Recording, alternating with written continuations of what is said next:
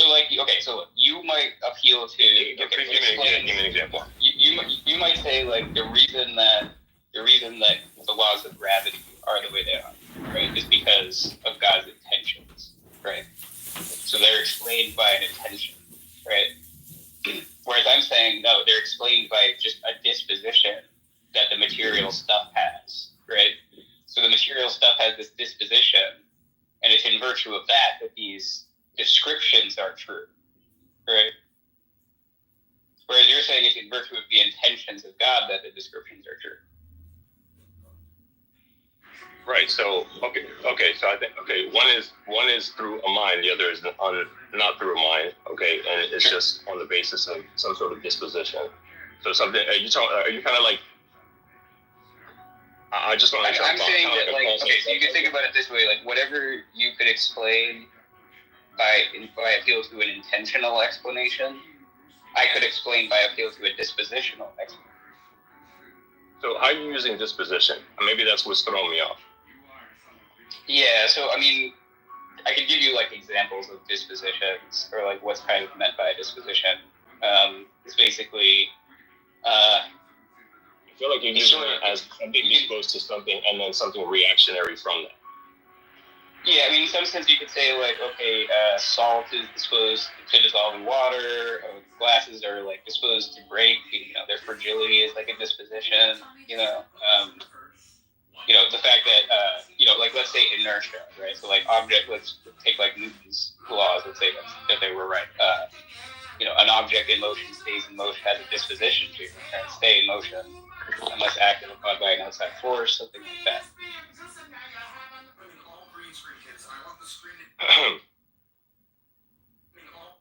Right, but in order for if you were to say like I drop a wine glass, right, and it shatters, you say like, well, why did it shatter? It's like, well, the way that object is constituted, it has a fragile disposition. I see what you're saying. Okay. Break when. Okay. All right. Okay. I think I know where you're going now. Okay. So explaining. Okay. I see what you're saying. So it seems to me explaining the process of why, like the glass falling from my hand, then therefore the glass falling down, hitting the ground shattering the glass breaks into it. Okay, so I understand what you're saying in terms of explaining that, but it doesn't actually justify what's happening behind the scenes in order for that to happen. So in other words, if you want to get to like all that assumes is all of that, like to even be able to explain that, okay, or justifying it, because that assumes the law of gravity is true, which is universal. That assumes the laws of logic are true because you have to be able to explain that. And sure, but what I'm saying is that those things are descriptive, right? So they just like you can say there's this like mathematical equation that we have that we call like the law of gravitation or something, right? Maybe it's Einstein's field equations or something, And then you have some like logical rules that govern the descriptions and say how you can and can't describe things and so forth, right? And then the point is, those descriptions are true, but what is it in virtue of, right? And what I'm saying is it's in virtue of the dispositions of material, and you're saying it's in virtue of God's intentions. I'd say that like prima facie, those are kind of on par until you start considering like other data. But so I wanted to say one other thing, but I kind of lost it. So I would say that irrespective of the process, okay. So I don't want to articulate this. I don't want to frame this. I would say that the laws of logic, the fact that they're immaterial, the fact that there are no persons irrespective of human persons being able to, in fact, do logic itself is still transcendent and exists. The fact that we do it, though, we've discovered it. We didn't create it. It's something that's discovered, and therefore we're able to communicate to one another. What do you think it means to say that? Like, what do you think it means to say that they exist? To say that they exist means that they are. It's real. It's reality. Yeah, it's a part of reality. Well, okay, but what's the but like let's say something. Okay. In other words, I want to say that if you told me like A equals A or something, right? So like everything is identical to itself, right? And let's say I grant you that. I think that's true, that everything is identical to itself. Okay. And then, okay, so my statement of that exists, my thought of that exists, but what does it mean to say that, like, you know, the law of identity just exists out there somewhere? That is a figure of the actual world. Why are we? I think we were playing with. What do you mean a figure? What do you mean a figure? Know what we mean. Yeah, okay. I would agree with Do that too. you understand? Like, is it like a Platonist sense, or is it like? No, I'm not talking about like in a Platonist sense. I'm not talking about like an abstract form. Like that's not what I'm talking about. So you think it's a concrete entity, or what? The law of identity. Concrete entity. Like either like take like the law of identity or like the law of non-contradiction. Yeah. One of Those are immaterial. Those are abstract, conceptual, but so something can be real and yet still be conceptual. No. Look, I mean, yeah, maybe if you're like I don't know, you're like divine conceptualist or like Platonist or like what's the mode of existence that you have in mind here for these things? It sounded like you just said abstract. He would most likely be a divine conceptualist by the way he's talking. Yeah, like what do you mean by divine conceptualist? Like, it means like things actually exist in the mind of God. That's why it's true. Oh yeah, I would definitely. So like, I have no problem saying that.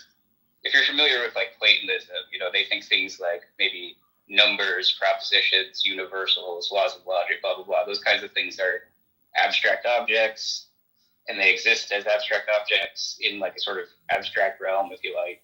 Whereas like the divine conceptualist will say something very similar, right? But instead of being abstract, they are actually the concrete mental states of God, or like, you know, I would just predicate those things back on God rather than on a single on a single mind. I'll just put it like that, because in my estimation, if you were to take like abstract concepts in themselves to such a degree that you would have uniformity amongst those abstract concepts, I don't think that necessarily could be the case without a divine mind to be able to put all those particular things in motion. Sure. So I mean, so basically, it sounds like you're kind of doing the James Anderson thing, where you are the Lord of non-contradiction. He's a divine conceptualist, and so on. His argument relies really strongly on treating these things as existent objects, but basically, like I'm like a nominalist, you know. So like I'm going to deny the existence of abstract objects. I obviously don't believe in God, so I don't think that they are concepts in the mind of God either.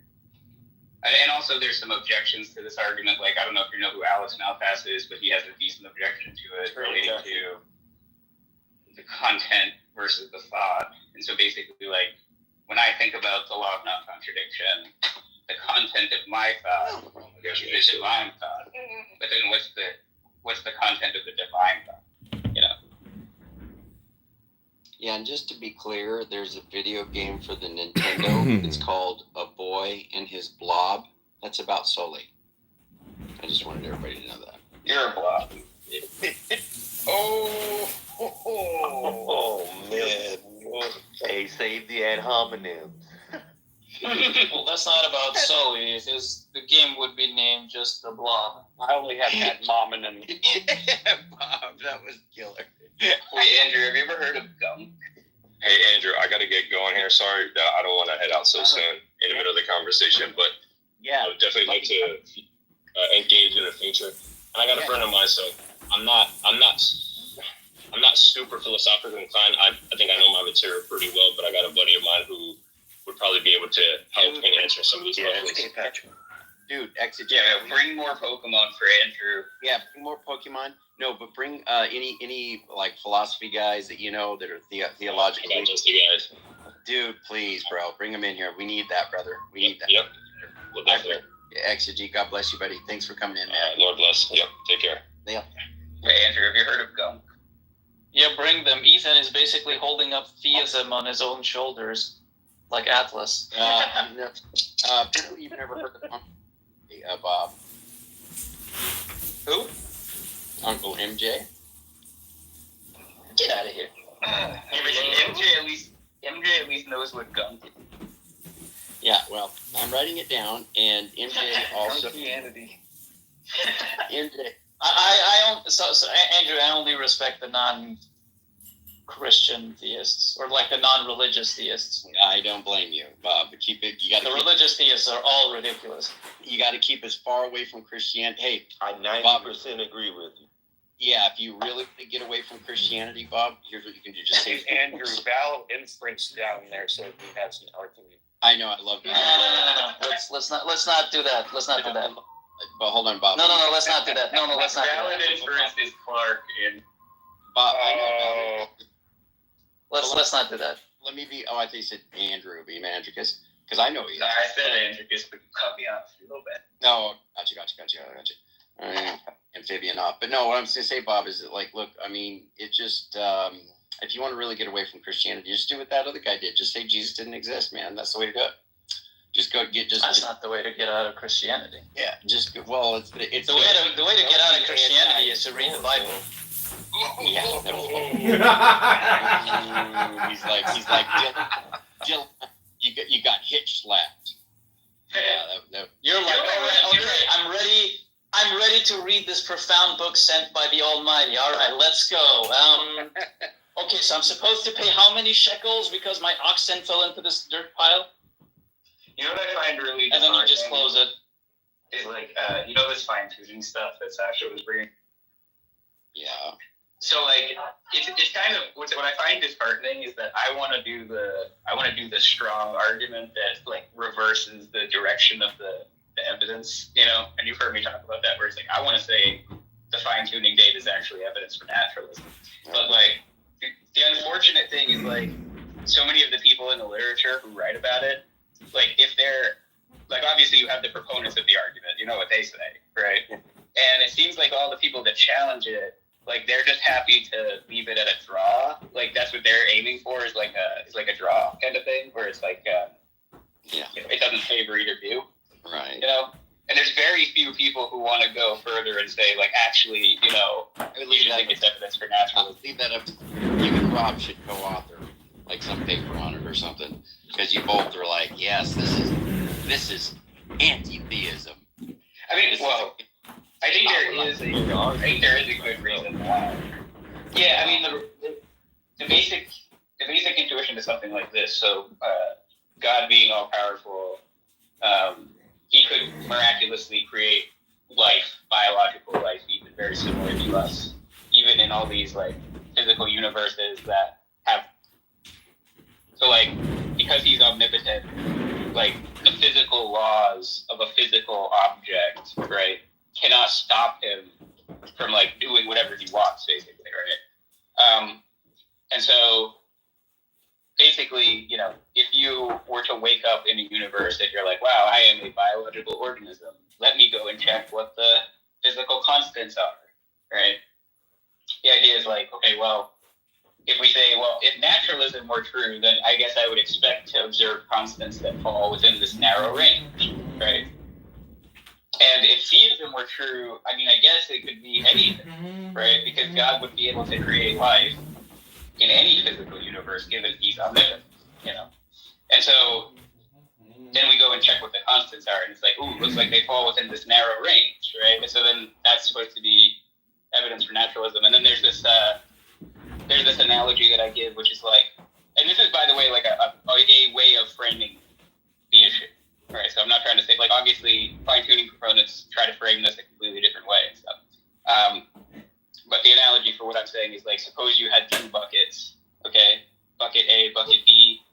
Bucket A has balls, say, 1 to 10, right? Each ball has a number on it. It's 1 to 10. The balls represent, like, the possible constants you could observe, right? Under bucket A being naturalism, so it's a small number of constants you could observe on naturalism, right?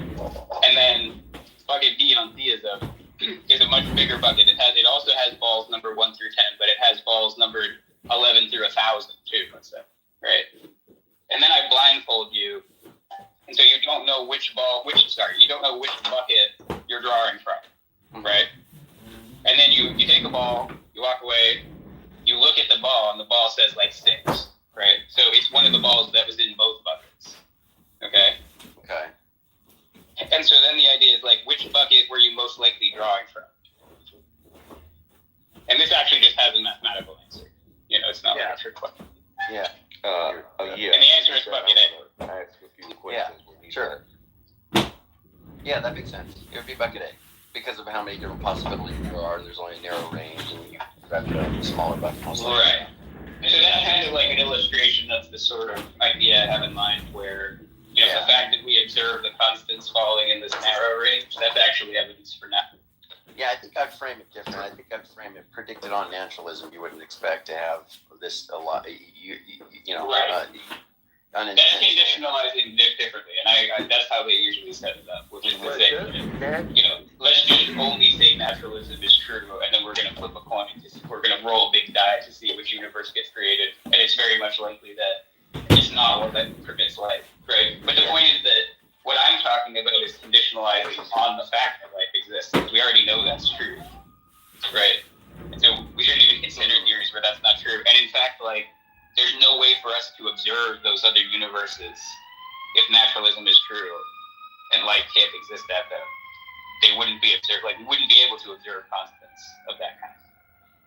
Unless God exists. Unless God exists. If we did observe those kind of constants, then we could be, I guess God must exist, right?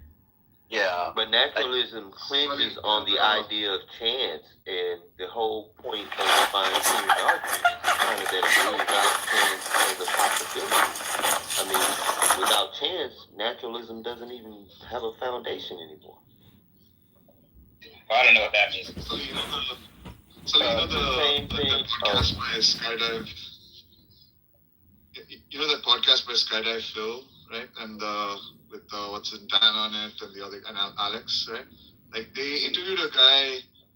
They had an interview with a guy about the fine tuning argument. He's a philosopher who talks about it from the atheist side, and I think he made an argument very similar to what you did. The only difference was that he kind of spread out his hypothesis class further to include all sorts of metaphysical, variations, right? Say idealism. Yeah, made the same argument. There's so many ways to say it. Yeah, but I want to ask a question. Whenever discussions about fine tuning come up, right? I feel like pointing out right at the outset, right, that even if the fine tuning argument, if it goes through, I think the only thing it can get you to is the only thing that's necessary is an explanation of complexity, right? Because I feel like everything else kind of follows. What I mean is if it's the case that the range of possible parameters for some physical constants, right, include a large set of universes where there's absolutely nothing, there's just a singularity, right, with no structure, no features, right, and there's only one narrow subset for which you have the kind of complexity that creates that allows for life, right? Then the only puzzle is why does it fall in that range, right? There's no further explanation needed for why life or consciousness is allowed, because I think under a plausible view of naturalism, complexity can give rise, right, to structures that have mental states and so on. Yeah, and then there's sometimes the things brought in about Boltzmann brains and stuff, which I always find a bit there's a lot of different stuff that's brought to bear in the analysis of the fine-tuning argument, and I think that a lot of times, obviously, the way that I just set it up, right, I immediately expect people to go, yeah, but I don't agree that that's the right framing, right?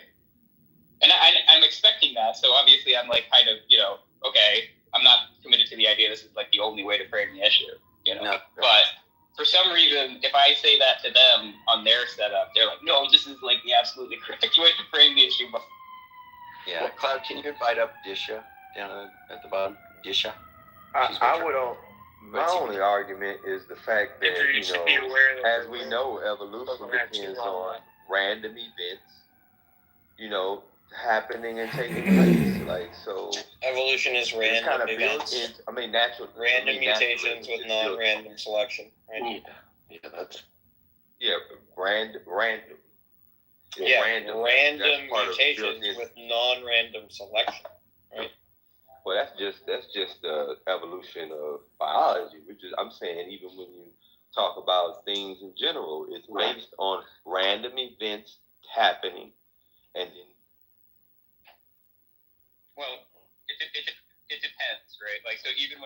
talk about. I will posit something, like even though we have no evidence for it, like your brother said, a multiverse or something like that. It will, because it needs the randomness. It's built into the framework. Well, I didn't say anything about a multiverse. Like, that's not what I was talking about. I'm just saying naturalism as a philosophical concept. They rely on this random events taking place. No, that's not true. Right? That's not true. It doesn't fall directly out of naturalism. Now, a lot of naturalists will agree that there is like true randomness in nature. No, but I don't know what the fuck. Listen, okay, you can be a naturalist and you can think that like there's no true randomness. Like everything is completely like deterministic. You know, even necessitarianism is open to a naturalist. Yeah, you could be a necessitarian too, but it's actually you don't have to be a necessitarian to think determinism is true. To be clear. Real quick, Deepak, are you there? Yeah. We don't get to see you nearly enough, so I just wanted to ask you real quick, can you go ahead and tell me your nonsensical response to the psychophysical harmony argument? And then depending on what that valid, this good-looking young man down here, Clark, he can respond to that because he's very strong on theism and understands the psychophysical harmony argument very well, and he will counter any nonsense that you say, which you inevitably will. Okay. But, Yeah, I mean, look, I haven't studied the psychophysical harmony argument deeply. My understanding is it's now the hot thing, right? In these circles. But what I remember is that I actually think the psychophysical harmony is the argument is a pretty good argument if you're not a physicalist, right? And if you're a physicalist and you just think that mental states and physical states is an identity, right?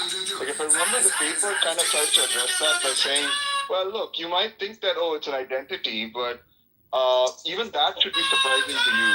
Like they use this argument based on analogy with the morning star, evening star, right? Like if you've always observed the morning star in the sky, and then the evening you observe the evening star, you start noticing some similarities, and then you invent astronomy and you discover the reason they're similar is because they're actually exactly the same object, right? And you're like, oh, that explains that, I'm done, right? Well, the paper says, no, you shouldn't stop there. There's actually, you need to actually explain that identity, because that's surprising given your prior epistemic state, I think I'm not sure that's the way they put it, but that's what I gather they're claiming. And they have some really complicated example with 100 stars and stuff, and I stopped reading at that point. And I don't really understand. Yeah, so if you want to, I'm curious to see if there's someone who can explain that. Well, the way that Sasha made that a little more clear was that, okay, fine, you could talk about synthetic identities between water and H2O, but they don't have this oh wow, that's so fortuitous that those are identical.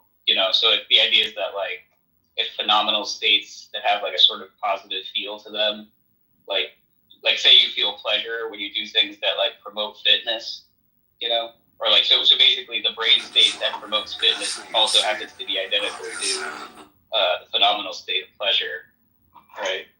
That seems to be a fortuitous synthetic identity, and that's what makes it sort of different from the cases like the morning star and evening star. Well, are you saying these concepts that we use to refer to our own experiences solely are going to be conceptually isolated from other concepts that we have? So there's no a priori connection between those concepts and non-phenomenal concepts?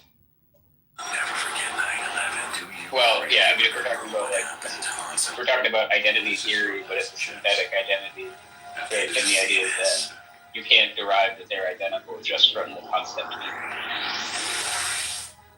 Yeah, isn't that called type B physical? Yeah, sometimes. I think there's also a type C physicalism that would allow for that too, but that's like David Chalmers' kind of taxonomy of physical position. It's also important for the phenomenal concept strategy stuff, which is the response to Mary's group. Yeah. I heard Arianus arguing against both type A and type B physicalist accounts because like if you say on the type B count that there's something in the world that makes like the mental property like co-refer with the physical property, it like you're not giving an explanation of what the property is or like an explanation of the referent. That makes sense. You're sort of explaining what makes them co-refer. Yeah, I mean that gets into all kinds of stuff about like property and realism. Because like phenomenal concepts are concepts about experience, so they have some aboutness, and those would exist even on the physicalist model. So even like sensations, like if I have a bare sensation of like spicy food, and I like categorize it as being hot, then that would be a phenomenal concept as well. But I guess the question is like also ontological, like what would the physicalists take those concepts to be? Like obviously it would be physical, but what would they take them to be conceptually? Like what do they mean by the concept? You mean a concept qua like object or? Yeah. Right. I mean it'd be a brain state. Basically, you have to get into whether or not so you're considering the concept as a mental object rather than the content it has, right? So like if I have a concept of a bridge, my concept of a bridge is like a mental item, right? But it's not itself a bridge. Like I can't cross a river with my concept of a bridge, you know? So the content is bridges or bridge, you know?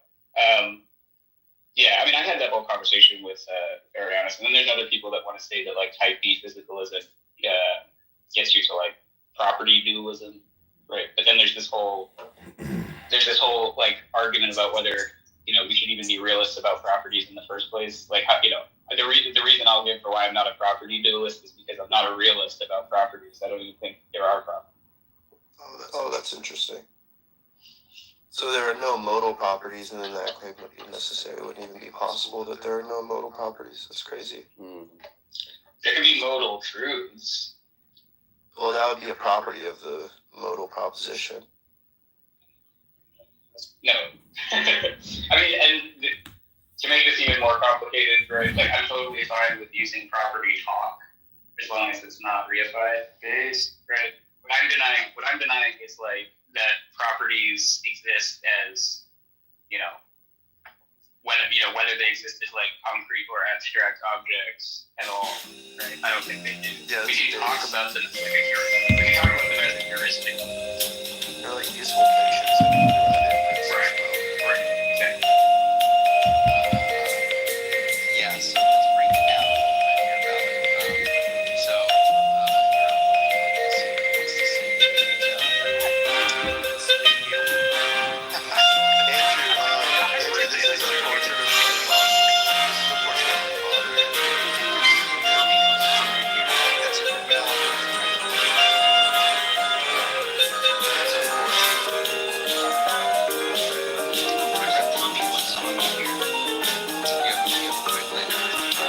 You think that all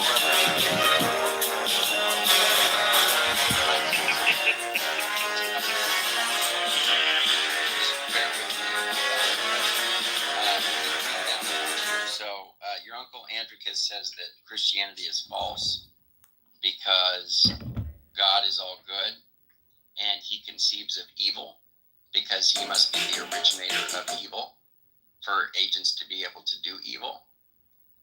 What do you think of that? I don't see how he's the originator of evil. I don't understand that. Well, Andricus doesn't understand it either, but that's his claim. Andricus, go ahead, my brother. I'm enjoying a nice breakfast right now. I know. We've done this a lot, but we'll do it a little later. I knew you would say that. Yeah, just let him enjoy his breakfast, Andrew. But yeah, God, on my view, is just one fundamental property of absolute necessity, and it has infinite attributes. So that's basically my view. And it's like the most theoretically virtuous view. Okay. What do you think of atheism, Ballard? I think we need to look at what we would expect under the hypothesis being true. Just make a probability inference there. Okay. Expect. Sorry? What would you expect if atheism were true? You would expect that all moral propositions are false because they collapse into error in our judgment of the moral predicate. Good. Bob, You Okay, can you repeat what I just said, Andrew, and demonstrate you have a coherent understanding? Yeah, I'll kiss you on your mouth. I'll kiss you on your mouth. You cutie. Bob, do you want to respond to that? Why are you picking on Bob? I don't pick on him. I just think Bob thinks. Well, Bob was opposed to you coming up here, Valley. Andrew, yeah, I know. I don't know why he doesn't like me. I've never really talked to him. Well, because he thinks. Oh, I like you. Oh. I'm a fan of I Bob's think you're work. funny. Oh. Well, you don't think he's. Bob's hilarious. But he's a serious actor, though, too. Can right? you please stop? Can you guys please stop saying my legal name? It is Clark. Yeah, he is a serious. Oh, my bad. He's a serious. Valid thinker. inference. Bob, he's a serious thinker, right? When he wants to be, yeah. Oh, okay. I actually am, Andrew. Right now, I'm reading The World as Will and Representation, Volume 3 by Arthur Schopenhauer. Huh. You should read it. Also, Andrew, real quick, do you think that God has counterfactual knowledge? Yes. Or so you think he has propositional knowledge then? Yes. So what would you say about, do you know Josie on Discord? I don't know if he's on Clubhouse. I'm over here, though. He's very similar to like Sully and Albedo. Very, very similar, like eerily. But the point is, he made this good argument that Solely? if God is propositional knowledge, yeah, Sully. Solely. Sully. Silly. But anyway, if God is propositional knowledge, Andrew, then the idea is like prior to creation, propositions about creation, God obviously knew them. But like, what are they referring to if nothing's created yet? So he says that like it would have to commit to like a semantic internalist thesis. What do you think about that, Andrew? I don't like that last part you said there, but I'm just gonna say if you're saying that there's something wrong with Molinism, you're wrong. That's all I'm gonna say.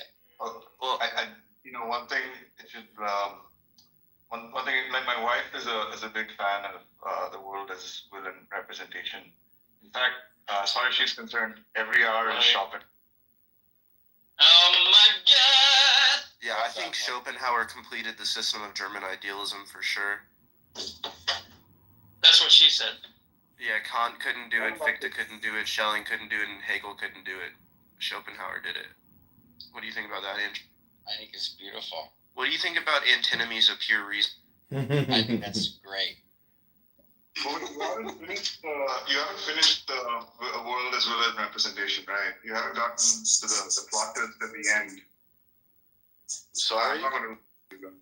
So if you haven't the world as will and representation, like you haven't gotten to the plot twist at the end. Oh, okay. Well, Yeah, I read like half of the third volume. I'm halfway through, just about. But then I went back and read the fourfold root, the principle of sufficient reason. Oh, so Because- So you haven't gotten to the part. You haven't gotten to the part where they find out who the murderer is. No, not yet. Oh, okay. Do you want a testosterone boost, Valid? Andrew, look at my PTR. Why would I want that? I take estrogen. Okay, well, there's a guy in here named TikTok. That's a beautiful PTR. If you want a testosterone boost, testosterone is here, and he's got a lot to say. I don't like testosterone. It's all men till it's no men. Okay. Can black people be racist, Valid? No. Okay. I probably should boo you, but I'll keep you. Are you pro-life or pro-choice, Andrew? Pro-life. Interesting. I'm actually personally an evictionist, but I hold to like a causal responsibility objection and a counterfactual account of. That all makes sense. That sounds perfect. You should run flow. Have you heard that argument? No, how's it go? Future like ours. So we're just going to say it's prima facie wrong to deprive a being of a property that would constitute it as having future value or future valuable experiences. And then we just apply that reasoning to the fetus post-composition, which is like conception. That's when it achieves like mereological composition. Andrew, Sorry, what's the response to the SEQ there? To the what? The special composition was Peter Vennen. Oh. Well, actually, the composition is going to be like non-natural, so it escapes all This those drunk models. pilot was attempting to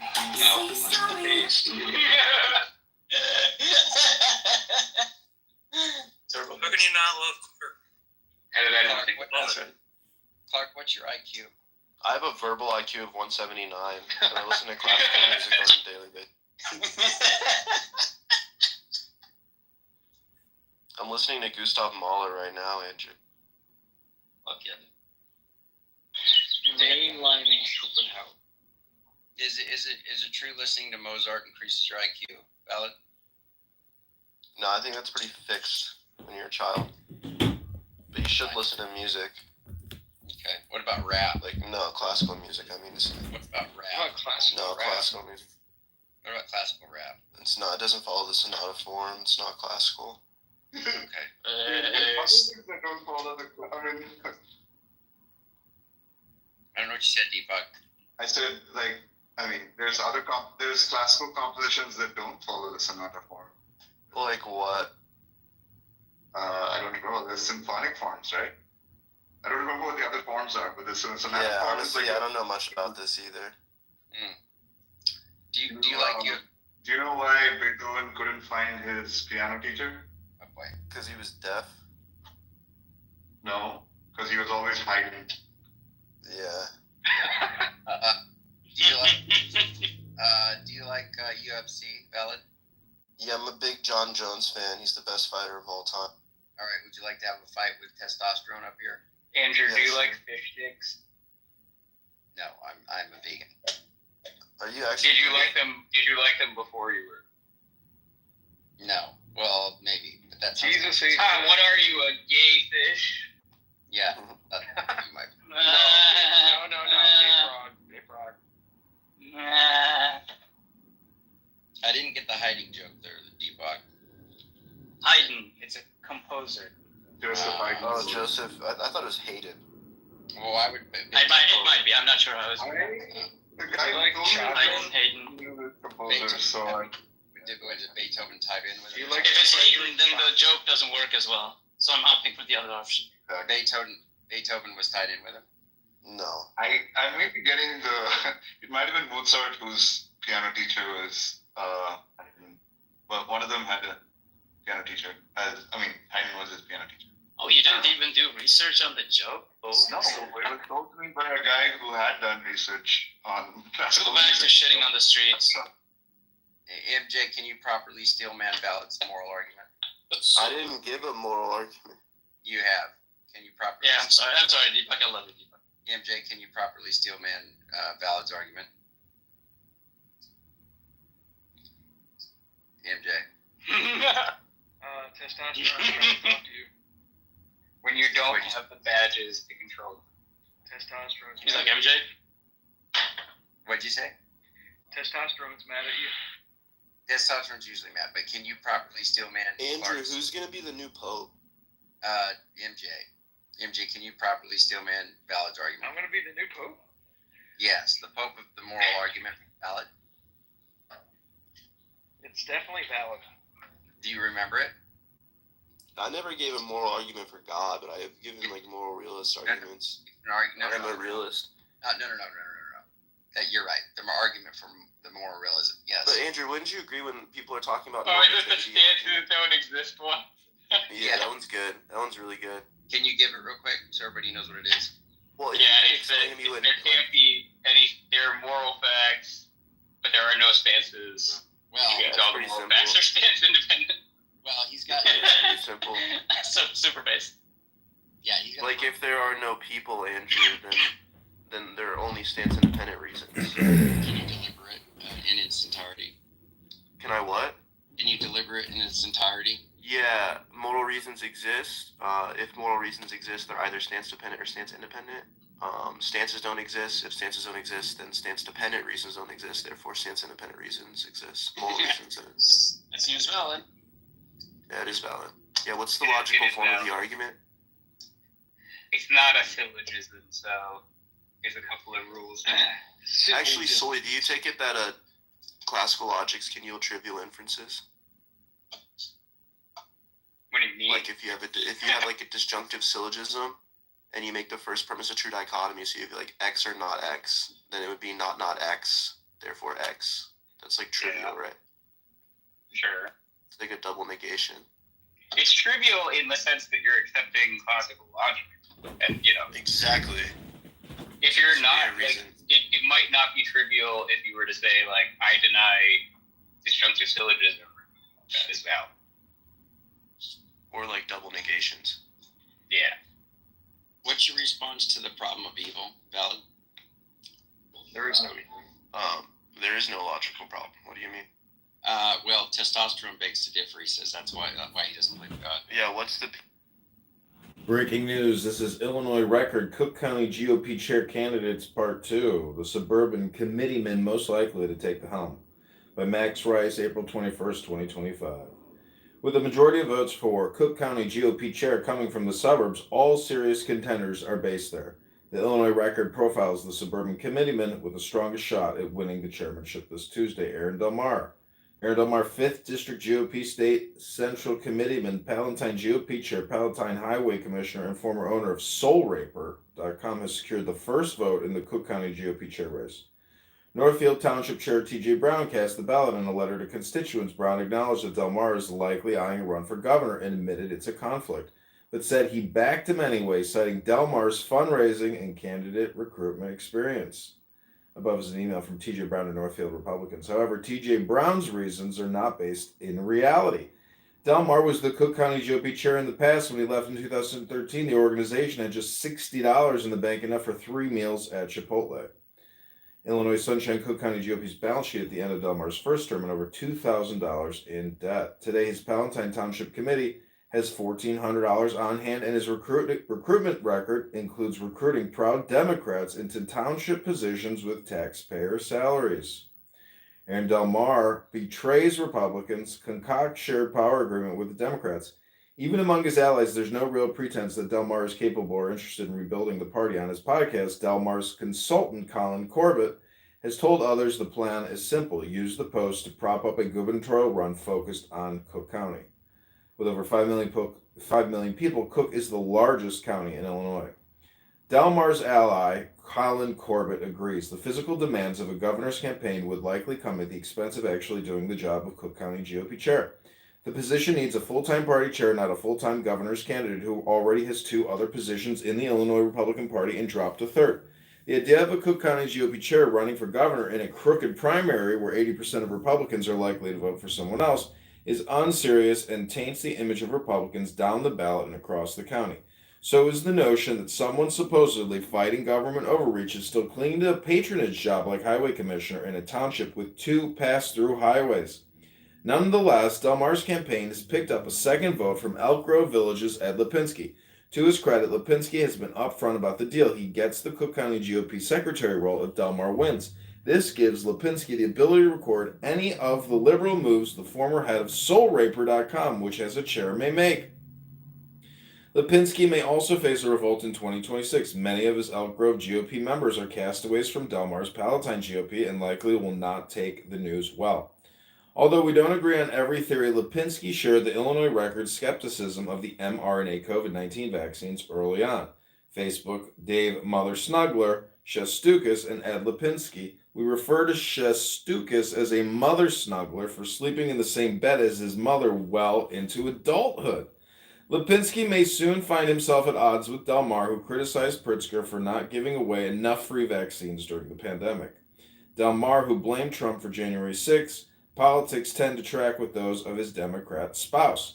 Delmar decries storming of U.S. Capitol by Tom Robb, Journal Political Editor, January 8, 2021. Aaron Delmar bashing up the local press.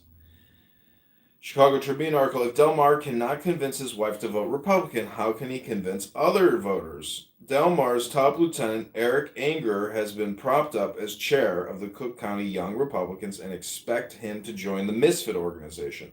He runs social media for the Palatine GOP, works with Delmar in the private sector, and handles everything from campaign operations to pickleball tournaments and blackjack nights. Midwest sales rep at Pyramid Printing and Promotional, board member of Federation of Illinois Young Republicans, blackjack dealer at U.S. Casino and Poker Rentals, crewman at U.S. Arcade Rentals, driver and setup crewman at American Pickleball Tour, former licensed insurance sales agent at County Financial, former staffer at Kathy Salvi for U.S. Senate. That would make him a public face of the GOP in one of the most diverse counties, countries in America where many areas are named after their distinct culture still intact. Little India, Chinatown, Ukrainian village. Angerer's social media is a goldmine for Democrats seeking to paint Cook County Republicans as anti-black. This is Eric Angerer's, looks like his Instagram account. Western Decline, this is at Decline West, I believe, on X. Population replacement isn't simply about changing the skin color of the West. It's about downgrading the intelligence, aspirations, values, and morality of people. It's about rewriting the entire history of a civilization for the benefit of a tiny hostile clique. This is more Eric Angerer post. Black men keeping us safe every night from overweight white women. Them, our heroes. This is Wall Street Citizen. The only way Britain should look. Inherit, protect, transmit. More black people here than white people here. I'm a woman. I'm Irish. No. Woman who falsely accused 15 men of rape, jailed for 10 years. To be fair, it does look like a 15-man job. 9s and above are not illegal. An airline, you can pay extra to have a male pilot. Canadians, when their country is demographically replaced by 400 million Indians. Canadians, when tariffs. The recent study shows that people who identify as LGBTQ have a lower IQ than average. When you hear your kids say something is gay and retarded for the first time. Finally, a 12-year-old that a Muslim won't touch. Glenn Fittich. Again, this is Eric Angerer. This is how Europe would look without the Crusaders. The Crusades were not only justified, they were necessary, and we need a new one.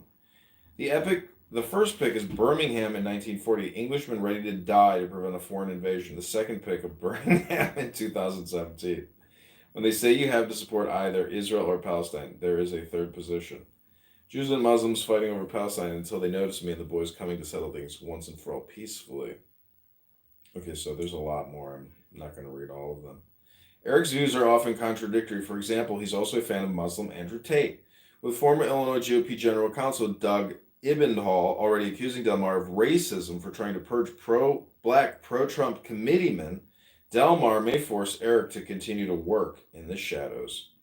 This is what Eric wrote on Facebook. Tristan Tate is spot on. Israel versus Iran won't start World War III if we just let the Israelis fight the Iranians.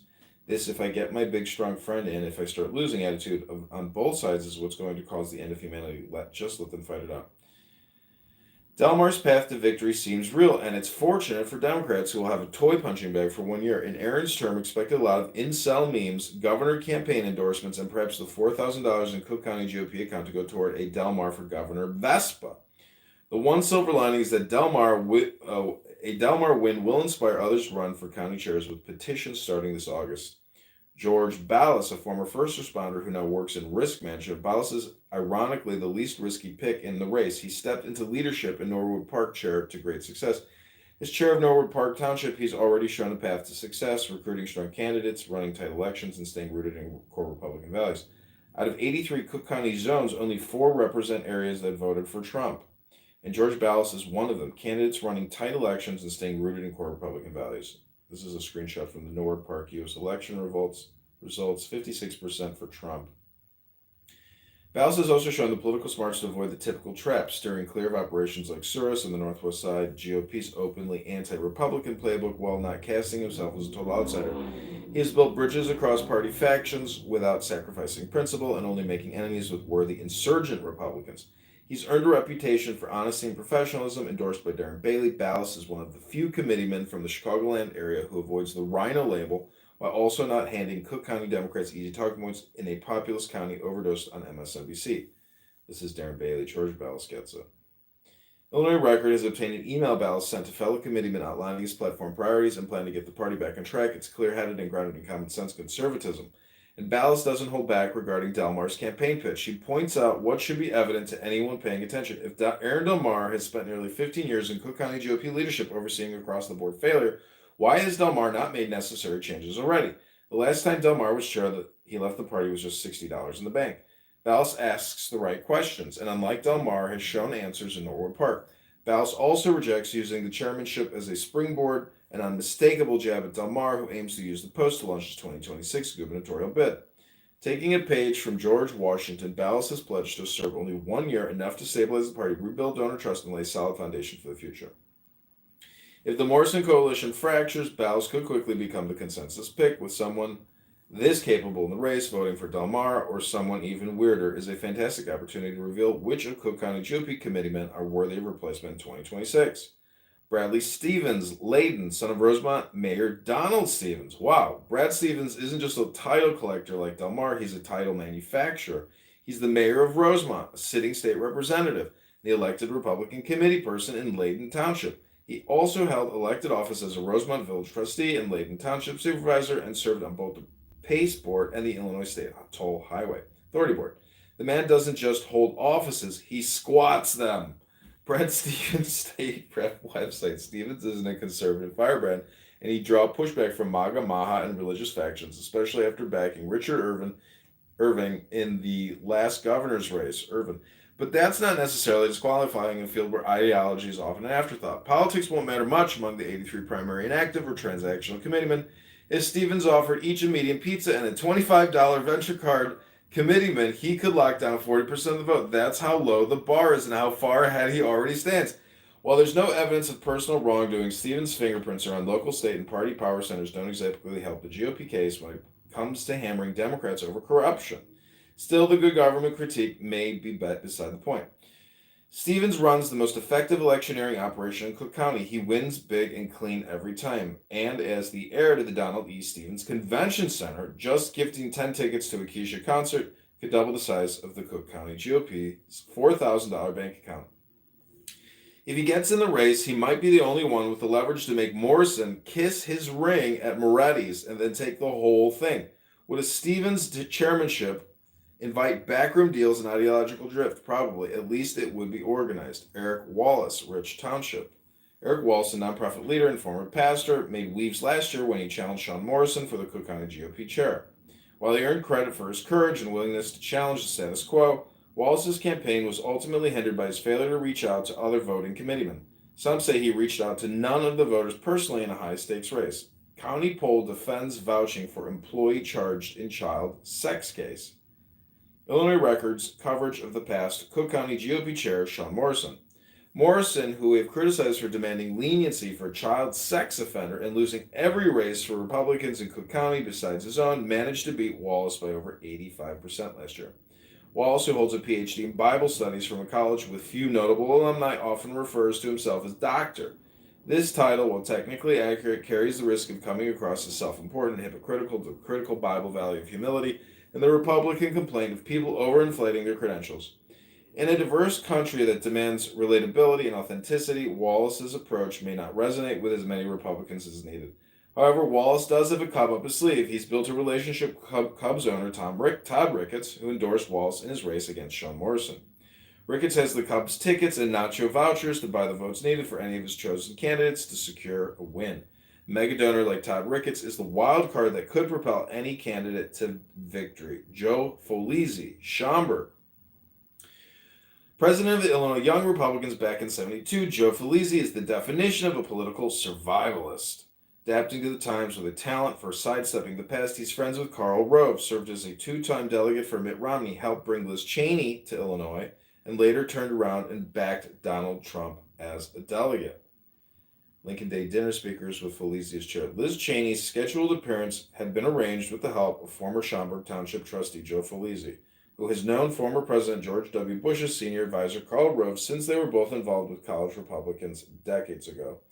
Openly gay, Folisi has never made social issues his battleground, except perhaps out of necessity, like the case of Alvin Aki. Aki Ake claims his removal was retaliation for accusing party leadership of funneling Lincoln Day dinner funds unfairly to Schaumburg. Folisi firmly denies the charge. Retired accountant, Folisi now chairs the Schaumburg PAC, which holds the largest war chest of any GOP club in the county, 61 grand. He's got connections to both Souris and the Lincoln Day dinner operation, two forces that together influence nearly half the committeeman votes.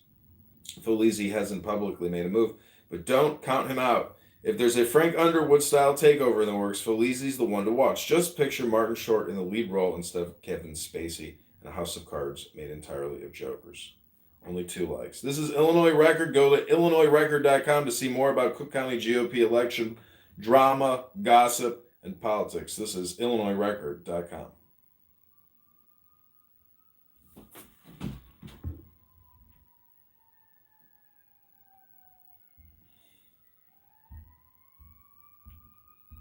Okay, I'm headed out to the gym.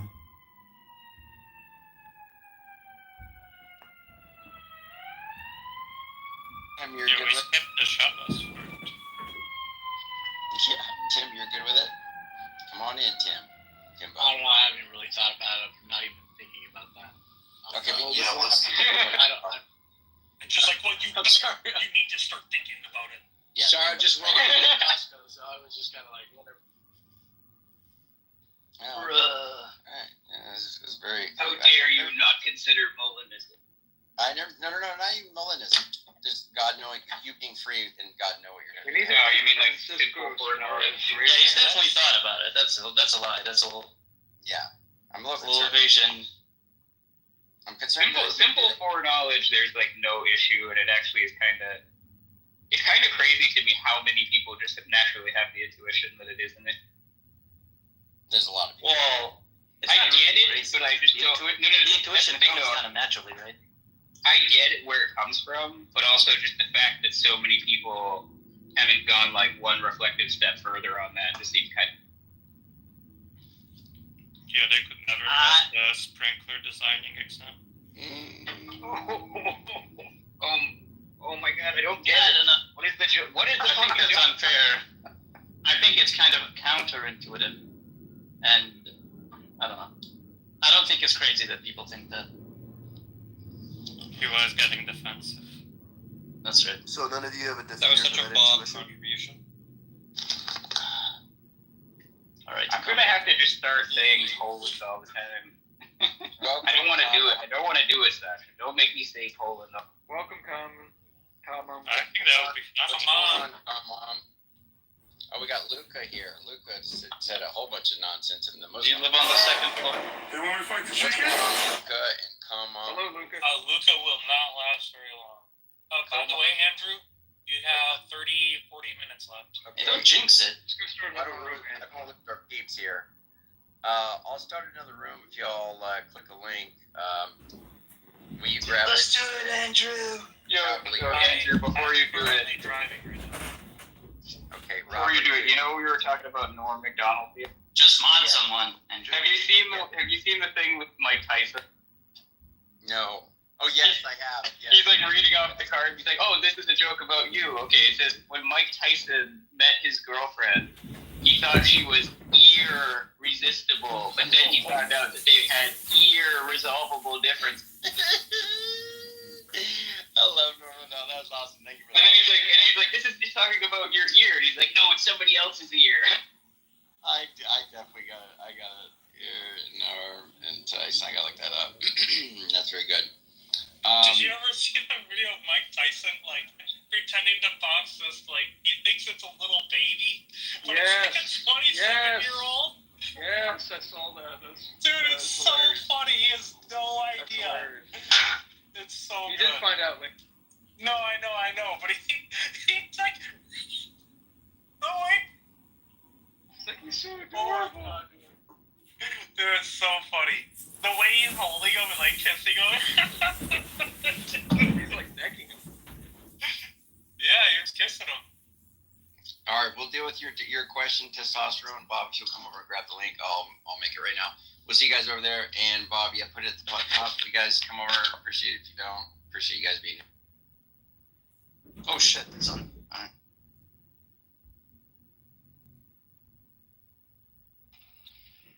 I have to admit, it was a little weird that he was like, well, what does Tim have to think about this? When does anybody ever give a fuck what I have to think about I it? do. Why was that I like a get thing? so much. I know, but I'm just saying, it was just like, what was that all? You know Andrew likes to get everybody involved. Yeah, okay. Andrew is a black belt in facilitating. Andrew is the goat. Wait, what happened? Andrew's literally P.T. Barnum. He's making another room right now. He's the head of the circus. He's the circus like king.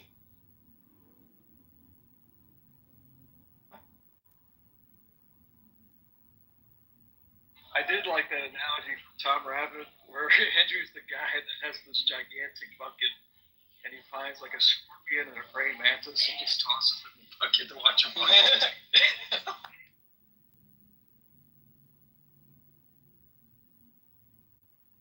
Yeah, it's like Pokemon battling, but like, you know, you just have a bunch of Pokeballs and you're just like battling your own Pokemon against each other. But you don't have the bat.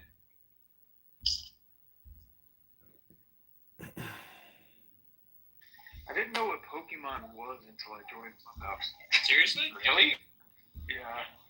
That's insane. Yeah, I had no idea what it even was. A friend of mine just revealed to me the other day that they currently hold in their possession a Pokemon card currently valued at $210,000. That's nothing. That's nothing. Like there are Pokemon cards out there that are valued like in the millions. That's crazy. That's fucking. You know, I crazy. have some somewhere that are like, remember the original like Japanese ones that have different. I have a couple of those. They have to be in like pristine condition to like fetch any money though, and they have to be like ultra rare, you know, kind of thing. Yeah, what's the Breaking news. This is Illinois Record. Cook County GOP Chair Candidates Part 2. The Suburban Committee. It's actually a racket. It's kind of like similar to the whole NFT thing. I mean, at least it's a physical object. Well, no, but like collecting has been around for a very long time. Like people collect coins, people collect stamps. Right? No, I know, but they make the Pokemon cards with like a certain they'll only make one of that one, and that's why that one's the most expensive. Yeah.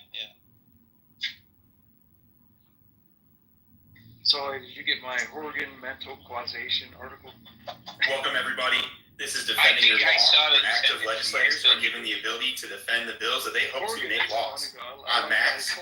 I will be asking questions, and we are very lucky to have Rising Star, freshman state representative of Kentucky's 66th district, TJ Roberts. Inchilism. Thank you so much for having me on, Max. Yeah. So, like, if it's the case, right, that what Samoa was saying is just that, like, nurture is a Breaking news. This is Illinois Record. Cook County GOP Chair Candidates Part 2. The Suburban Committeemen most likely to take it home. By Max Rice, April 21st, 2025.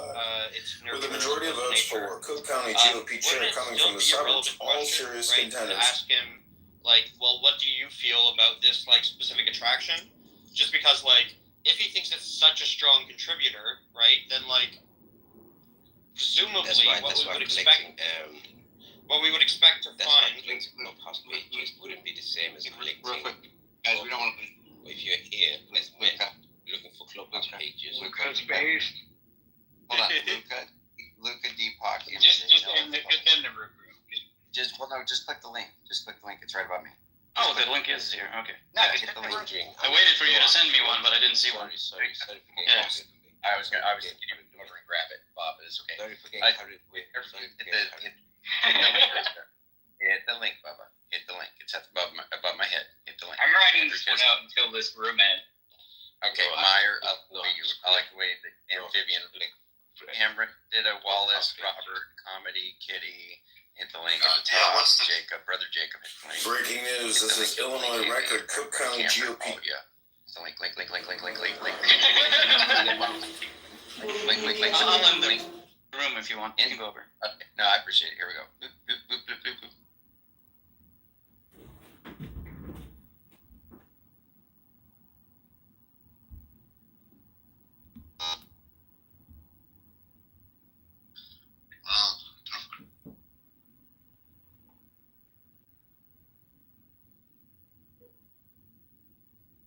I'm pro-choice because I believe that having an abortion would be the hardest decision that anyone would ever have to make in their lives. I think it's a decision that's best left.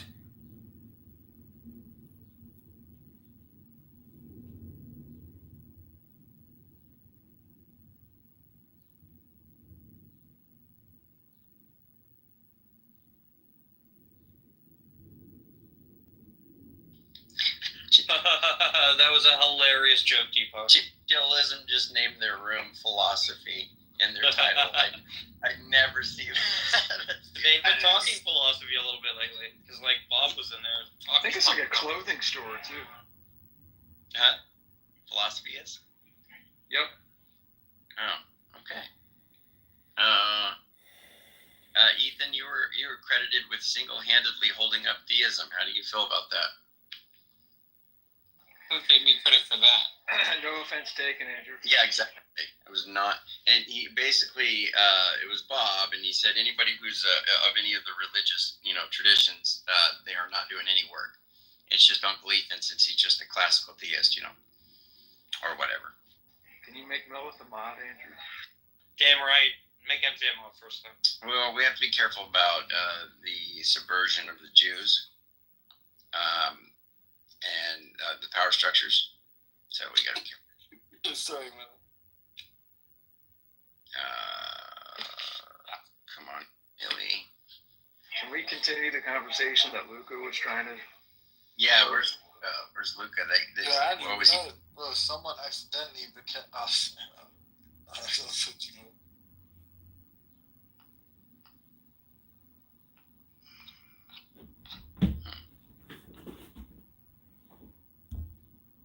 Thank God that guy talks enough. Yeah, you can come on up, Cameron. You guys want to meet you guys want to talk to your famous comedian? Comedians are the unacknowledged legislators of the world. All right. Well, go ahead and deal with him then. MJ's coming up to talk to you. Who, me? Yeah, testosterone might want to give him some more tea. Come on up here, comedy. I've invited you, buddy. Good. Oh no, Andrew, come on. He's gonna read a poem to you. And Sally won't even defend him because he's not like a girl Sally sends for. You have to hold your profile down, comedy, and hit accept invitation to speak. Boomer. Yeah, that's the kettle calling the pot black. Mr. I don't know what Pokemon is.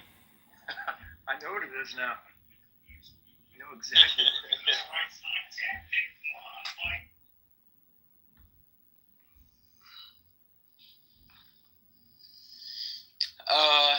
Andrew, did you play any sports growing up?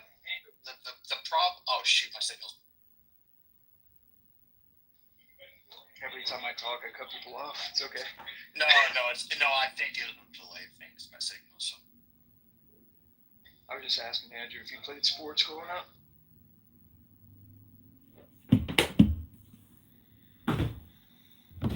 Philosophical. Did you play sports growing up, MJ? Is ping pong a sport? Basketball. Yeah, I did basketball too. That's funny. Ooh, what position? Not like that. I just played all the time. He's like pickup. I'm like. No, I didn't. I wasn't playing for like a team or anything. But You just I play definitely. horse a lot in the front. Yeah. No, we just did. We were just always doing games, playing constantly. I love basketball. And but does ping pong count as a sport? Yes. Hell yeah. Well then, I could beat anybody here in ping pong. That's not true.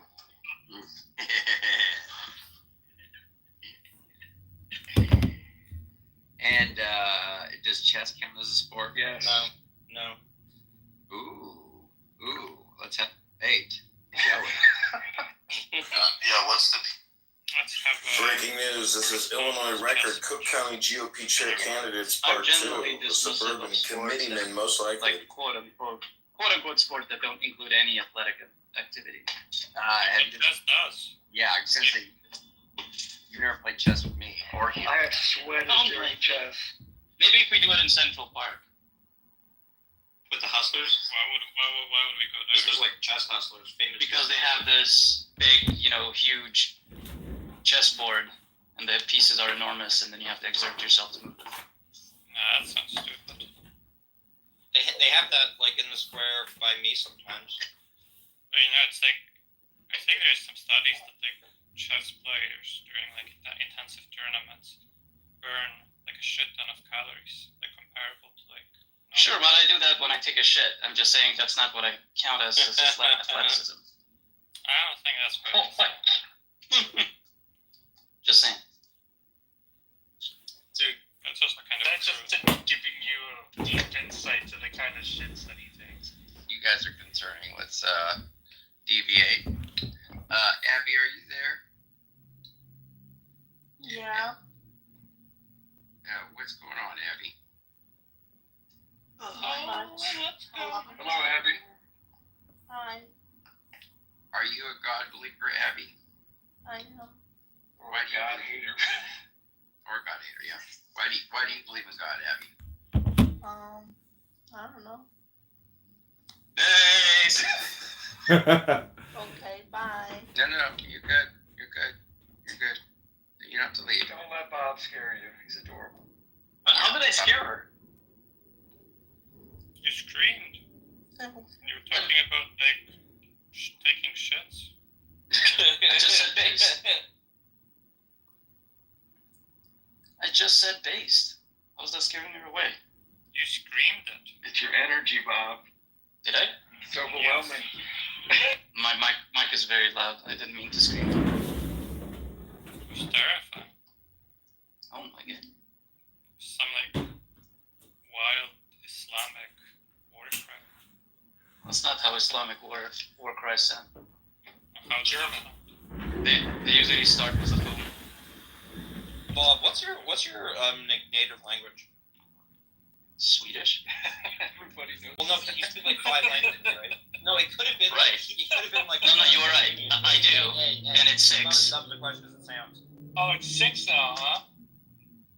It was always 6. Like your household could have been speaking Iranian in Sweden. No, it wasn't. You know what I mean? Like, and that Iranian could have been your native language. So like, okay. Oh, sure. No. I get it. But I'm just saying, it is in fact Swedish.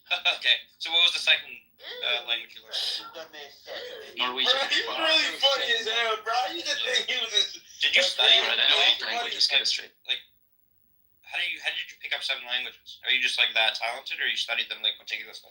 Just once? I didn't study like any of them. 13 other jabs? But I was exposed to all of them. Just out of curiosity. Wait, sorry, what were you saying? I'm part Bob is Norwegian. literally the most interesting person alive. People being marketed. No. Yeah, get on my level. I'm more. I'm part Norwegian. I was born in Sweden, so I'm Swedish, but I'm part Norwegian.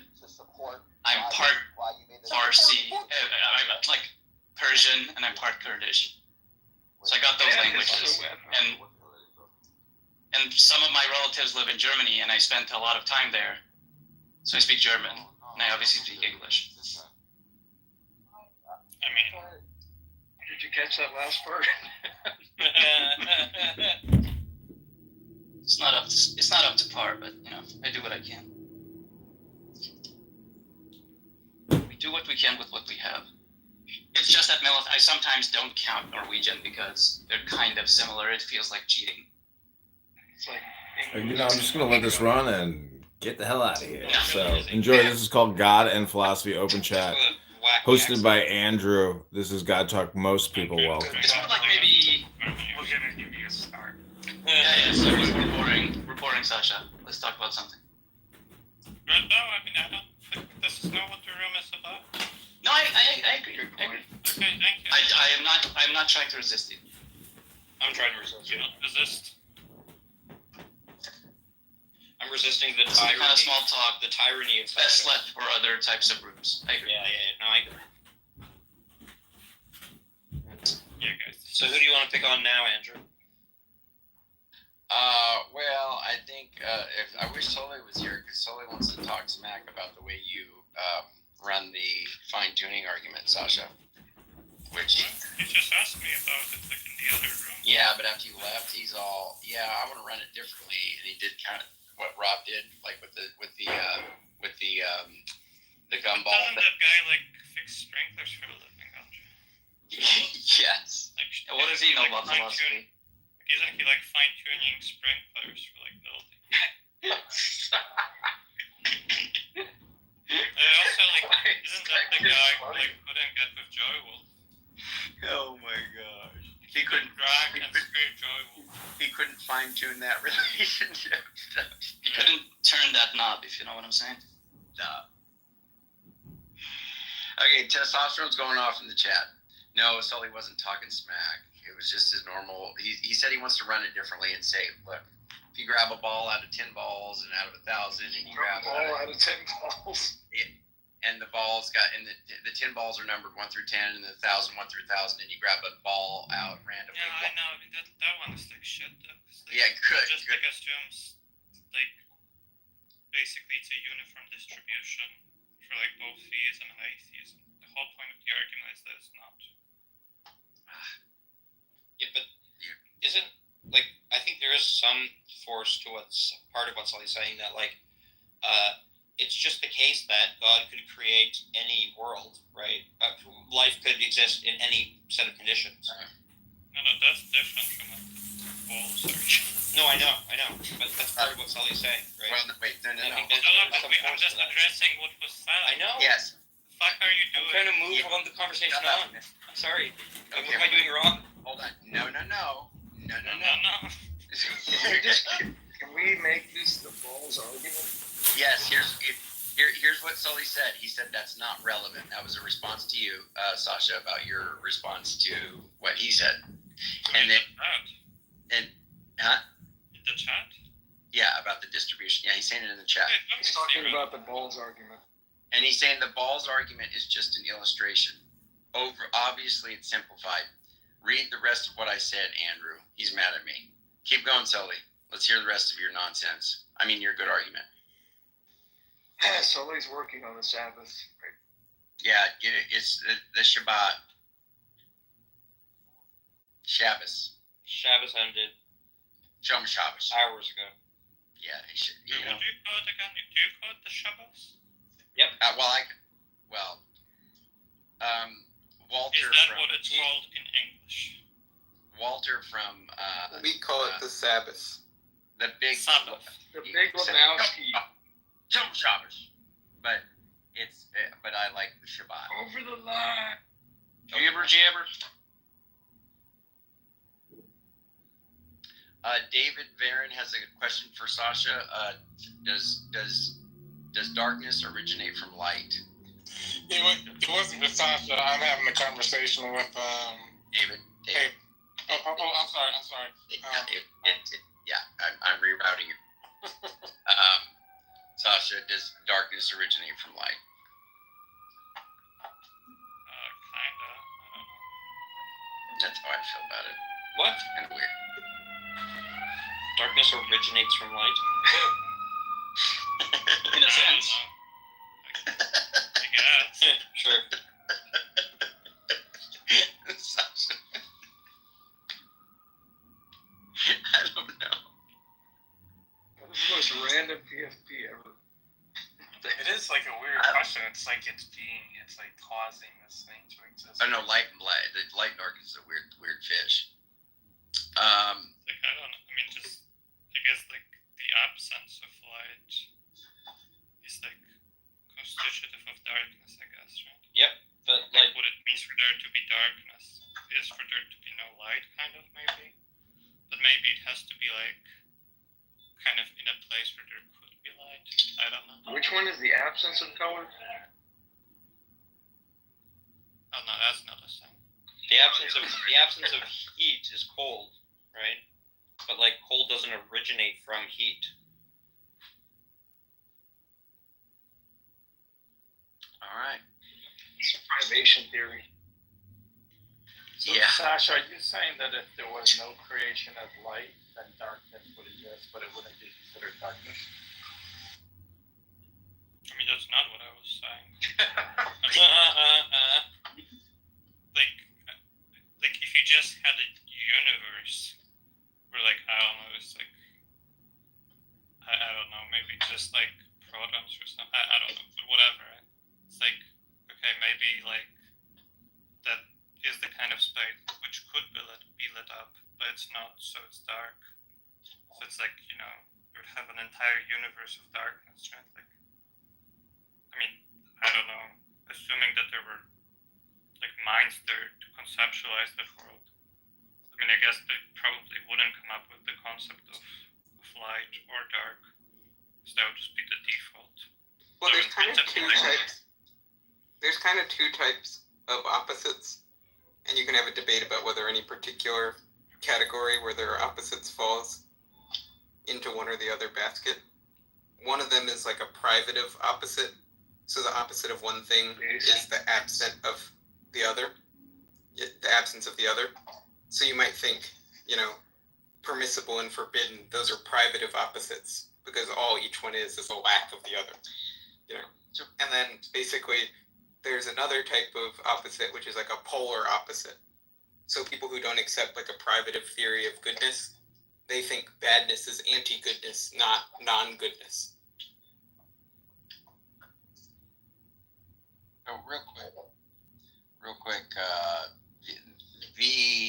I just wanted to say something real quick. So since you and Sasha are both who he does this with humility, but he comes in swinging his philosophical atheistic genitals around and says things like the psychophysical harmony Why do you argument. speak with such crass language?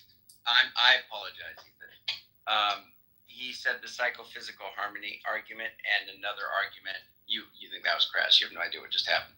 Psychophysical harmony argument and about 2 or 3 other arguments. I think he thinks a whole family of arguments have been kind of undermined by a particular thing that he said, and I can't remember who was it that put it forward. V, what was it? You said just what was the term that you used? Who was it? David Silverman. No, I said Gregory Dawes. Is that I said like the natural theology explanation. Yes. Yeah. I said I wasn't familiar. I said like I wasn't fully familiar with like the full details of the psychophysical law, but I suspect you could run such an objection. I mean, that's what I said.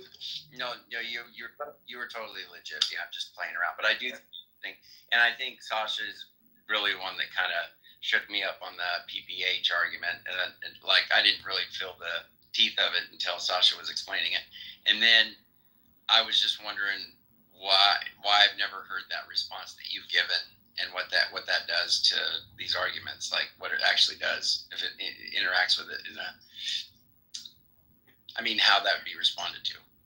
So I don't know who's the huh? What'd you say, MJ? Just real quick, you were saying. Oh yeah, real. Wait, what were you saying, MJ? Oh, I'm just saying that. So B put forward what he did by Gregory Dawes. I don't know. I guess that's what he said. Yeah. This guy's given some kind of response that I guess would kind of undermine or be something that would, I don't know, be some kind of response to these kinds of arguments. Kind of like a meta criticism of the kind of arguments that these arguments are.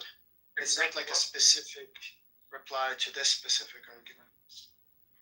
All the ideas and an explanation. Yeah, exactly. But do you want to discuss that? Or?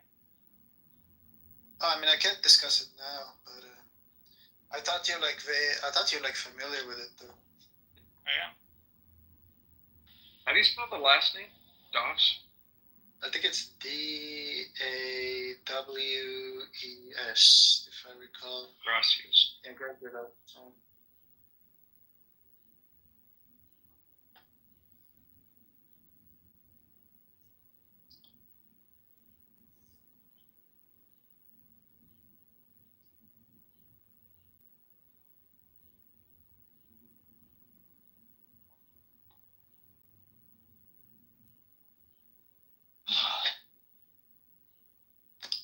Well, if you're familiar with it, Sasha, V can't. Can you explain what it is so we know what the response is to it? I mean, it's just a general critique of natural theology, saying that basically all theistic explanations end up being bad explanations. None of them are good. It's not an in principle thing, but just as a matter of fact, all of them are bad, and it's due to these criteria of theory evaluation that Dawes puts forward. It's like, I mean, I think he like thinks that like all of these explanations these can put forward will be like just retrofitted to the data, like the prediction isn't naturally generated or something. I mean, that's like I think the general idea. Isn't it also loaded too, like the God? Sorry, Isn't it the idea? A lot of you're positing a lot of there's just a lot of bloat that you'd be accepting. God, isn't that the kind of idea? Like low priors or something. I mean, just because of how many things you're positing to make sense of all. I don't think he talks about that. Oh. Yeah, it's not. Yeah, it's more of like a criticism of abductive style arguments. I think Sasha has like the right idea in her explanation. His point is that all these, in order for the kind of like theistic explanation to explain, you need to load into it the right kind of desires that God is going to have in order for it to either entail the datum that we're seeking to explain, whether it's like morality or fine-tuning, or in this case, psychophysical law. And once you've done that, it's only going to accommodate the datum. It's not going to like nobly predict anything else.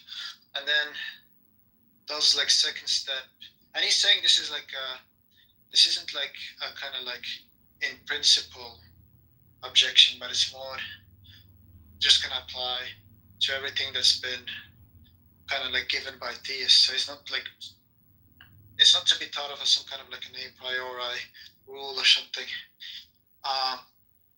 But then he gives like a list of criterias. I don't recall on top of my head like all of them. I think it's like coherence with background knowledge was one. Parsimony was obviously another. He gives like a couple of others, and then he goes to show how like a naturalistic explanation is almost certain, but not like it's not like an a priori truth though, to be a better explanation, and therefore it's almost certain that the theistic explanations are always gonna lose. So that's gonna be like the general idea. I do want to like revisit the book, just to like refresh it on just like the steps, because it's been a couple of years since. Yeah, the book is Theism and Explanation. Yeah, that's right. Yeah, it's like a pretty short read. I think it's like 150 pages. But yeah, it's been a couple of years. But that's gonna be the idea, and I think that it's like a meta criticism, so it's not like the fun kind of criticism, for like a specific argument. But yeah, I'm looking it up. It looks like he's saying that you can make God fit any explanation or something. So it's like well, you can make the God explanation accommodate for anything is the idea. Right, yeah. But in order to make him accommodate for the datum, you're gonna have to sort of like fine-tune the right kind of belief desire pair such that it predicts the datum in question. But once you've done that, it's only gonna accommodate the datum. And a naturalistic explanation would be better. Way better than that. I think it's like the general idea. So it appeals to like divine psychology, kind of correct? I think so. Something in that ballpark. Alright, well, that book is in the queue.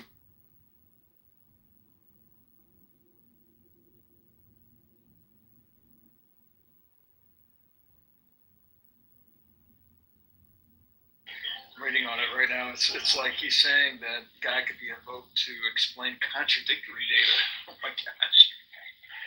It's pretty.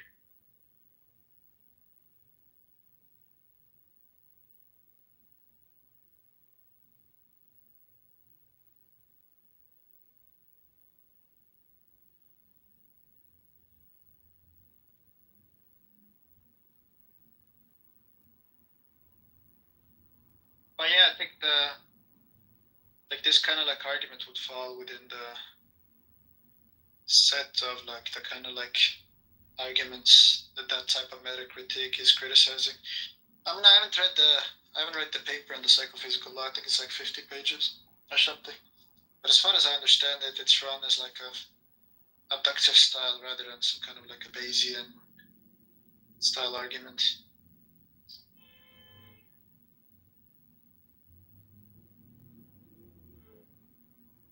Sully is anti-Bayes.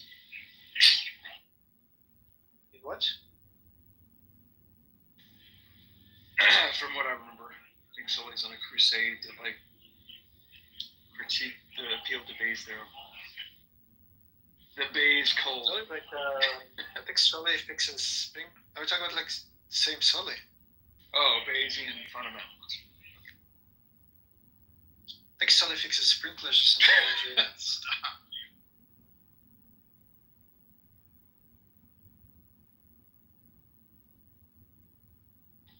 I am a house husband.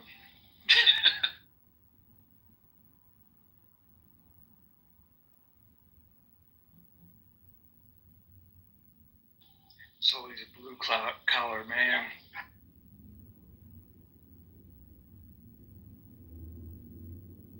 I lost all the calluses on my hands.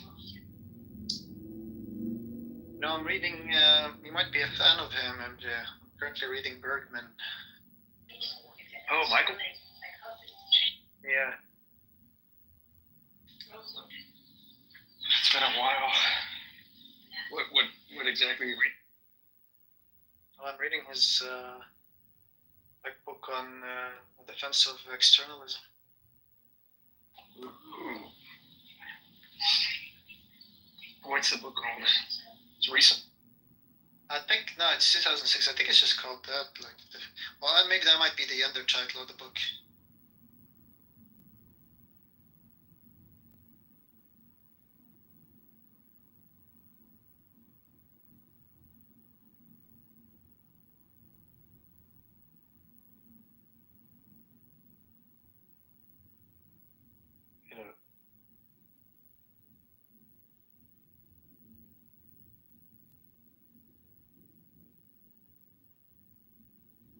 Is everyone quiet? Yeah, something. All right, just check.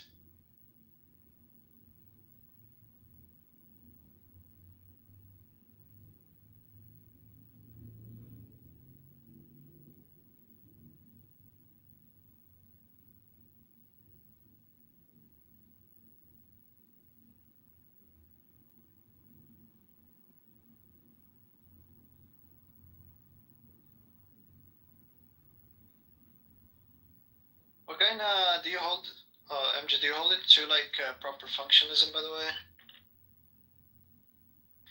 Yeah, I took 3 classes with McNabb, so yeah. You hold to like Plantinga's version?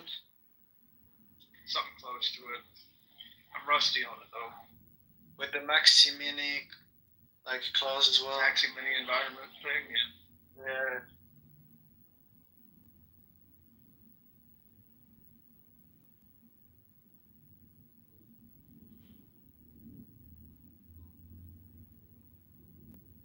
How's your essay coming? Were you about to publish something on the EAN or something? Sorry, I'm okay. Yeah, I'm gonna. It was rejected, so I'm just gonna like rewrite it when I have time. It always is, yeah. I think actually McNabb was one of the reviewers. Oh, what's really? Sorry.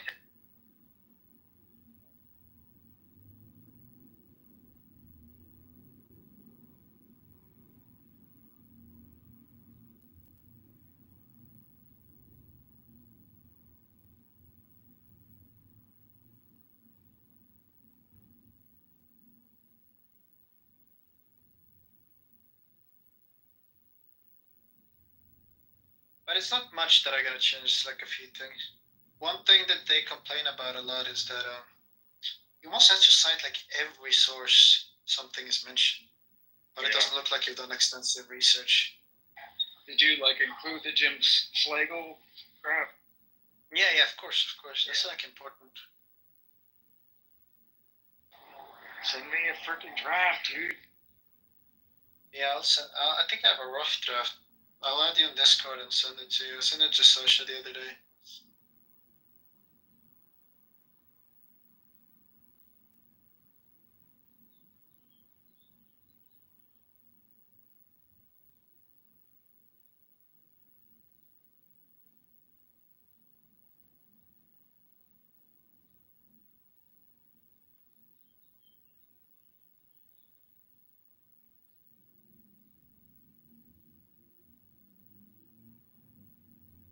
Isn't Tyler McNabb younger than you, MJ? Yeah. Way better than me in basketball too. Yeah. Oh, he's younger.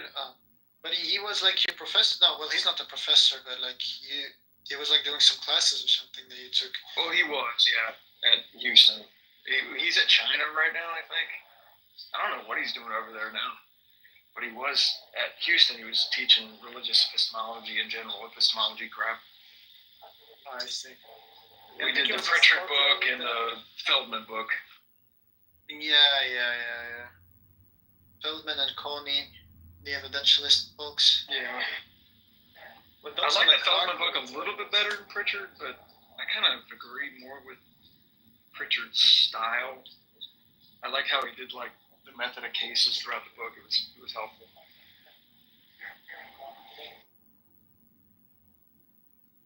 I think he went to Scotland after China, if I'm not mistaken.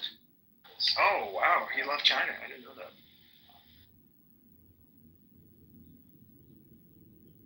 He has like 20 kids now. Yeah, it seems so. Yeah. It's kind of surprised, like how much he gets achieved, given he's like a big family.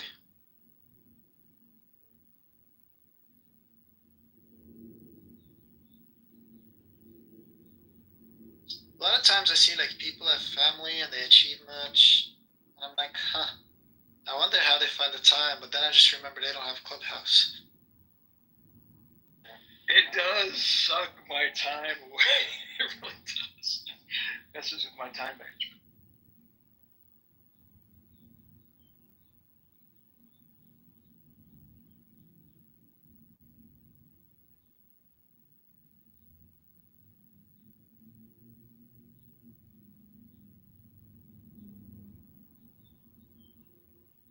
Why is Sam like obsessed with Muslims? He finds the religion absolutely heinous. I mean, he's a Jew, isn't he? He is Esau.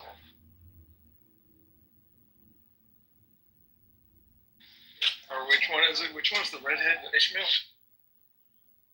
Ishmael was the redhead, I think.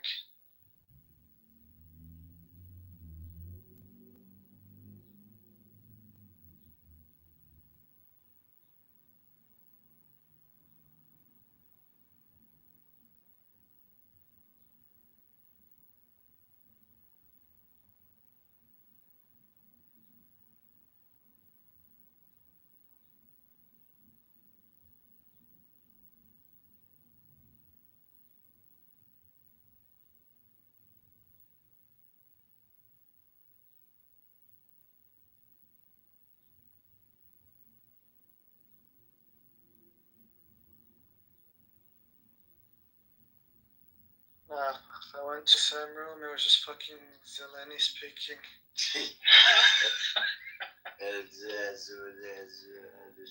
Lenny versus CM. Go. Yeah, I can't stand it. Zeleny is probably the worst. Nearly the worst. Versus CM? Are you kidding? No. They're about the same. No, I think he's worse. The reason I think That's right. Ethan puts him in the well, negative. because the thing is, because he says he's Christian, and I just hate that he butchers. I mean, he's just so liberal. He's just so to call the atonement satanic. and say you're a Christian. At 1 minute. Huh? Sorry, hold on.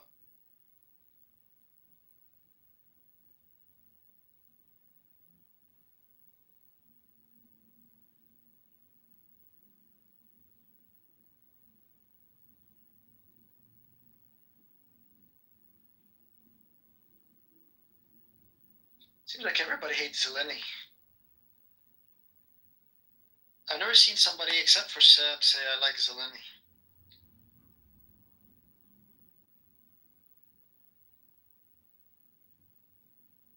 Like even Sully hates Zeleny.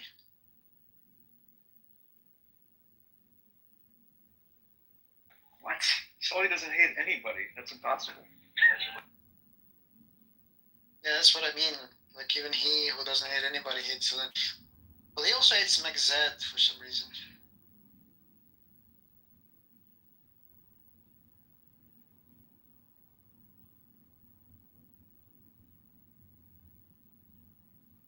Is Zeleny, is he Ukrainian? He's Serbian. Serbian, okay.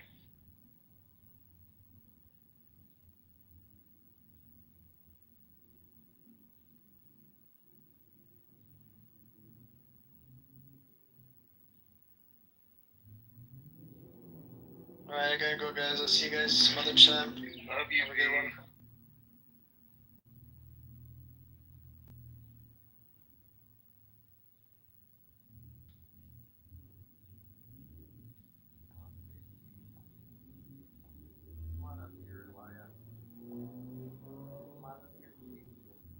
You're muffled, I think.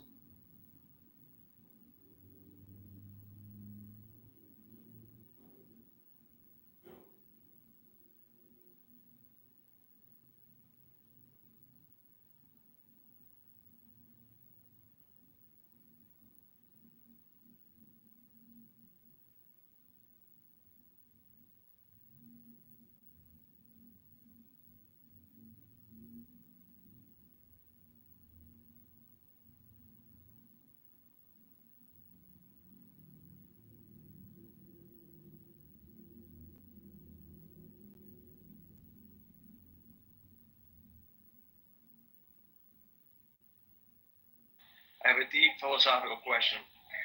Are key fob batteries at like Walmart? Not usually. Depends on what size it is. Okay. PR 16 and 16 and 2016 and 2033 can satisfy. Is it just me, or is that not coming through clearly? No, it's hard to hear. But also, Albedo, it's a shame that Walter was scared away from Clubhouse by Andrew. And, huh? Sorry, I'm in a really small place right now. No, you're good, man. No problem. But yeah, Andrew and Honest Inquiry had this back and forth exchange that was just brutal and incessant. And Walter was just sitting there like, is this what these rooms are always like? Just people come in here just to hear two people screaming at the top of the lungs and browbeating each other and doing this like outrageous, self-righteous moralizing. Lording. I did warn him.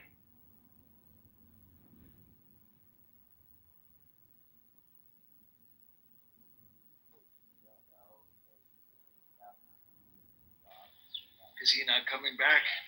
No, we can't hear him.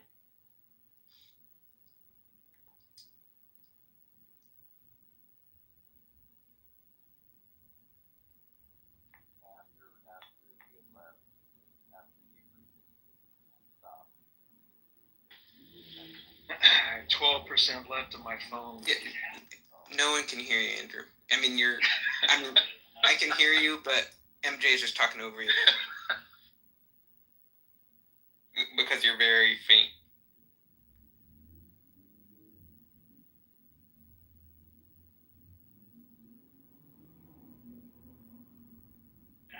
Bluetooth connected to your old phone and we can barely hear you.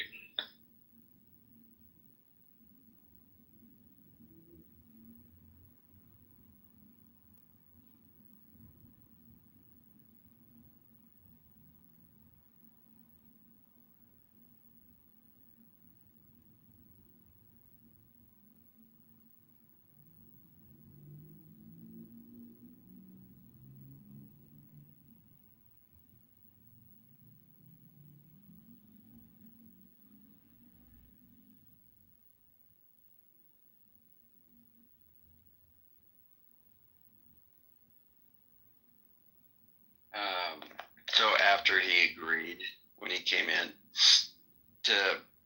or after he agreed to stop doing the stuff, if I answered a question or whatever, he said he would participate in the conversation. He left, or actually he just continued on, right, doing his stuff, but then he left and came back in and just kept asking me over and over. He's all, do you think I'm responsible for my dead son? Just over and over. And I was just like, dude. No, but, I mean... Are you responsible? Well, your hands... No, not whether Andrew's responsible, whether Andrew thinks that he's responsible for his son's death. Yeah, rather, sorry. The context for the conversation was that Sasha had said that his son's suicide was his fault in the chat to insult them, because he was basically, like, grandstanding about his son's suicide and his daughter's, like, mental disabilities. And he was sort of using that for clout. And then Sasha basically just, like, you know, played into his hand and insulted him and said that he was responsible for his son's suicide. And so then he came on stage and, like, Andrew was targeting him for criticism, but not Sasha for criticism at first, which led him to just start... Okay. Yeah, which led him to start basically just on repeat. Basically, like, chastising Andrew in a million different ways. And then eventually, Andrew agreed to stop if Andrew would just condemn Sasha's actions and call Sasha a piece of shit, which Andrew did. And then basically, subsequently, he continued to keep doing it. Now, throughout the entire time, it was clear, like, he wasn't being honest and he wasn't mentally stable, you know? Because, I mean, no psychologically normal person would instrumentalize their children's tragedies to win Clubhouse sympathy points and to win an argument online. But at the same time, like, basically what happened was everybody was telling Andrew that you just have to stop bringing him on the stage, you have to stop engaging in the conversation. Like, everybody already sees the picture, there's going to be no profit in continuing, and this is just, like, the wrong sort of thing to milk for drama. Yeah, and then Andrew stopped immediately, right? No. He kept doing it. Well, look, I understand between generating content and trying to rebuke him. I mean, I don't care if a lot of people didn't like that. Tons of people left. That really wasn't the issue for me. He pissed me off because I said retard. And then the way it all started is because I said retard. And he's down in the chat going, because I called him a retard because he said something really stupid and really offensive and lame, right? So I called him a retard. And then I was just like, you know what? When I called him retard, he's like, do you think my special needs daughter is a retard? And I was just like, dude, I didn't say anything like that. I said, you were a retard. And he just kept saying that over and over again. And then I guess Sasha was in the chat and saw all that. And then Sasha, you know, kind of went in on him with the stuff about being responsible for his son's death, which obviously wasn't good. But no, but I'm just saying, like, if you're looking at this, and every single person, like, I don't think you can plead emotion in this context, just because there were so many people there that were trying trying to speak to you and try to explain to you that what was happening was unacceptable, that the guy was not all there, and that we needed to stop engaging with him, and we just needed to put a stop to this conversation. Well, I didn't want to kick him out. And that there was nothing. Well, no, but at some level, it becomes your responsibility to do that. At the very least, you keep him down, and you don't start continuing to try to berate him and interrogate him. But because there's no profit that's going to come of it, and it became clear. It was extremely clear. Everyone was telling you that it was clear. The guy is not in a good place. Like, the guy, you need to pray for him. We need to try to help him to the extent that we can. Yeah. In this context, at that time, in that moment, continuing to argue with him and call him, just keep calling him a liar, calling him a piece of shit, say that he's in the wrong while he's also in this just complete state of, righteous indignation, and he's just in a broken loop and he's not really being responsive. It just is it's traumatizing for the people in the room. It's not going to be good in actually bringing him closer to the truth. It doesn't make you look good. So it's just a disaster all around. I think it's fair critique, dude. I don't know. It's really tough, dude, because it's and maybe I just need to let it go, even though I'm just so personally offended by the stuff he was doing there. Because that is the kind of stuff he'll do. He's just like that. He'll do stuff like that, super underhanded in kind of discussions. And he's done stuff not that bad before, but similar to, just really kind of, completely orthogonal stuff that he'll say to the dialogue to try to do some kind of moral, take some kind of moral high ground. And he's done that repeatedly. He's like, this is, and he, that's the other thing. He's all, this is Christianity. This is Christianity. He just kept saying that over and over. And I was just like, dude, I don't know. So part of me is kind of thinking that this guy he is such a, he'll capitalize on stuff like that so readily that, I know, but just think about it. Just think about it. What is wrong with you to lead you to do that? And are you in a condition at that point in time where someone trying to make arguments to rebuke you or to shout at you or to chastise you is going to do anything to correct you or instruct you? Yeah, I don't think that really that person is in that condition. And I don't think there's any profit to continuing for that person's sake, for anyone else in the room's sake, for your sake. And that's what I take the point to be, is just that who does it make sense to rebuke? I think it makes sense to rebuke a person who knows better, who's of sound mind, right? Who basically their conscience is accusing them, or they're just basically suppressing the guilt that they feel. And you're drawing attention to it, or you're deconstructing rationalizations that they've come up with for it. Yeah. Those are cases in which it can be profitable to rebuke. Yeah. Meanwhile, if someone is a schizophrenic on the street, shouting super loudly and molesting people as they walk by, going up to that person and getting in his face and shouting, "Why the fuck are you shouting at people? Why are you doing this? Do you know respect or decorum?" That's so uncharitable. That's not what a loving person would do in that context. It's a person allowing their own feelings to cloud their judgment because they're not realizing that person doesn't have the moral standing right now to even hold them accountable. They're so broken. Yeah. Well, I'll do my best to receive that, Ethan. I think that's fair. I don't know.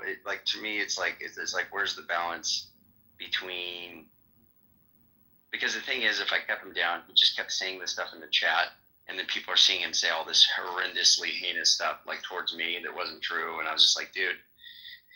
So I didn't want to sit there and obviously police everything he said. I didn't want to remove him, but bringing him up obviously kept leading to what it did. So it's I don't know. It just wasn't a good situation. No, but I understand.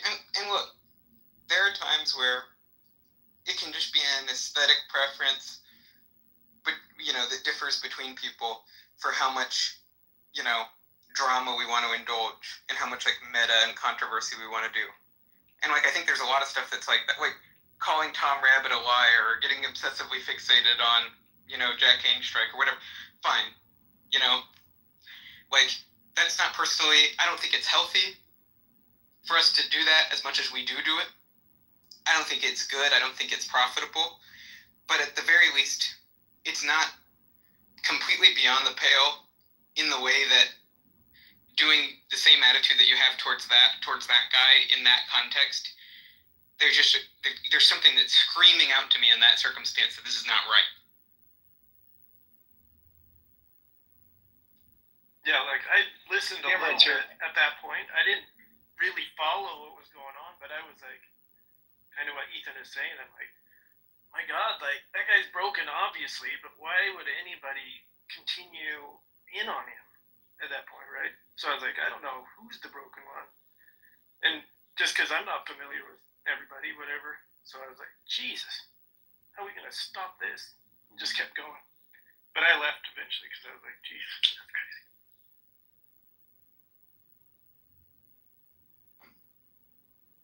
What do you think? It sounds like you've had a moral reformation, Ethan, which is interesting. I mean, I wonder how would you feel about, like, I don't know if you were there, but you heard about the thing that Shamos did, right, with that dude Bent Up. I don't remember it. So the guy was getting in an argument with Shamos about some, theological point or whatever, and then Shamos like started insulting. I don't know. He just got kind of. Shamos was being rude towards the guy, but the guy eventually just I don't know. Oh, I remember this now. It was like when you did the Goodwill Hunting. Yes, that's right. Yes, it's not your fault. Yeah, and by the way, good memory on what happened. Yeah, good memory on what happened there, blow by blow with Dishonest. But But I do think, yeah. I mean, the Shamos. I mean, it's not good. It's not right. I mean, yeah. In Shamos's case, like he's doing it for his own amusement. Yeah. So at least he doesn't he's not approaching it from the perspective that he's morally in the right, or that he has sort of moral justification to do what he's doing to the person. And I think the fact that, I think it's still wrong, and wrong for very similar reasons with that guy, especially based on how he responded to when Shamos did that. But at the same time, it's like, I think you can press further, because in order to do stuff, you have to have a sense of justification in doing it. People in general, that's true, Unless you're a psychopath, I think people need to feel justified in order to do stuff. And because you had this strong feeling of justification in that circumstance to keep pressing the guy, I think you were pushing it further than Shamos was in that context, and the criticism that you were making cut deeper than just Shamos trolling, and that's why I think it especially is just like, ugh. Yeah, that's fair. Well, let me think on that, man. I appreciate that, Ethan.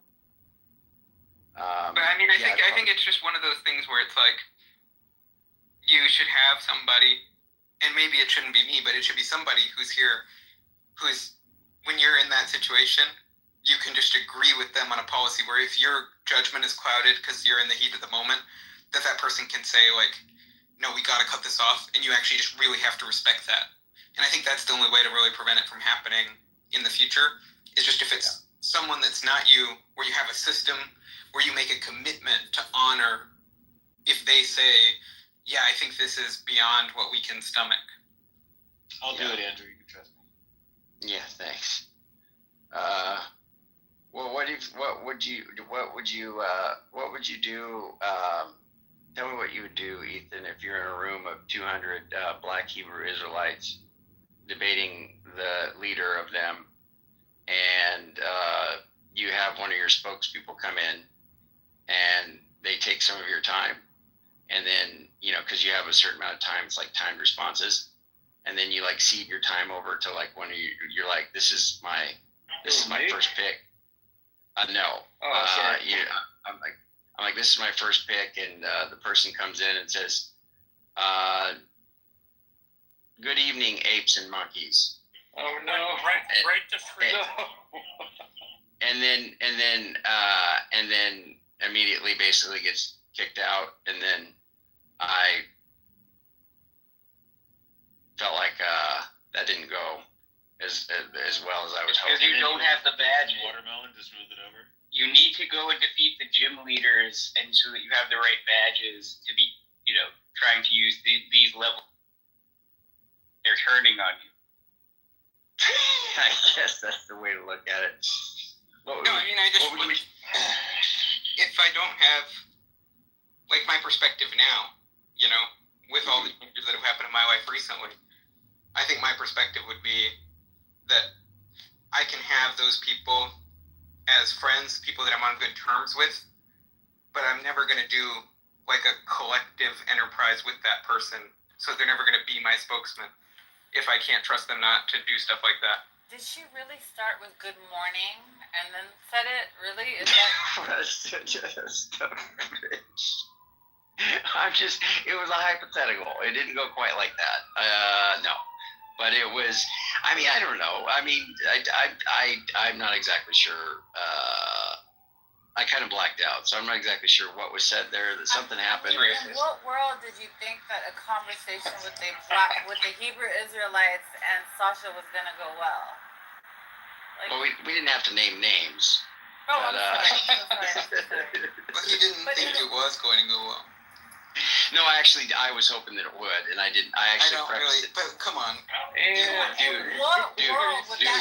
dude, I was that whole discussion was trying to show that Christians aren't racist. Okay. No, but just come on. So I did agree. And you thought Sasha could clear that up for you. Yeah, I mean, it's just like put first things first. Ooh, I love that. Yeah.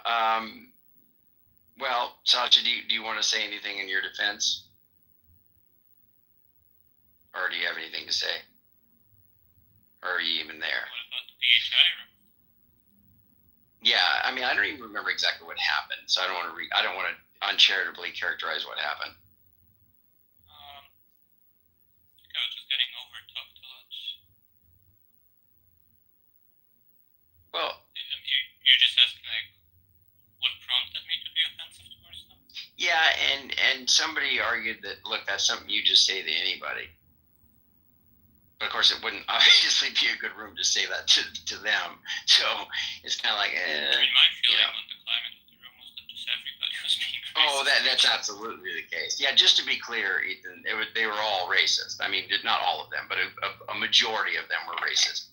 So it was an absolute, like, just total. Yeah, I mean, at some level, it's just like you probably shouldn't even be involved in the room. I've heard that too. If the preconditions for if the preconditions for a civil discussion are not in place, then just by going into the room and bringing people into that room, you're inviting basically bad things to happen. Yeah. How do we combat that kind of stuff, Ethan? that ideology. He's very concerned about the threat of BA. Prayer. Well, one way is that you don't, show them that their fears are true or right. Like, one thing is that you don't confirm their hypothesis. Well, yeah. I mean, obviously I agree with that. But you notice one of the things that they said, I mean, they were literally asking MJ, give us empirical evidence that white people can be trusted. Yeah, why can't you do that, though?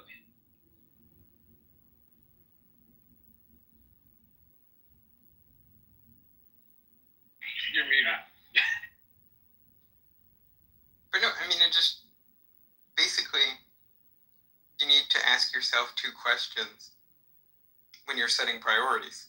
If you're going to do something for moral reasons, then basically you need to consider, okay, how big of an impact is this issue and how much of a difference can I make towards it, And basically the biggest, most tractable thing that you can do in your life is, and based on your worldview, it's save people, bring people to eternal salvation. And that basically mission in your life, going into like shit show politics rooms and like challenging hundreds of people apparently on BHI ideology and a gigantic shouting fest. Yeah, I mean, it's damaging your credibility and your ability to make a difference as to the biggest impact thing where you can actually make a difference in individual people that you meet on here's lives. And if you're not doing it for moral reasons, you're just doing it for entertainment reasons, then just make sure you're not committing the sin of scandal, which is you're basically causing other people to sin.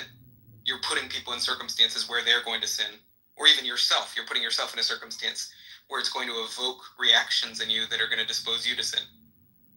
And so you just, if you're going to do stuff for entertainment, you have to avoid scandal. There was a guy in that room who he was black and he was pushing back on the rest of the room at one point. But basically his thesis was like, there have been white people who have treated me really, really well, you know. And he's like, so I'm not going to stand by and like have you guys saying this stuff, you know, because he's taking that as like they're talking shit about these white people that treated him well, you know. And so it's like, if you want to be effective, that's probably best to just like treat people like well as a white. Well, it's just the way you talk, what your priorities are, how you conduct yourself. Like, that's as important a witness to the truth of your faith as the quality of your arguments. And basically, if you decide that you're going to sacrifice that so you can have entertainment by watching Sasha create a shit show by calling people apes, you know, I mean, your priorities are completely in the wrong place. Well, I definitely wasn't thinking that. It wasn't fun at all. I didn't get any enjoyment out of that whole thing. The whole conversation hardly wasn't any. There was very few times that I was like, oh yeah, I enjoy this conversation. Then you that was not. No, but it wasn't about that at that point because I'd already engaged with this guy before, the leader, dude, Yoel, and he was just so dishonest. We talked about the Trinity. Was the first time we talked, and he was defending Unitarianism, and I was just like, dude, like it was fine. But there was definitely some underhanded stuff he was doing in the discussion, and there was a lot of people in that room. But But you aren't the judge of the world, and your Yeah, that's job, it's not within your jurisdiction. It's not your mandate to go out and in places where you can't make a difference, try to, and just to go around rebuking everyone for what you perceive to be their errors or their moral failings. If the way you're going to do that is actually going to be counterproductive, it's going to achieve the opposite effect. Yeah, I agree. Then it's not inherently good to just sit there and rebuke. Yeah, I agree with that. I don't disagree with you either.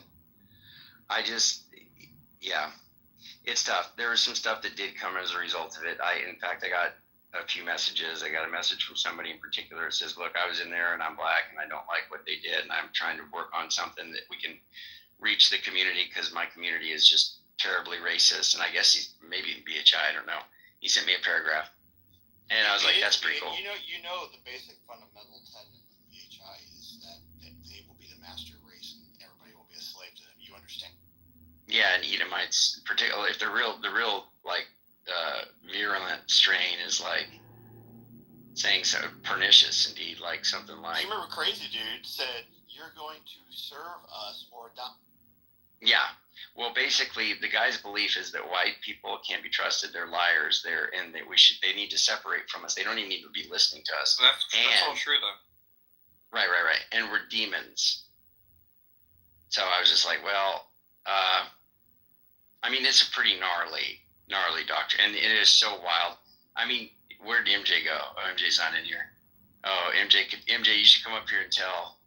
You should tell them what he was saying to you. It was so wild. The whole empirical evidence for why white people can be trusted was one of the wildest exchanges because MJ's like, he's like, look, white people died trying to free the slaves, and then the guy's like, yeah, name one, and MJ's like, I don't need to name one, like what the heck, you know, and the guy's like, yeah, see, and so then MJ's like,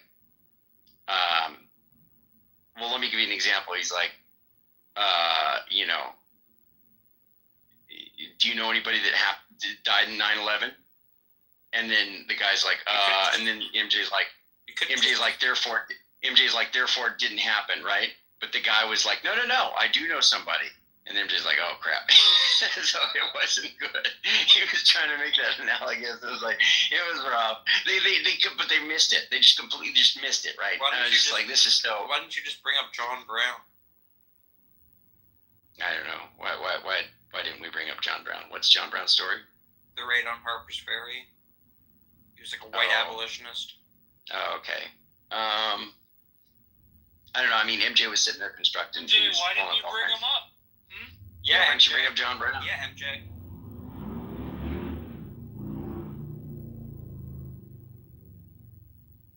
Yeah, it was brutal. Cricket. It's just about like Mary Smith, John Smith. Shayla, are you still in favor of the are you holding the position that black people can't be racist? Is that your thing still? So I don't know if you remember this, Andrew, but when Courtney asked the question, I answered. I was like, "Oh yeah, they can't be racist." And then she goes, "Are you serious?" And I said, "Well, no, actually, I'm just being contrarian."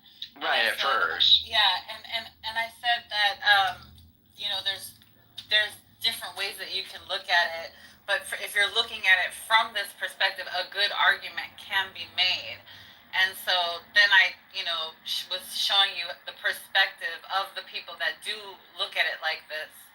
So I made it clear that I'm not even sure I hold that position, but I can understand where they're arguing from when they argue.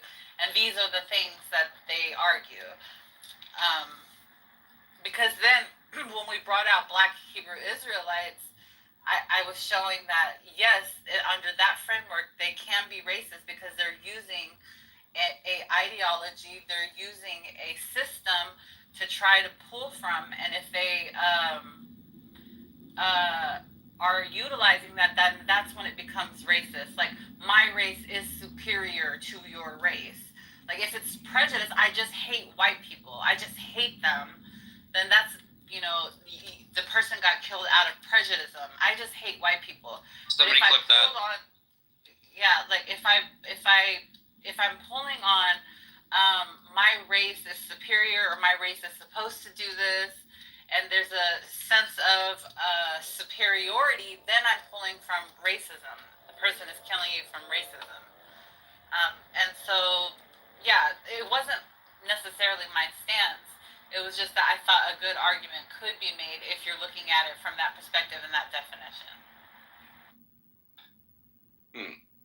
All right. Well, I guess the other thing I was going to ask, Ethan, is what do you think? Because I know, there's been various things in the past, but what do you think about this idea of edgy humor, anti-Semitic, racial humor, misogynistic humor? And then also, saying things like Muhammad is a pedophile and just being very kind of not fragile with it, just very crude, just throwing it around. Where are you at with all that now? Yeah,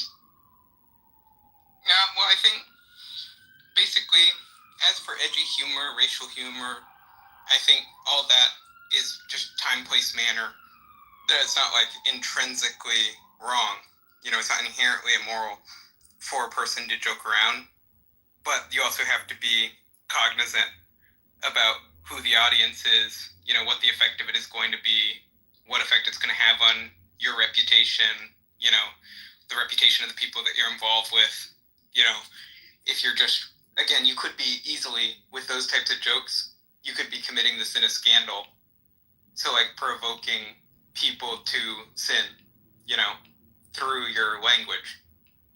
And I think that's, so you have to be very careful about it. But I don't think that there's any sort of categorical prohibition on humor. And a lot of what makes for good humor is people playing with basically social norms and expectations and defying them or subverting them in a way that's sort of ironic. And so I think that, like, edgy humor, like, there is something a little bit, like, life-denying about saying you can't have fun with your friends in private if sometimes that means saying stuff that pushes up against the boundaries of what's socially acceptable, or something that upon reflection is not really your stance, but you're saying it because it's sort of fun, you're playing around. Then, like, with the second type of thing, I think that's a different category, and I think that is acceptable, which is, like, for instance, like, if an atheist came to me and said, I don't want you to refer to, abortion as killing babies. I want you to refer to it as ending the life of the fetus. And I'm going to be super upset and outraged if you use the morally charged language, killing babies, and they start trying to police my language for that. Well, we're in a social arena. I'm expressing a moral stance, and I'm using language in a way that's going to be effective and conducive to that end by showing people, framing things in the proper context for people to arrive at at the true judgment. And I think it's exactly the same thing with Muhammad, where you have this like wicked demonic prophet teaching false religion and deceiving many people. And I think when you indict his moral character, you can do it in strong language.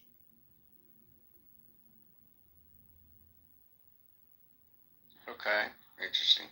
I think that when we call something a joke, the responsibility of it being funny is on the joke teller. And so you can't just say something is a joke because you intended it to be a joke, because what makes a great comedian is saying what ought not be said and it being received.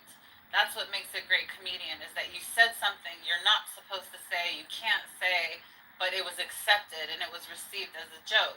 But if you say something and it's not received because you didn't calculate properly, you didn't deliver properly, you didn't land properly, then it's no longer a joke because it was not received that way. So the responsibility of gauging your audience, the way that you're formulating your words, because other people have to find it funny for it to be a joke. So I wanted to say that, and there was something else, but I forgot it. Yeah, I mean, I agree. So as to the first point, which is distinct from the second, because the second is obviously not about jokes. That's just about polemical language when you're arguing. That's harsh language, but I don't think you're using it in a joking context. The first point, I think it's relevant. I don't think it's about necessarily that the audience, in its entirety, is going to receive the joke well, or everyone's going to find it funny. But sort of, I do think we have intuitions about when people should find it funny. And if a person basically botches the joke and they tell a bad joke, or they tell a joke where it's not really funny, or the essence of the joke really just is demeaning people rather than saying something that's socially unacceptable, but that's getting at a truth in a sort of indirect, shocking way, like those two things are very different. And if the essence of your joke is something cruel or malicious, I think that's bad. If the essence of your joke is in a way that's playful, but a little bit unacceptable and outrageous, hinting at something true and conveying the truth through that means, then I think it can be good. Yeah, I think that's the whole thing about humor. It's all about the delivery and the timing, but the elocution of the words that you choose, that will tell the whole story of your intent. So Yeah, and that's what makes somebody a master at comedy, is that look at how I was able to formulate this perspective that is so risque or like so taboo, but I was still able to say it, and I still was able to get the message across, and you all found it funny. Like, it takes mastery to be able to do that, and to be able to make something that would otherwise be offensive funny. Yeah, and I agree with what Ethan said too about not just that it should make everybody laugh or they should find it funny, but have an intuition or an understanding, a feeling about what they should find funny. And I do think that that's a key thing. If you have because I do want to say there's some objectivity there in the same way there's for beauty and morals. I do think that there are things that are just funny. They are funny, and if somebody doesn't find that funny, then they're just not. There's something there's something off with their funny detector. No, but still, you should address. Wouldn't there be some like? Wait. Oh no, I was just gonna say, if you knew that you were just telling the joke one-on-one with a person, and you knew that they didn't have a sense of humor, and that the likely effects of you saying it was just going to be to provoke them. Yeah. So you do have to consider the audience and what you know about how the audience will receive the joke. But it's not, but you don't have to avoid offending anybody, you know? You can say some things that people are going to take the wrong way, but if, like, for instance, any comedian who's addressing a room full of people, if they're going to do good comedy, there's going to be some people in the room who are going to take him the wrong way and be offended, you know? Yep. And just any large audience. But I still think it's okay to do comedy as long as the joke the person was telling in that context was something that it's unreasonable for those people to be. Do you think that like good comedy is going to be culturally specific? So, for instance, like if you have like someone like Chris Rock go in front of India, like in the Indian population is, I don't know, 100,000 people or whatever. Those jokes are not going to land as opposed to Chris Rock making a joke in Atlanta or Detroit. So all jokes are going to be culturally context specific, no? I mean, basically anything that involves language or performance is going to depend on the culture. And the culture that you have to consider is basically the culture of the intended audience and then the culture of the incidental audience. Yeah, so comedy is only going to be like cultural specific, you know? It's not going to be like an objective. Well, it's intersubjective, I think, right? Oh no, so there can be things that are objective that also depend on specific facts about culture or context. Mm-hmm. Like, for instance, you could make it a general rule, don't cause offense. But what's going to specifically cause offense will vary from culture to culture, so you have to keep that in mind. You know, so you could have an objective rule that the way that you applied it to each particular situation varied depending on culture. Yeah, I don't think we disagree then. Right? Yeah, I don't think so. I'm sorry for interfering. No. Okay. It's good. The comment about the Prophet Sallallahu Alaihi Wasallam, the reason why that wouldn't be considered humorous or funny by people like me is because if you have half a wit, you don't have to be smart, but if you know anything about history, you know it's what was said was completely infactual. And can I continue? Yeah, you can. You can. You see how a little belief can stir up sentiment from the crowd? Go ahead. So, one point of clarification is... Oh my God. I'm trying to get to B. Oh, I thought you were pausing. Go ahead. Yeah, I thought you were done. I was just saying. All right, so I already said infactual. And B, it's bad taste. Remember how our parents said,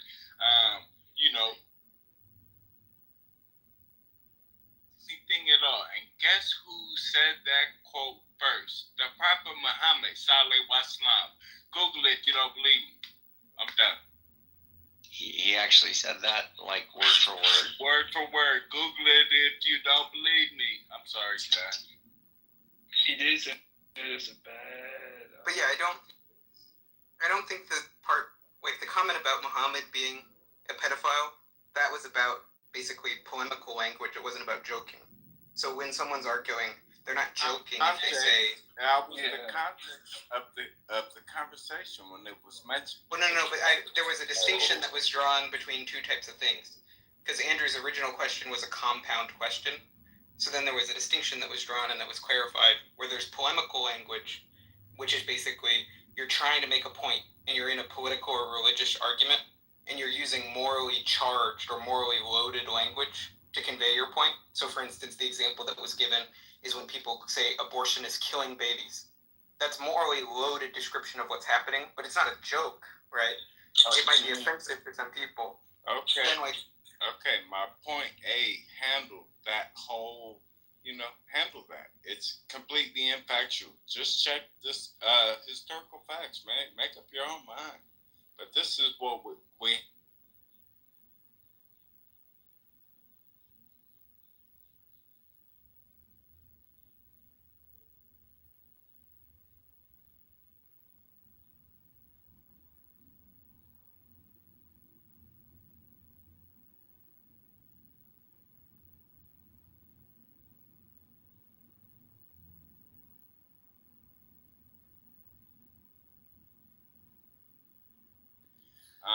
if you check the scholars, the answer is no.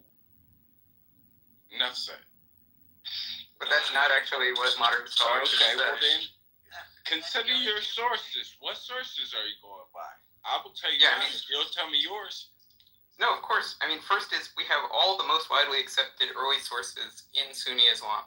What and so I can put them in the chat. Going by where you make that statement? I would love to know because that's here. I'll put it in the chat for you. Sure, I would love to know. You're standing on that, mind you. So here's Bukhari. I think Aisha was like a child, right? Okay, and Bukhari said what now? I think Aisha was a child. That basically that he married Aisha at 6, consummated at 9. Yeah. Wait. How old was Sarah married at? 3. No. Doesn't matter. You're changing the topic. Hold on. We're talking about. You're changing the topic. Wait, can we slow down the conversation? We're talking about prophets, right? And ancient times. So biblical. So these same type people, whether they were whether they're honored in the Bible or the Torah, they were marrying people that were considered in these days modern times. Yeah, you're wrong. You're wrong, brother. But in those days, guess what they considered of age? Puberty. Shut up, guys. You're wrong. No, you just hold on. Aisha was prepubescent. That's right. And second is the two quoque about. No, what? Oh, so Bukhari says she was prepubescent? Keep talking. No, we can give you different sources to establish that. I mean, first is you would just be able to know it through medical knowledge that it would be an extremely precocious puberty that's not at all tested in the sources. Show me the source that said Aisha was prepubescent. I'm waiting. Yeah, so we have the sources that say she was playing with dolls, and basically that it was immoral. There's adult No, but there's additional. Nowadays, are you No, there's. Oh my God, this guy's. There's additional context. Man, I'll show you. You said you were denying. Come on, brother. You were denying that she was a child. So you challenged me to provide the source. You said if I provided my source, you would provide yours. I provided you with Bukhari. That attested the age. Okay. That attested the age. That attested the age. You then shifted your talking point immediately to that she was post-pubescent. You didn't provide any evidence to support your claim. You started demanding from me that I provide evidence. Theodore, why don't you let him finish? Rambling. You have no inflection in your rambling, and it's just a monotone. Blah, blah, blah, blah, blah. Okay. The point is, right? You were substantiating your claim, right? And I said no. Okay. You were substantiating your claim, and I said no. That's not factual. Why? Because you can find women these days who are elderly age who play with dolls. So that fact that you said gets flattened and trounced on. Come on, you cut him off because if you knew anything about Arabic culture, they took away dolls when you hit puberty. Right, when you menstruated, they would take away your dolls. Women weren't allowed to play with dolls. In Arabic culture, all dolls are taken away when you hit. Come on, yes. The hell out. This is a very. Can you give us? But that's a different conversation. Hold on, you guys changed Theodore, you you moved over to Sarah in the Old Testament, and you're wrong on that. No. Okay, that's false. Yes. Time. Find the verse. Show me the verse. Wait, Show me the allow verse. me to fucking talk, You interrupted Ethan multiple times. Show me the verse. Conversations. That's why I'm talking to people like you, no matter how monotone. Yeah, now he's gonna talking to start people like attacking you. me. A lot of people say miss me with that stuff because you guys you're not building facts. You're just blah, blah, blah, blah. It's like, come on, you don't stand. Show me the verse. Show me the verse. Diarrhea. It's context. Show me the verse. And the time, He doesn't have anything and the time and the place that we were talking, biblical or Judaic. You said Sarah was 3. Shut up! I'm talking. God damn. You interrupted Ethan multiple times sources, and I'm asking you for the verse. I'm not talking to you. Well, no, do you just have any Okay. sources to back up your claim? You're a child, man. Do you have any sources to back up your claim? Yes or no? You demanded sources The earlier. Quran, genius. The Quran Quran says is Sarah was Jason 3, and we're is supposed to three. go based off of that? What The is going on Quran right is the now? only source you need, but This your guy is Bible upset. says He's that. got Dick nothing wad. to say. Your Bible. Hold on. says I'll that. tell you what. Hold on, Dick Theodore. You're gonna go on mute. Islamo is actually a good faith interlocutor, and he won't do the weird stuff that you're doing. Islamo, it's good to have you, brother. We're talking about some sensitive stuff.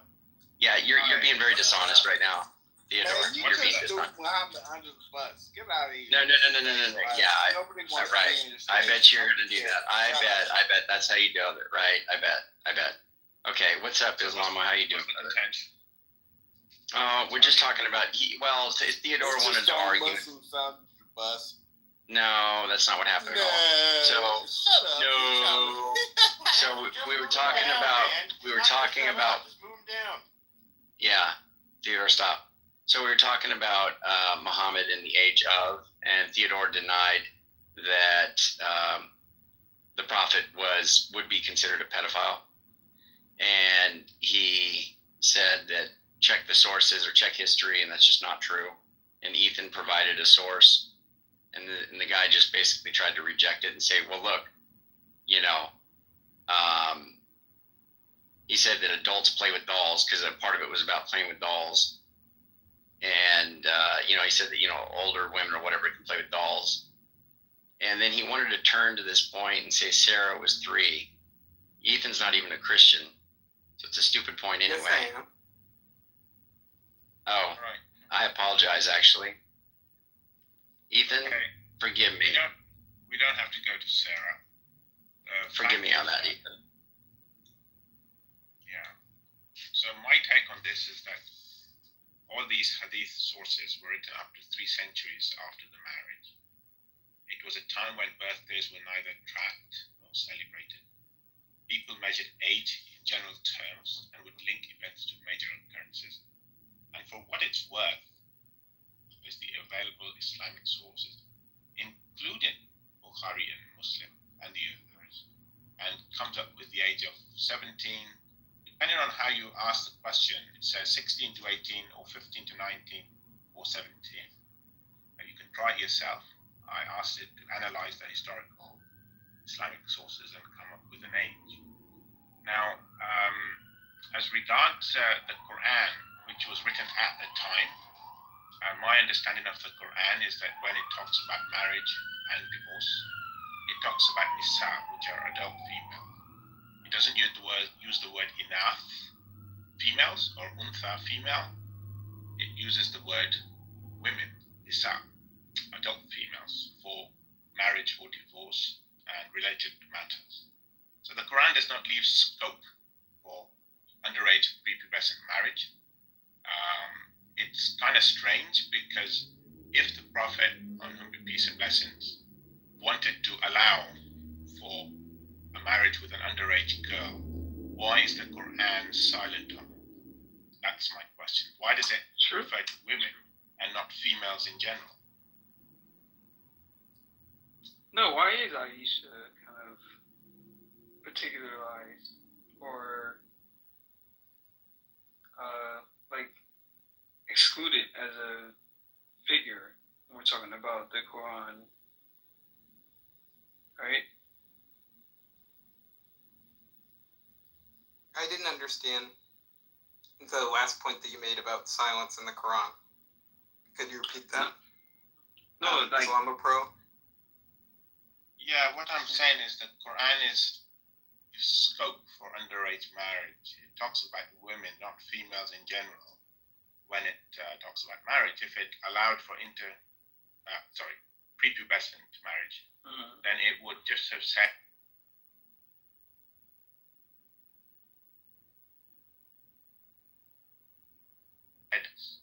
enough, but it uses nisa, which are adult females.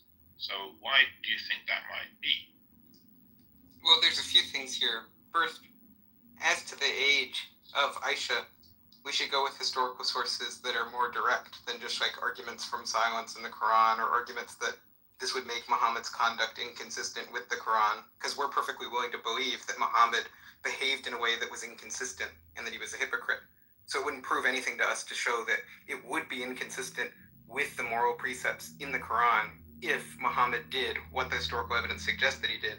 And I mean, it would make no sense for sources like Bukhari, right? It would make no sense for them to record the information that they do if it bore no relationship to the historical facts. I think it's also similarly true, basically, that you're kind of overstating your case from the Quran. And I think basically, I mean, if I understand you correctly, you're just saying the word connotes adult woman. That's your argument? When it talks about marriage, that there's a word that connotes adult. Correct? Yeah, the word is nisa, which means adult females, not females in general. That's my point. And that's what the Quran uses. Now, with regards to Bukhari and Islamic historical sources, compiled 2 to 3 centuries, up to 3 centuries after the time, we don't have birth and marriage certificates for the Prophet. Peace and blessings be upon him, and Aisha, may God be pleased with them. We don't have them. We can rely on Bukhari, but other sources from Islamic Sirah and Hadith literature indicate a higher age, which is why when ChatGPT analyzed the sources, it came up with the age of 17. So, I mean, how do you deal with that? I just asked ChatGPT. It says 9. So I think what ChatGPT will tell you, I asked how old was Aisha when Muhammad consummated the marriage based off of best historical evidence. My question came up with a different result. Well, the answers that it gives you depend on the context that you have in your chat history. So what you may want to do is they have an option to create a temporary window and then pose the exact question I just asked and see what answer that it gives you, not having in context whatever your religious commitments are as implied by your other discussions with it. But yeah, I asked O3, so the latest reasoning and research model. To give you a little bit of some, I'm not trying to detract from what you're saying, Ethan, but for your information, there is a verse in there that talks about marriage and of women who have not yet menstruated. So there's some concern about there's like that, like it's like 65:4 or something, where it's like Yeah. I'm familiar with the verse. It talks about women. Read the verse and it says women. And if it said females who are not menstruated, that would include underage girls.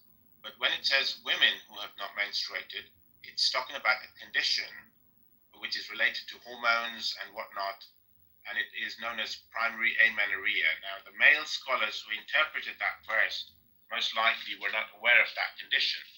But the verse itself doesn't say females. It says women who have not menstruated, adult females who have not menstruated, and that is primary amenorrhea. So just for you to take a verse that says, as for your women who are past the age of menstruation and those who have not menstruated as well, this is the translation I'm getting, their waiting period is 3 months. So it's taking people too old and people who have not menstruated. Now you're saying there's a word that's used for and people who have not menstruated that connotes that it's a adult woman, and you're using this as an argument from silence to contradict multiple independent early attestation, of the age of Aisha. The verse itself, the sources as well, and chat. But 65:4 is very clearly, if you look at any translation, it starts off saying, and if you're in doubt as to the prescribed period for such of your women as have despaired of monthly courses, then know that the prescribed period for them is 3 months, and also for such as do not have their monthly courses.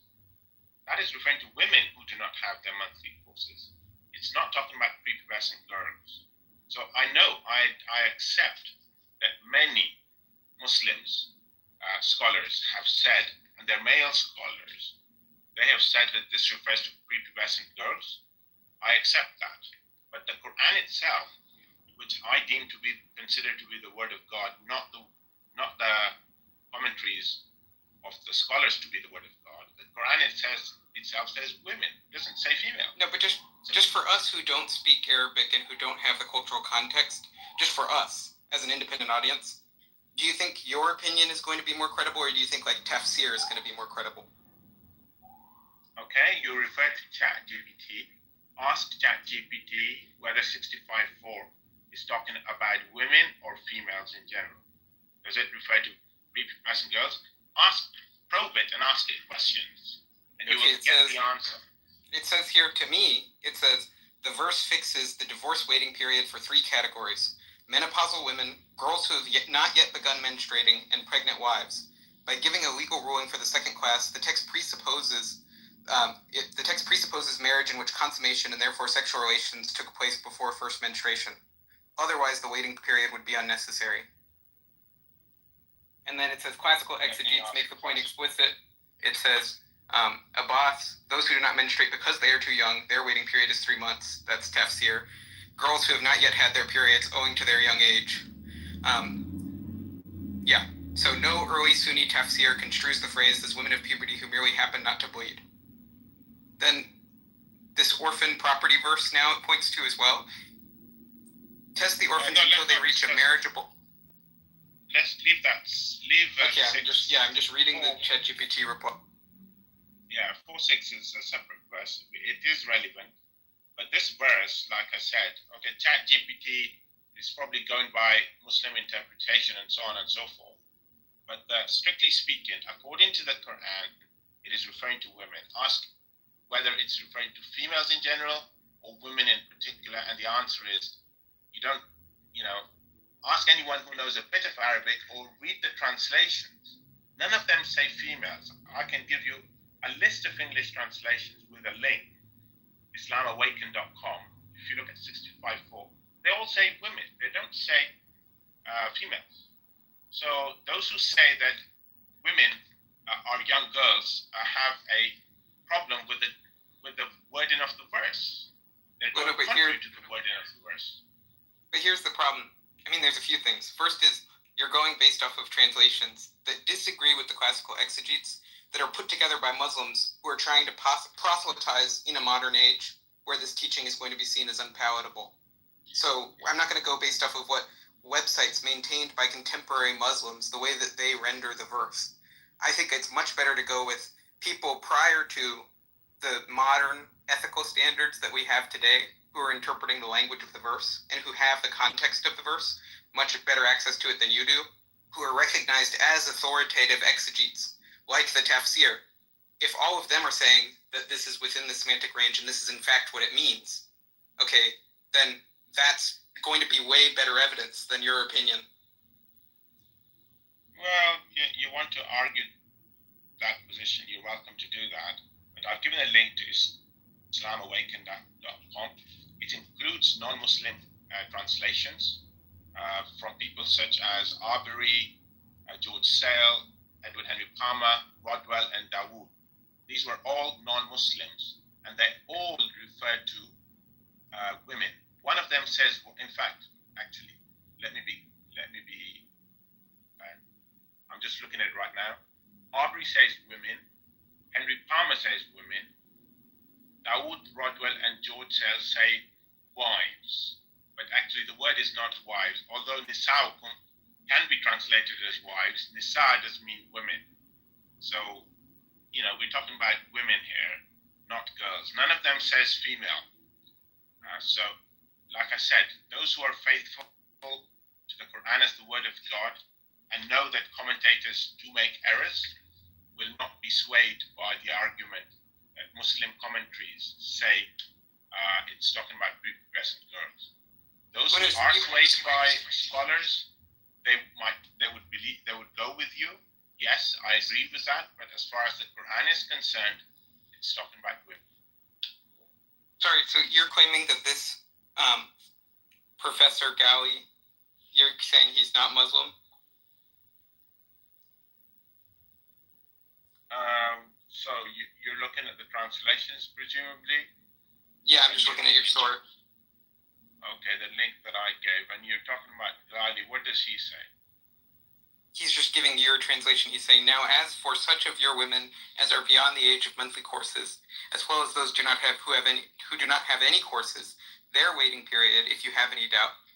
So if you can see from his translation here, what he's rendered the verse as, the only thing that logically makes sense in context, women as are beyond the age of monthly courses. Okay, and then it's talking about as well as for such as do not have any courses. Then we go to this source here, your next source, this Gali source. And as for those of your women who have despaired of menstruation, in case you have any suspicion, then their fixed spell shall be 3 months, along with those who have not yet menstruated. Who have not menstruated as yet, he includes in parentheses.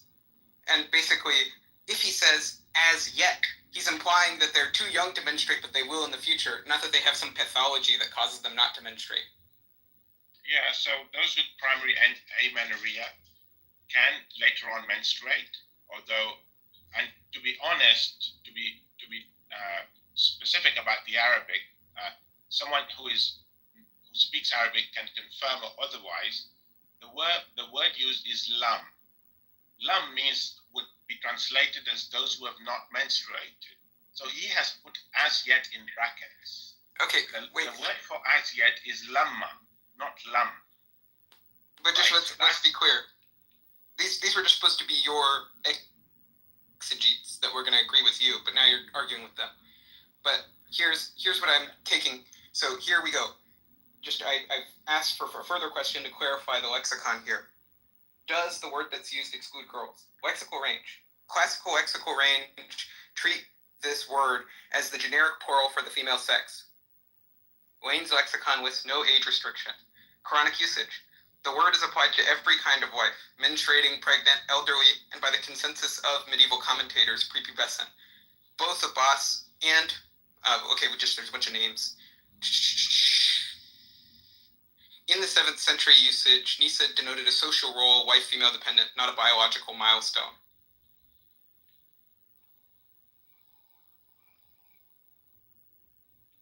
A pathological absence of menstruation after puberty falls under the same legal doubt the verse introduces, so therefore it would be redundant if it didn't apply to people that were young.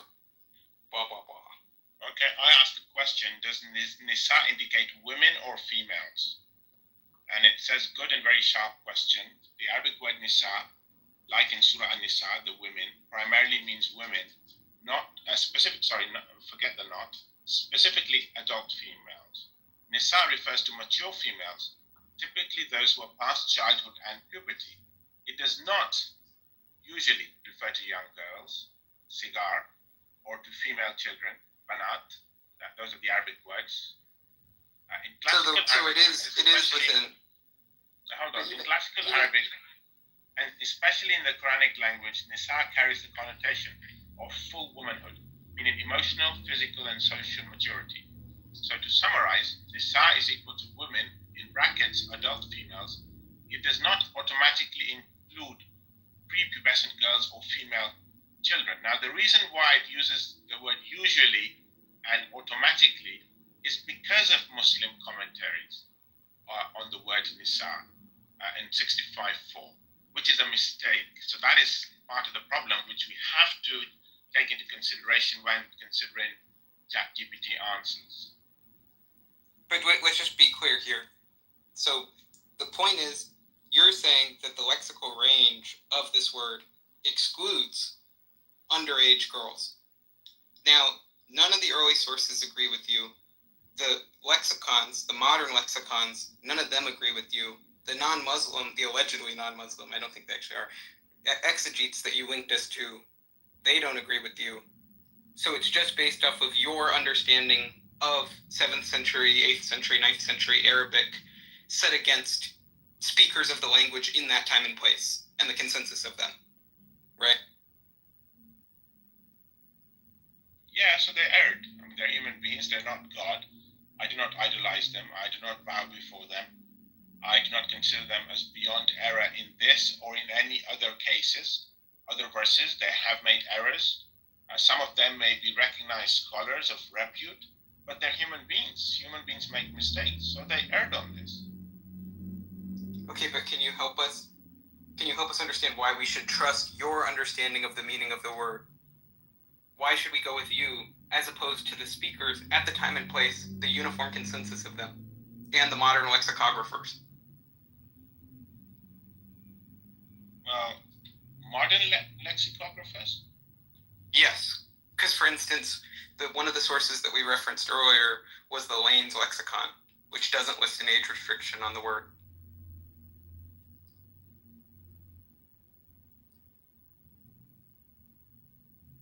Sorry, I was consulting ChatGPT. Ask your question again, please. Sorry about that.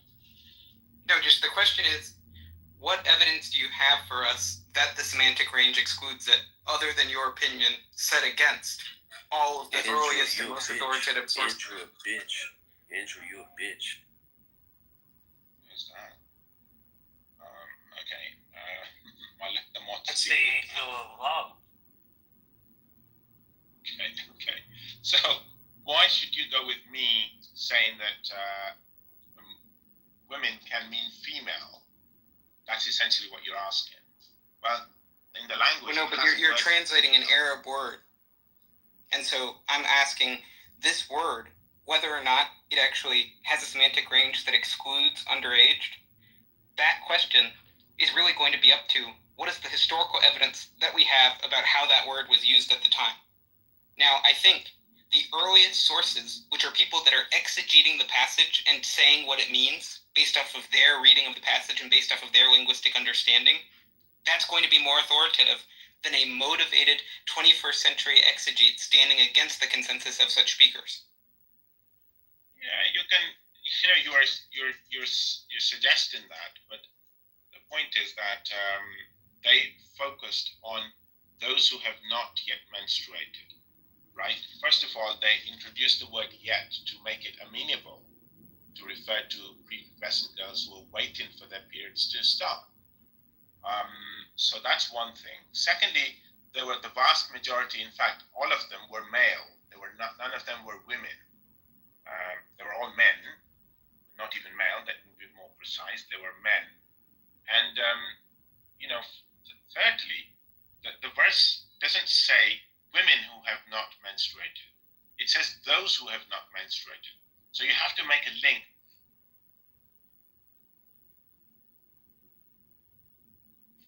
The women who have been mentioned previously in the verse. So that link they didn't make. They just focused on those who have not yet menstruated. Those who have not menstruated, to be more precise, forget the yet. And then concluded that it must be referring to underage girls. This was an error there. Now, you want us to bow down before the error and make the same error? Well, I think not. The Quran is above error, but people are not. And that's the point I'm making. But your argument is circular, because it rests on the presupposition that the word means what you say it does, and that therefore the commentators must be making the fallacious inference that you ascribe to them.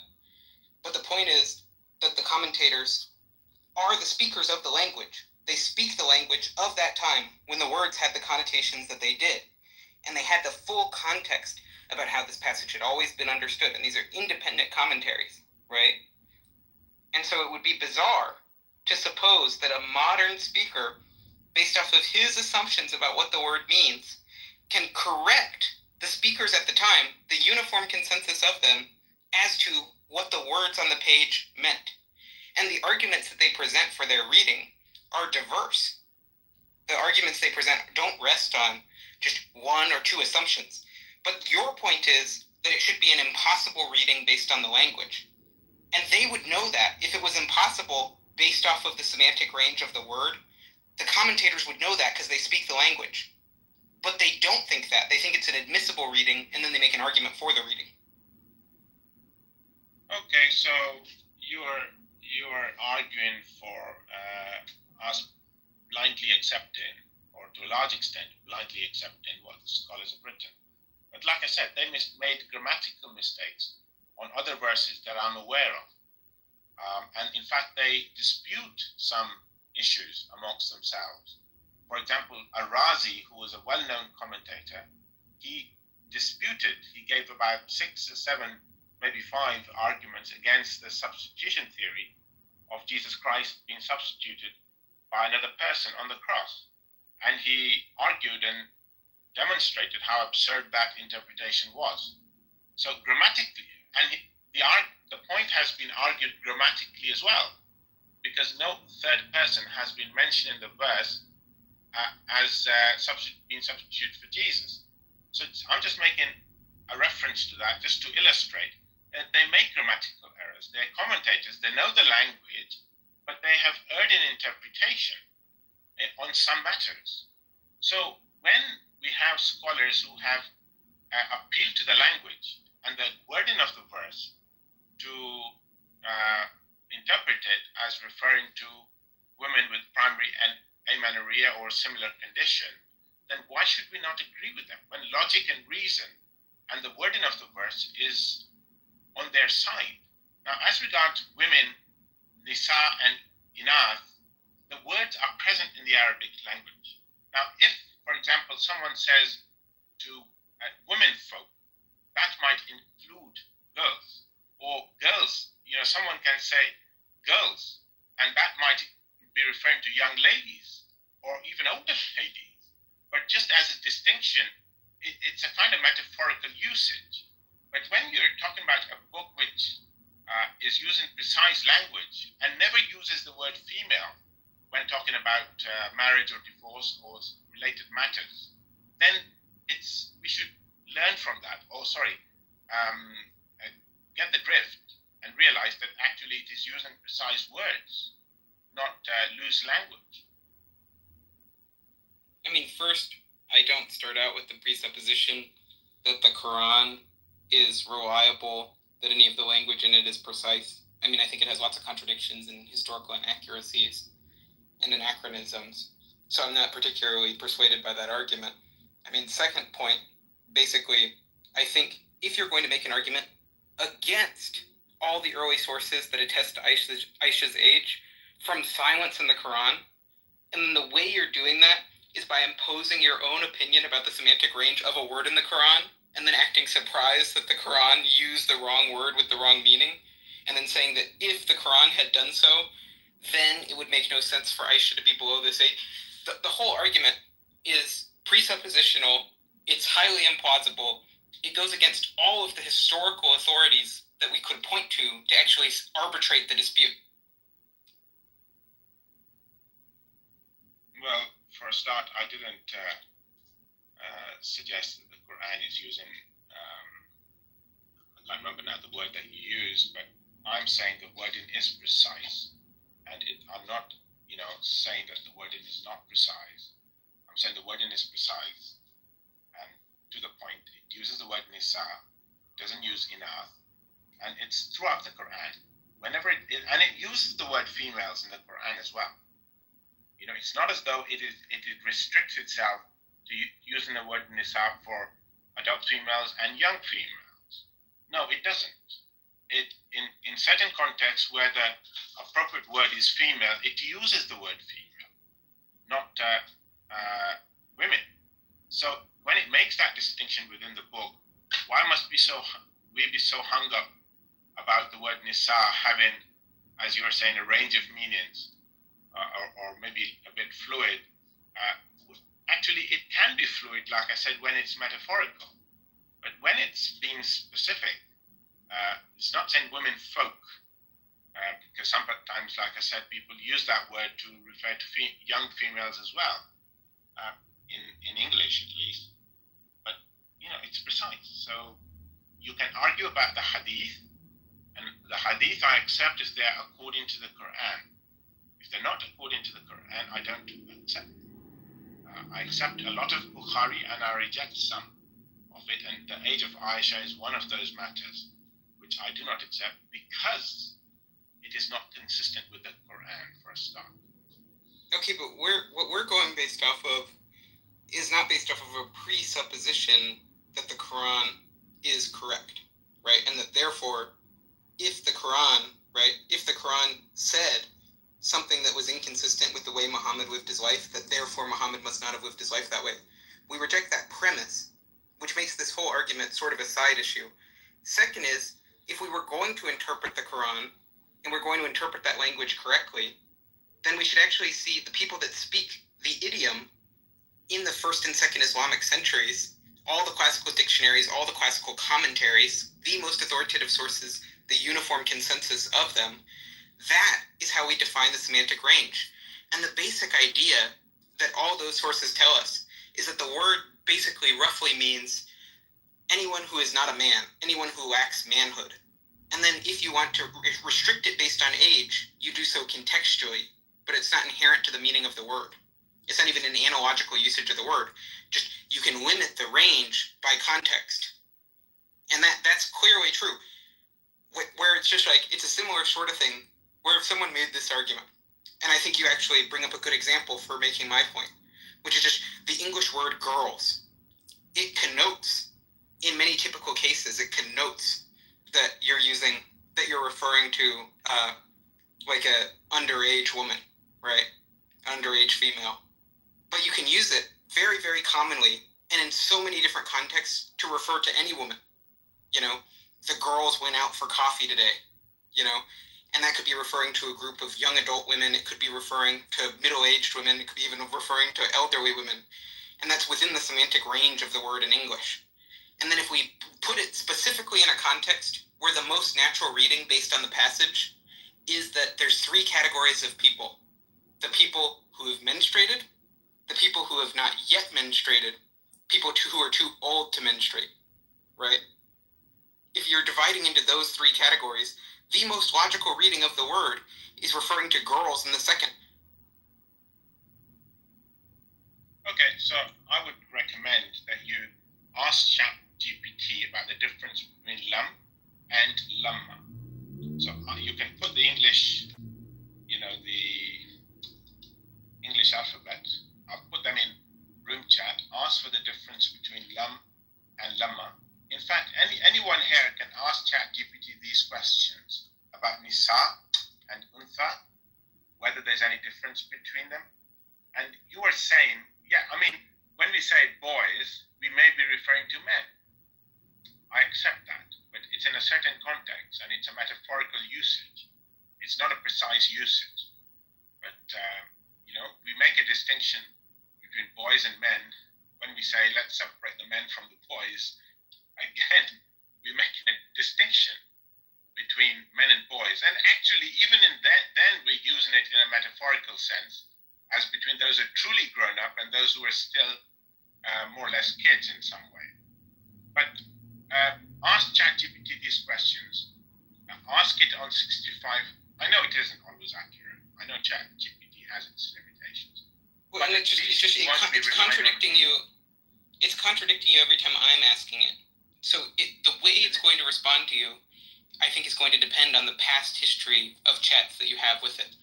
And if it can tell that you're a Muslim and there's certain answers that are going to offend you and there's certain answers that you want, I think it may be biasing the answers that you receive versus the answers that I receive. And so if you could open a private window and see and just ask the question without using biased language when you ask the question, see what answers it gives you to put you in a better context here. Because but again, I think we're going around in circles on this point. This just is the most indirect, weakest evidence, and your position on it is a tiny minority position and goes against all the authorities in Islam, as well as what the critical historians would rely on. So I don't think we need to keep going around in circles on that point, especially when we just have direct evidence concerning Aisha, right? Which is, we have literally nearly contemporaneous sources, okay? So by the standards that historians use, to have multiple independent attestations to the age of Aisha that are within 150 years of the events, that's good evidence from a historian's point of view. And if it's preserved by multiple parallel lines of transmission, and it satisfies, a criterion of embarrassment and dissimilitude, if it satisfies all of those, then critical historians, much less Muslims who take these sources to be authorities, are going to find this credible. They're going to find this probably true. Okay, so first of all, before I talk about the hadith literature, lam, like I said, means not yet. And lam means not. And lamma means not yet. You can confirm that from ChatGPT if you wish. Now, as regards 150 years, it's actually within 300 years, not 150 years. And multiple attestation, there are issues with the person or one of the persons, a main person who narrated that she was 6 and 9. Hisham bin Urwa was known to have dementia in old age when he narrated those hadiths. Thirdly, the hadith, first of all, it's the Quran, then it's the practice of the Prophet, the living example, like how to perform the salah, which was transmitted from one generation of Muslims to the next. And the third source is the prophetic hadiths, what the Prophet, peace be upon him, said himself. But here we're talking about Aisha narrating something about herself. It's not a prophetic hadith as such, so we must keep that in mind. Fourthly, you talked about the criterion of embarrassment. I know people talk about this, but actually it doesn't take into account that there were hypocrites amongst Muslims in the early days as well as in later periods. So we're talking about up to 300 years, 250 to 300 years of the presence of hypocrites, people with unreliable memories, and all sorts of different issues. So when those who research the hadith on her age critically, when they evaluate them critically, they realize that it doesn't stand up to scrutiny. But of course, it's a minority opinion. I myself am not with the majority. I'm an Ahmadi Muslim, so my scholars are agreed that actually she was not 9 at the time of marriage.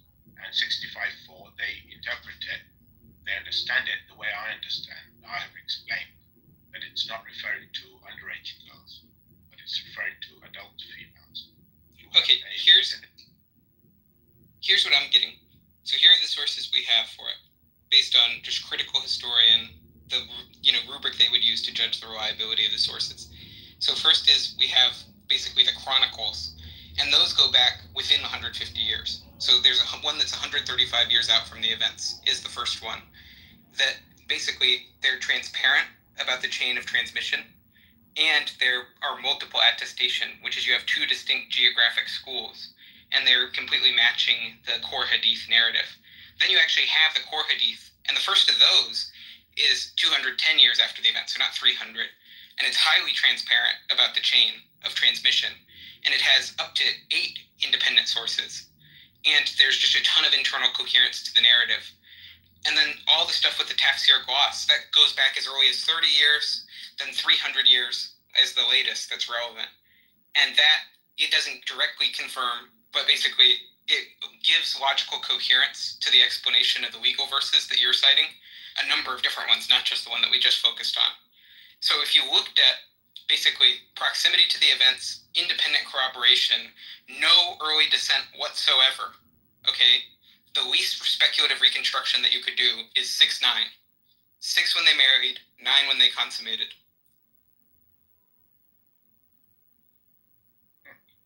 Okay.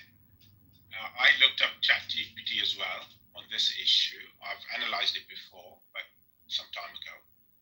And it says the earliest and most cited reports about Aisha's age come from hadith collections, particularly Bukhari compiled about around 846 CE, and Muslim, Sahih Muslim, about 875 CE.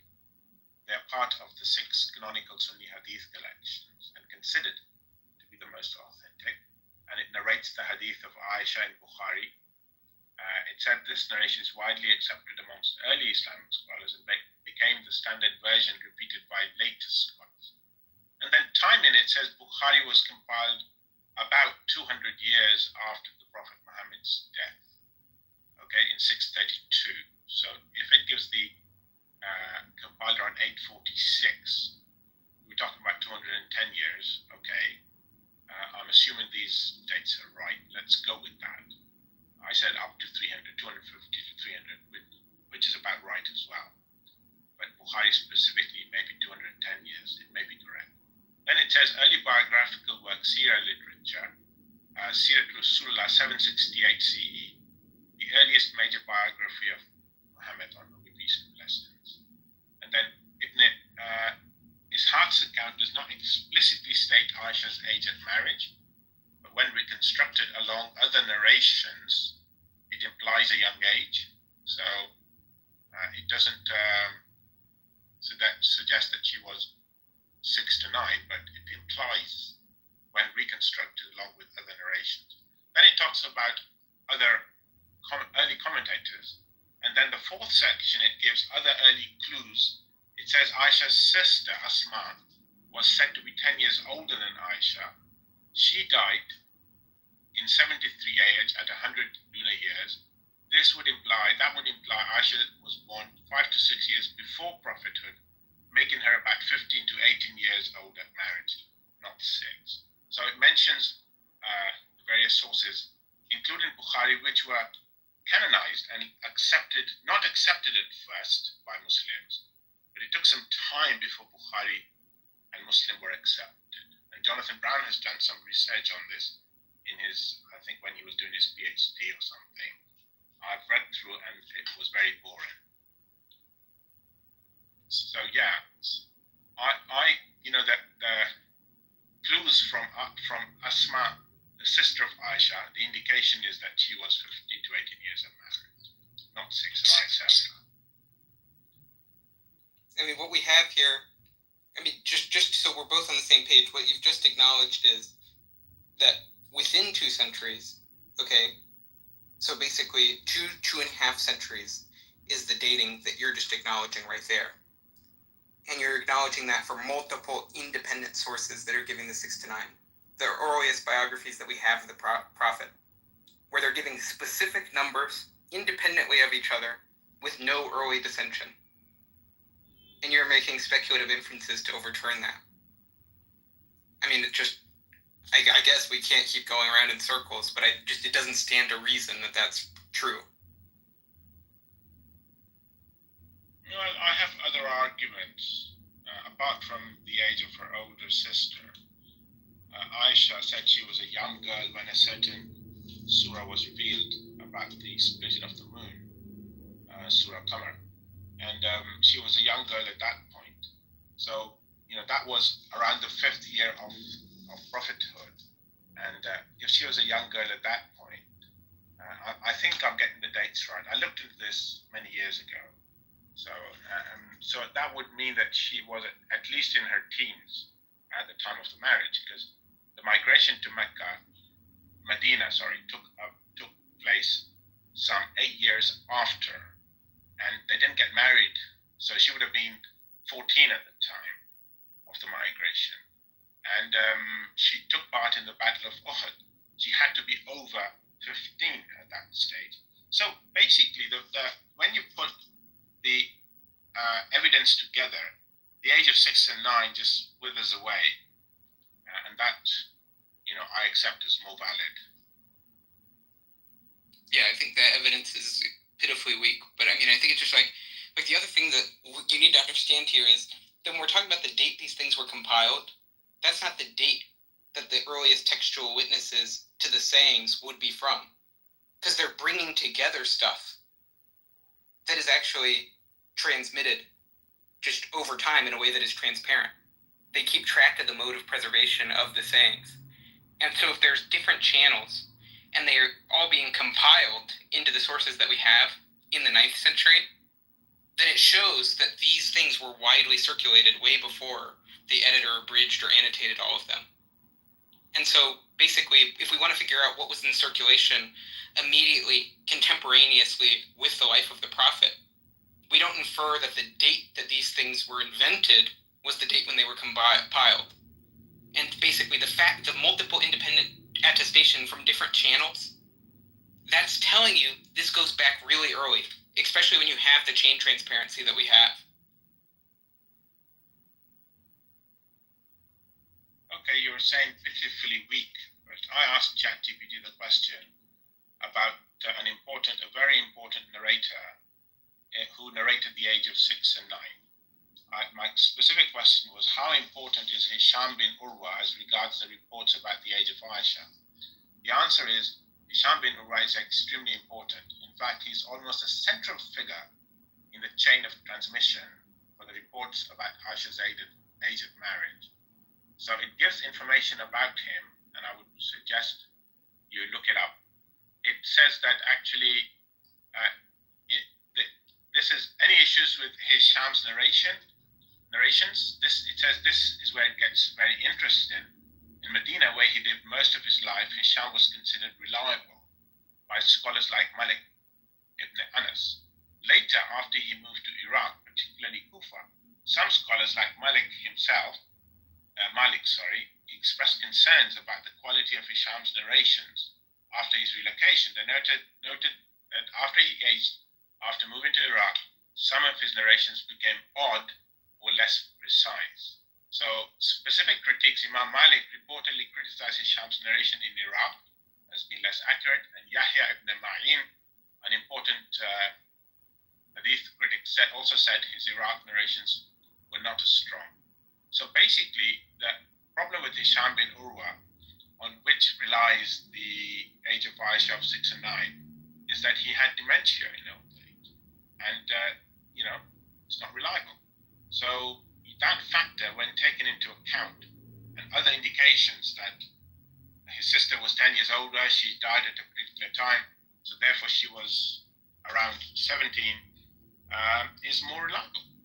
And how can you knock that down when the narrator is unreliable? Well, first of all, there's no way in the world that the one narrator that you're saying that you have questions about the reliability after he moved, to Iraq from Medina, that there were people that raised questions about his reliability. He is not a single point of failure, because that's precisely why we keep pointing out that there are multiple independent lines of transmission. So you can have people, basically, the Urwa, like when you're saying that he's unreliable, basically, first is the scope of the criticism is his late Iraq narrations. That's what you said, right? And so if you're going to say that, if you're going to put low quality, low trust in the late Iraq narrations, then you would need to know, hey, does the actual stuff relevant to the Aisha debate, is that from his late Iraq period? And no, because both Bukhari and Muslim, both of those knew the claims that he was unreliable, and they filtered it through that. And so all the stuff in Bukhari is only based on stuff in Medina. But there's literally another chain that's cited by the Muslim source too, you're just looking at right here. There's one that doesn't go through. There's one that goes through what they call the Basran route, and it doesn't go through him at all as a commentator. Okay, so where do you get the information that Bukhari and Muslim knew that Hisham was unreliable? What is the evidence? You claim that Bukhari and Muslim knew that Hisham was unreliable. I'm asking for the evidence. I'd like to take that into consideration in future discussions on this matter. To update my knowledge. So here's a source you can look at. It is this Assembly of Muslim Jurists of America. They have an article called "The Prophet's Marriage from Aisha When She Was 9," where they discuss this.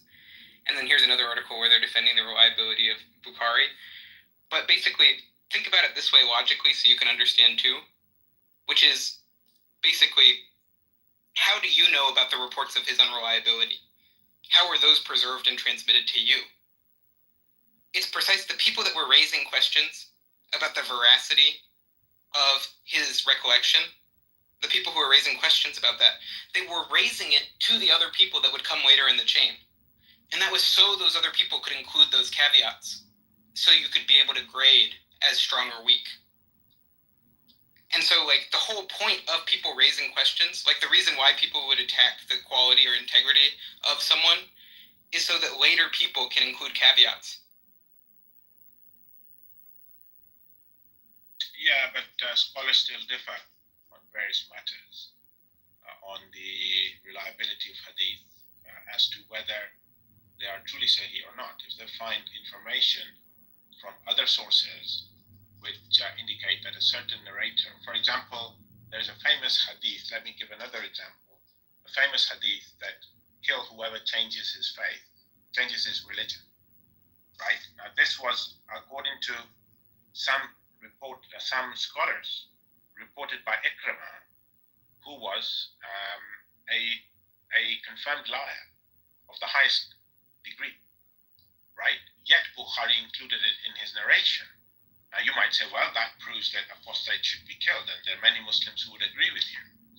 But I'm simply pointing out that according to some scholars of repute, well-known scholars, he was a liar of the highest degree and inclined towards or associated with the Kharijis of Egypt, if I remember correctly. So, but yet Bukhari included it in his narration, and there are many Muslims who will die to prove that actually this narration is authentic. But actually it is not authentic, because if you look at the chain of transmission, it does include it. Or many of them, or most of them actually include it. That's where it's coming from. No, but...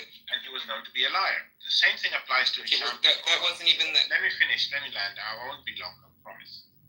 So, Hisham bin Urwa, who is the central figure in the reporting of that hadith, you might get one or two that excludes Hisham bin Urwa, but they might have been influenced by Hisham bin Urwa without actually mentioning it. In any case, the point is that scholars can differ on the authenticity and the reliability of narrators. One scholar may declare something to be sahih based on the chain of transmission. Keep in mind that the chain of transmission is what is mainly used to determine whether a hadith is sahih or not. It is not so much the content of the hadith. That we have to evaluate in the light of the Quran and other sahih narrations, other reports as to whether they're reliable. For example, one final point is that the hadith lacks eloquence. Kill whoever changes his religion means that if Ethan leaves Christianity and becomes a Muslim is obliged to kill him. So it lacks eloquence because it says kill whoever changes his religion. Christian becoming Muslim should be killed. So this is another example, and I'm about to land, of a hadith which is labeled as Sahih, mentioned in Sahih al-Bukhari, yet it is actually contrary to the Quran and lacks eloquence and has a liar as a narrator. Go ahead. Yeah, so basically, none of the points I'm raising are really being addressed. So, one point, okay? What is your evidence that the Aisha verse is from the Iraq period, when his memory is supposed to have declined?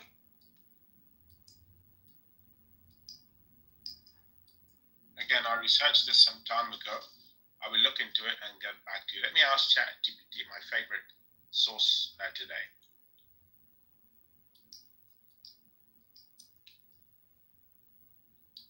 Okay, I'll just wait. Or you could ask Gemini 2.5. It's definitely not a shameless plug. Definitely not.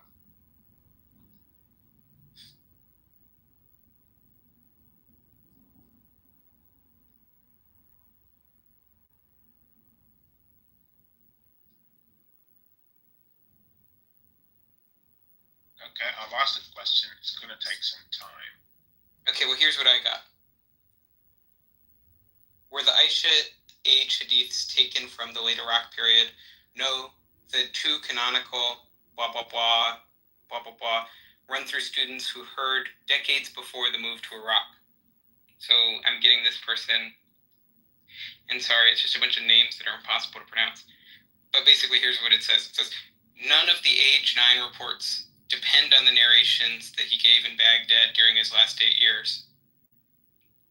The classical criticisms of him were selectiveness and basically decline in memory later in life, and saying that he basically had a lapse after 75 years old.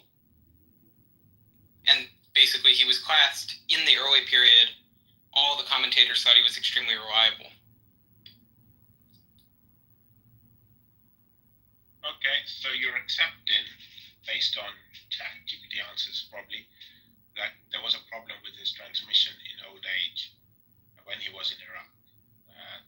asked the question specifically. Yeah, but that's not That's not relevant to the present dispute. And the issue was never that he hallucinated something. The issue was being selective and that he wasn't sharp.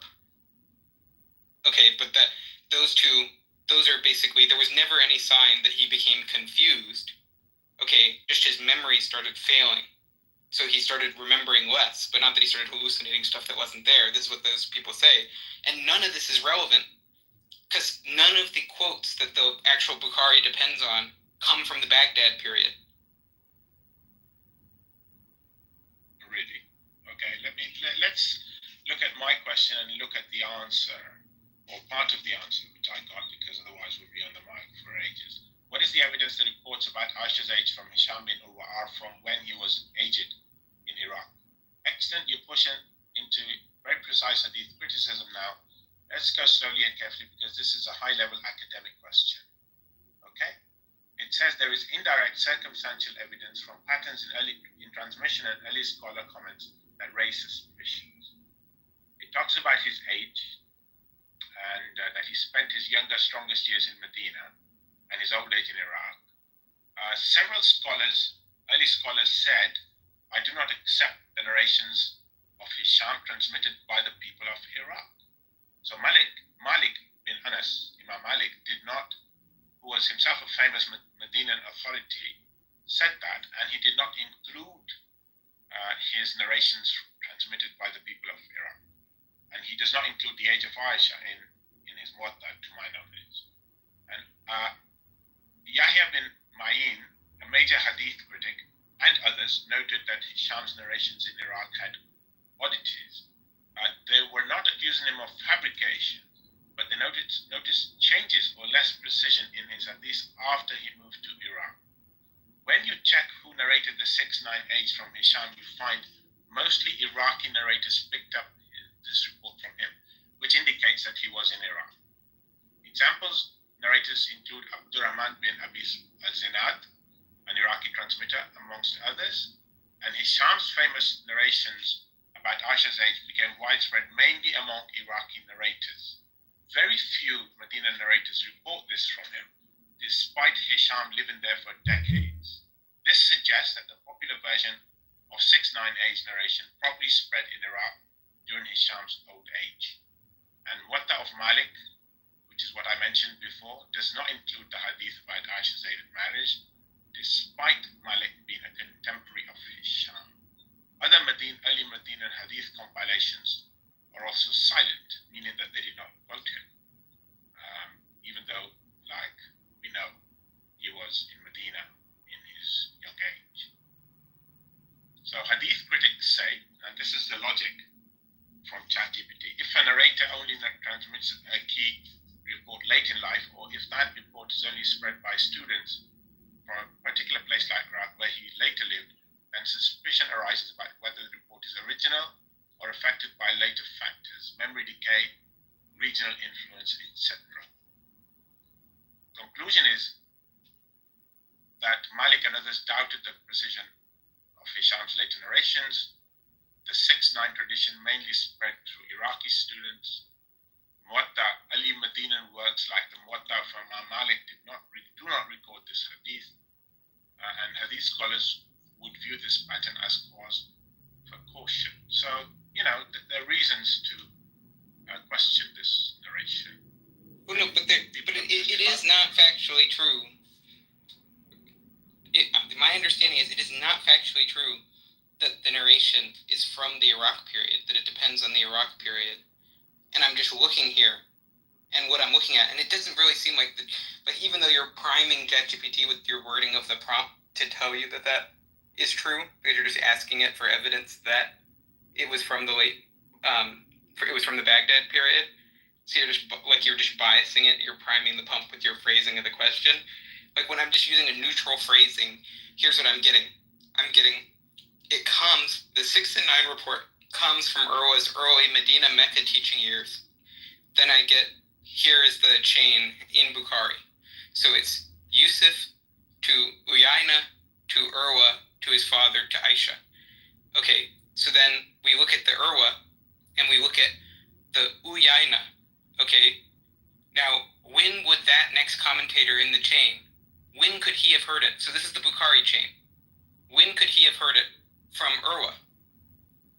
And you look and you say, your claim is that it would have to be the Baghdad period. So after 760. Okay, that's when your claim has to be. But the age 9 report, based off of when Unaya was there, okay, he was there basically from 725 to 746. That was when he would have interacted with the guy, with Urwa. So we're looking at this period 725, 746. Okay, then we're looking at the guy's Baghdad period, which is 760. So the next guy in the chain, I think he was actually basically, yeah, his age 9 hadith would be from 746, which puts him like 20 years before the Baghdad period.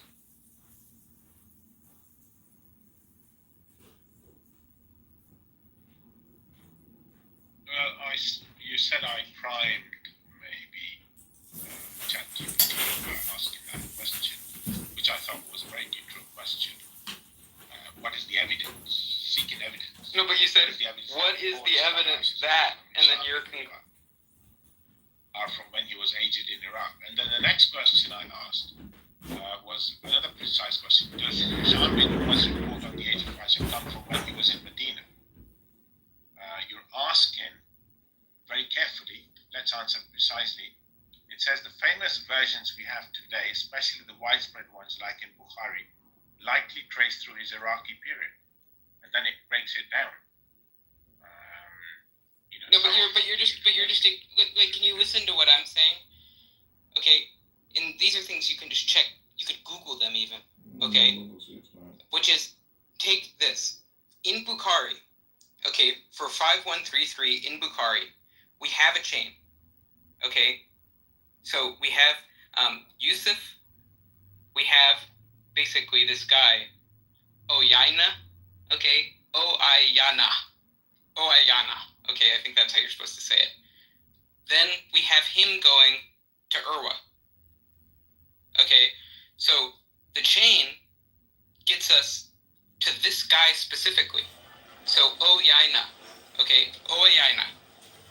When in the world would that guy have been able to meet Urwa, who heard it from his dad? When would he have been able to meet him? Okay, that guy is born in the year 725. That's when Uyaina is born. We go to 746. That's when he's in Mecca, Medina, and he transmits the age 9 hadith and attributes it to Urwa. His Baghdad period for Urwa is in 760. So which of those specific factual claims is wrong? So you're asking Google that question and getting that answer? I'm saying you can Google it if you want for any of the specific claims that I just told you.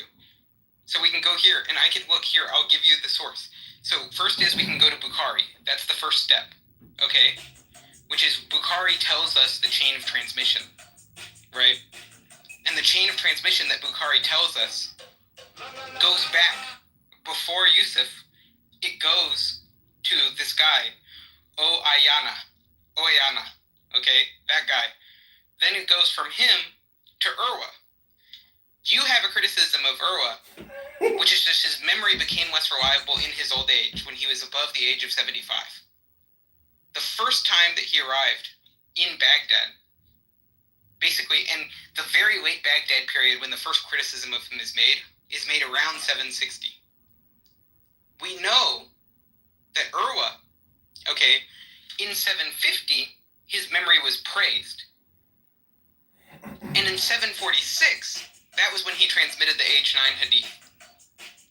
So his memory is praised in 750. He transmitted this verse 4 years before that to the guy who's recorded in Bukhari.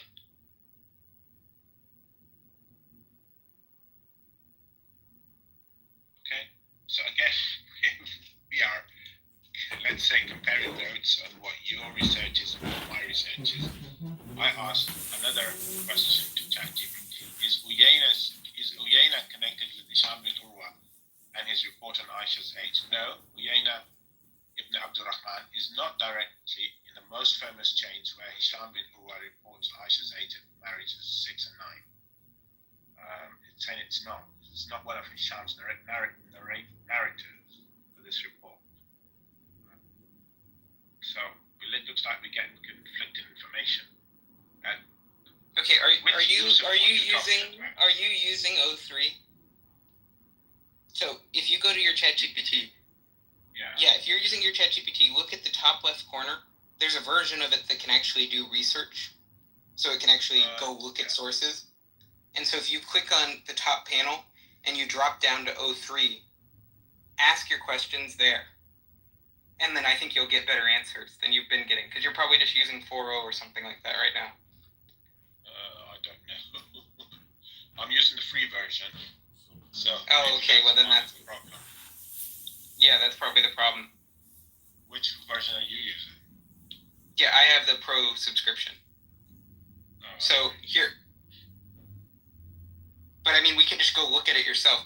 So here, I can send you this link so you can see all the parts and you don't have to rely on ChatGPT at all. So first is we're going to have this source from muslimscholars.info. Okay. So here, let me... Yeah, these are probably Salafi scholars who die hard insist on Bukhari as being 100% accurate and even above the Quran in some way. That the Hadith is more the yardstick on which to judge the Quran, being the yardstick on which to judge the Hadith, and I look at it differently. But in any case, you haven't given a link. I thought you were going to give a link. Yeah, I'm just trying to get it. It's hard. It's hard to move it over from my computer to the phone.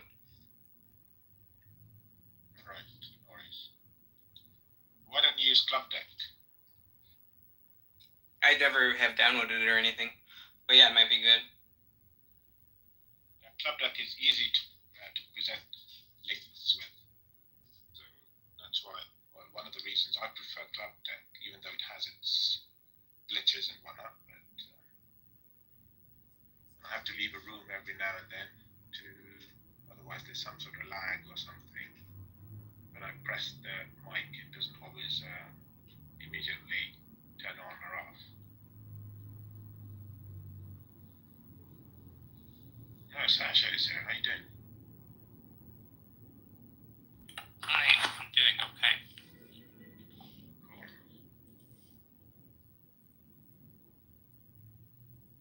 Okay. So can you actually just go to Bukhari 5133? Sunnah.com. Bukhari 5133. Yeah, and then could you just read to us the names in the opening line of 5133? حدثنا محمد ابن يوسف. حدثنا سفيان. حدثنا means narrated to us. Sufyanu and Hisham and Abihi and Aisha. So the chain is Aisha reported to her father. No. Her nephew. Yeah. Sorry, I got it wrong.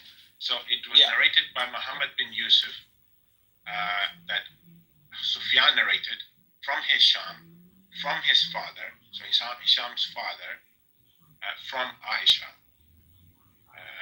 radiallahu anha, may God be pleased with her, and then the 9-year-old. Yeah, so in the middle, who's between Yusuf and Urwa? Uyayna. Between Yusuf and... Yeah, Uyayna. Sufyan. It says Sufyan. Yeah, but Sufyan bin Uyayna. Bin Uyayna is the last part. It's Sufyan bin Uyayna. Is it? Okay, let me ask ChatGPT. Who was Sufyan bin Uyayna?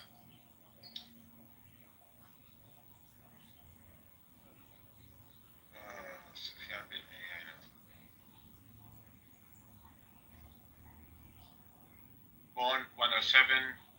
or 725 CE, died 813 CE, one of the greatest hadith scholars of his time, learned from heavyweights like Amr ibn Dinar al-Zuhri, Hisham bin Urwa, and others. Okay, so he learned from Hisham bin Urwa. Right. And when were his study years with Urwa? Ask that.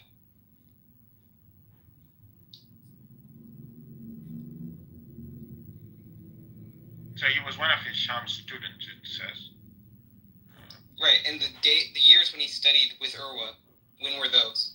That's the question you should ask. Dates did Sufyan bin Uyayna study under Hisham bin Urwa students?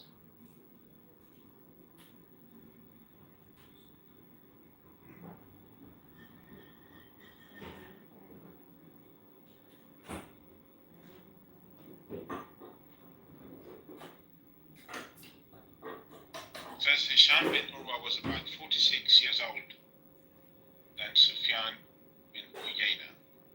No, but just give it to us in CE. It just gives it doesn't actually give the birth. Yeah, just you can ask it to clarify it for you. Right, the birth was in 725 CE. He started taking down the hadith at 15. He stayed in Mecca. Okay, I got it. It actually gave the information further down. It says Sufyan bin Uyayna began seeking hadith seriously as a teenager. Scholars report that that's what the dates. Sufyan could have heard from Hisham any time between 740 and 763 CE. When does Hisham relocate to Baghdad? I don't know. In 762. Okay. Okay, so 1 year. And if you go look, he here's the Aisha report. You can look and you can ask it specifically for this. It has to be between 125 and 130, based on who's the next in the chain after Uyayna. Okay. So recall, when did Yusuf meet Uyayna? Presumably in Mecca. Do you think that Yusuf? Summarize. Do you think that Yusuf, when Yusuf met Uyayna, when was Uyayna? Did they meet after Uyayna's Kufa period or his Baghdad period? Inside Mecca. No, it's not mentioned Medina. Inside Mecca. No. But here's the point: is when was Uyayna in Mecca to talk to Yusuf? Well, he wasn't. He was in Medina. So unless No. But you're losing this. So here's the point, which is Uyayna, where he hears it from Urwa. Okay, he hears it from Urwa. Now you're trying to say he heard it from Urwa in Iraq. So you're trying to say he heard it in Baghdad. I'm trying to say he heard it in Medina. Okay? So then we can infer, based on who's the next in the chain after him, when he gave this verse. So the next guy in the chain after Uyayna is Yusuf, right?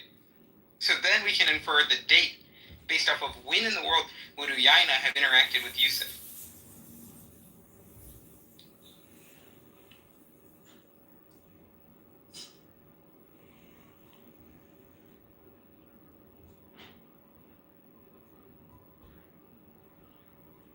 Because we know for a fact, so here's what we really know.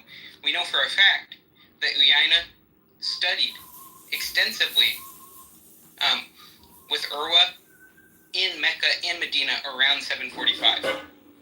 And then Hissam's final residence in Iraq, that's when the critiques of his memory are raised. Okay? This is at least a decade before that. Okay? So Bukhari's chain runs through the early pupil of Uyayna. Then we can go here. So Hisham was in Medina, but Sufyan was in Mecca. No, but here's the... Unless unless Hisham visited Mecca, which is possible.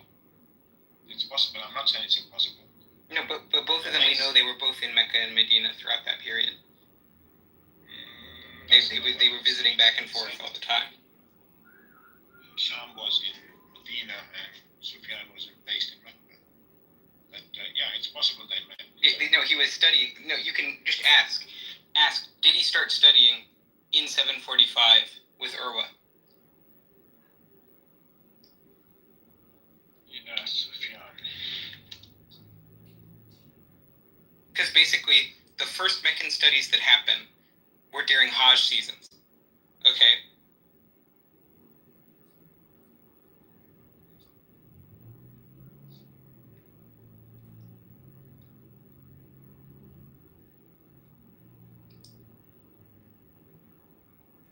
So it's it's saying that it's possible that Sufyan heard it from Hisham during his Hajj trips or when Sufyan traveled to Medina. So it's saying the possibility is there that if he definitely heard it from Hisham and it was not made up, then he would have heard it during a visit from either to the other's city.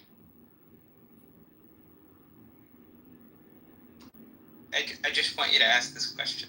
Okay. What evidence do we have of Sufyan studying with Urwa?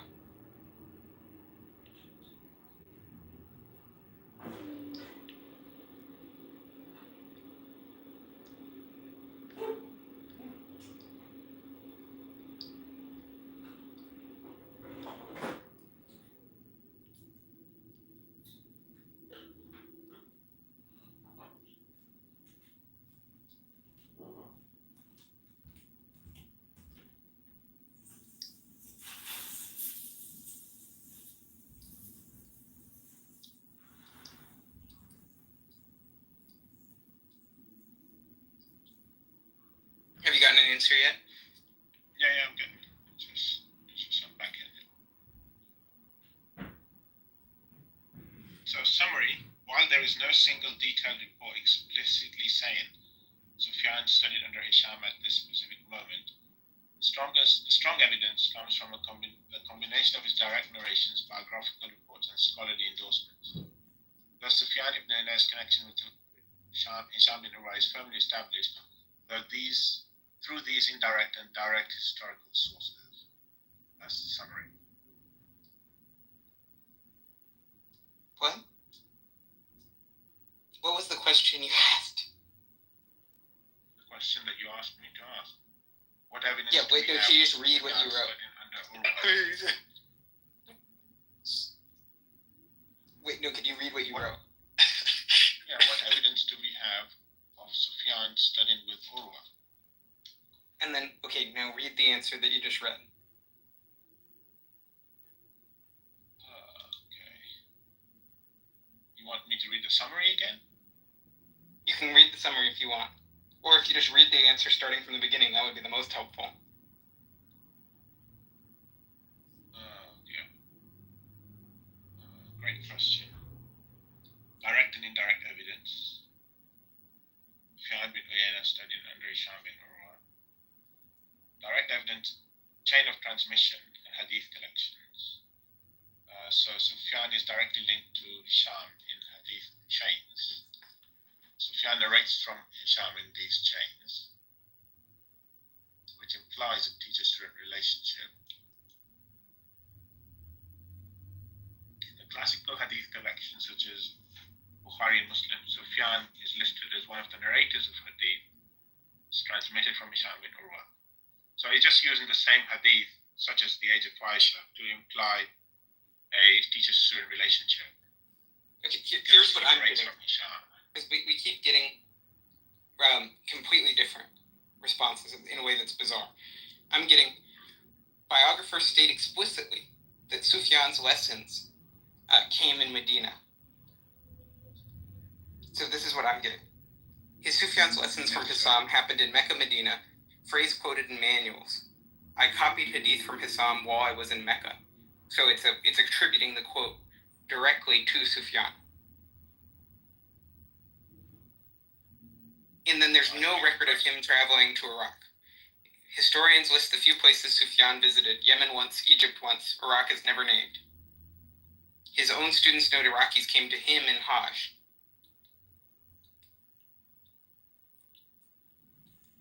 So here's the reconstruction. Okay, and I'm just going to use the AH Arabic years. Okay, so 125 to 130. Teenage Sufyan attends Hassam Circle in Medina while on study trips from Mecca.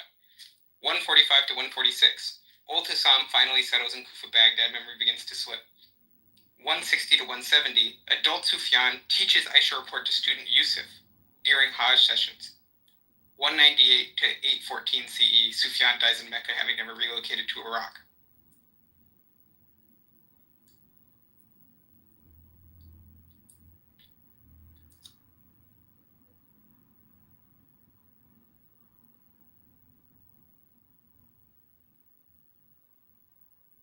Yeah, so it says in the summary, there is no single detailed report explicitly stating Sufyan studied under Hisham at this specific moment in time. The strong evidence comes from the combination of his direct narrations, biographical reports, and scholarly endorsements. Why are you disputing that? I just told you. So, I mean, I was just reading for you what I'm reading. I just read everything I said just straight off the page. Islamophobia, he read you something saying that he claimed to have copied Hadith directly from him in Medina. Right? That's why he's saying that. I thought he was trying to brag about the fact that he can read.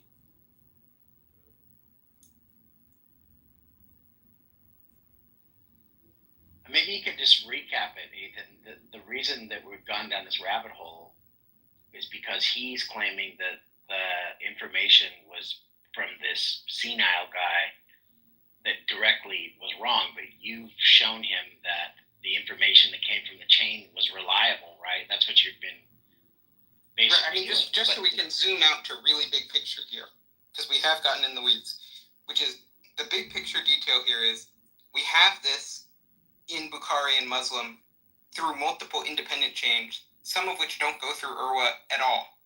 Okay? Now, in the Bukhari chain, okay, Urwa is a key link in the chain, but we have multiple independent chains, so not all the chains have to run through Urwa. Now, there are critiques of Urwa's reliability. Okay? The critique of Urwa's reliability is that after he was 75 years old, basically that his memory started to decline. Now, an important thing to keep in mind here is no one ever accused him of getting confused. No one thought he was senile. No one thought he had fabricated anything. Just that his recollection was getting less sharp, right? And that basically there were things that he was forgetting that he had previously known, so his memory wasn't as strong. But not that he was confused or that he was like misrecollecting verses. But still, the commentators put a caveat where they weren't going to trust Urwa from that Iraq period because there were just questions about it, so it couldn't be strong and be included in collections like Bukhari from the Iraq period. So the commentators specifically were selecting for the Urwa stuff that's from his Medina period. Then we go and we say, okay, we actually have recorded in Bukhari the next guy that he passed it on to, which is the Zuyaina. Then we can look at when those guys would have interacted and when we know they did interact. And we know they interacted in the Medina period, basically rather than during the late Iraq Kufa period. And so all the evidence that we're seeing is pointing to basically when this guy's memory is being praised, it's around that time that he's transmitting this basically hadith.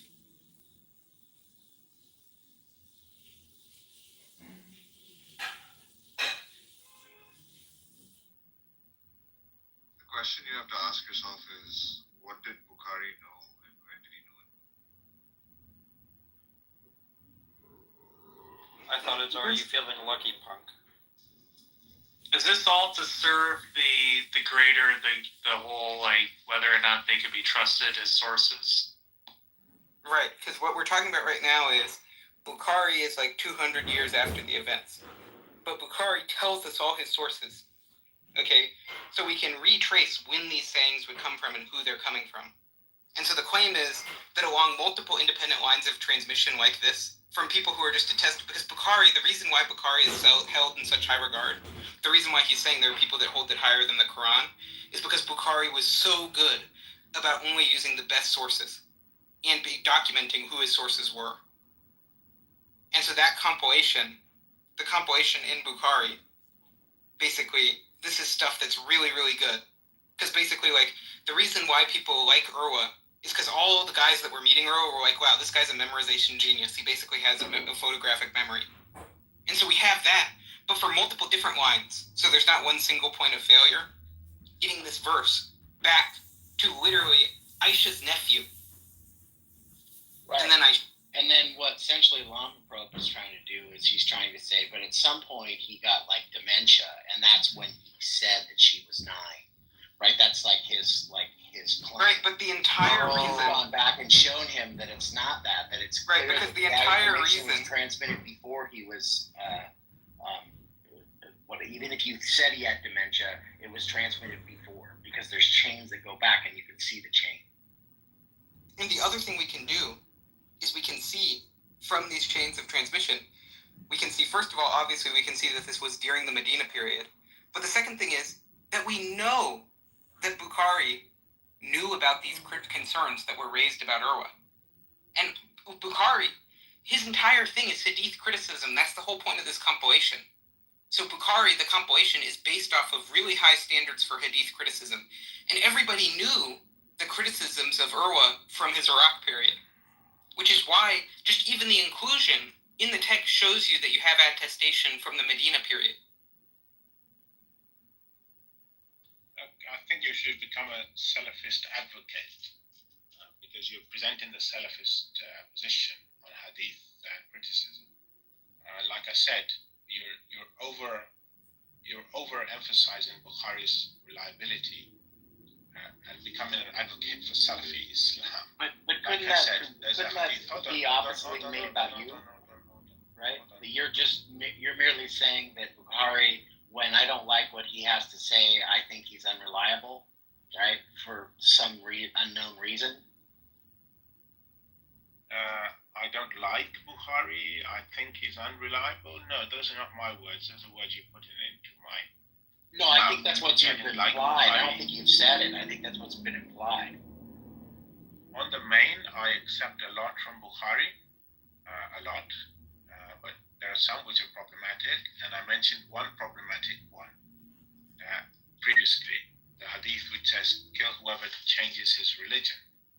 And my first point of criticism is that the Quran does not support that. The Quran talks about apostasy and does not prescribe punishment for it. Secondly, the Prophet, peace be upon him, is never known to have killed anyone for simple apostasy. Thirdly, the hadith is problematic because it says kill whoever changes his religion. So if you, Tim, become a Muslim, if I was a hadith follower, blind hadith follower, I would have to kill you because you have changed your religion. And that's the wording of the hadith.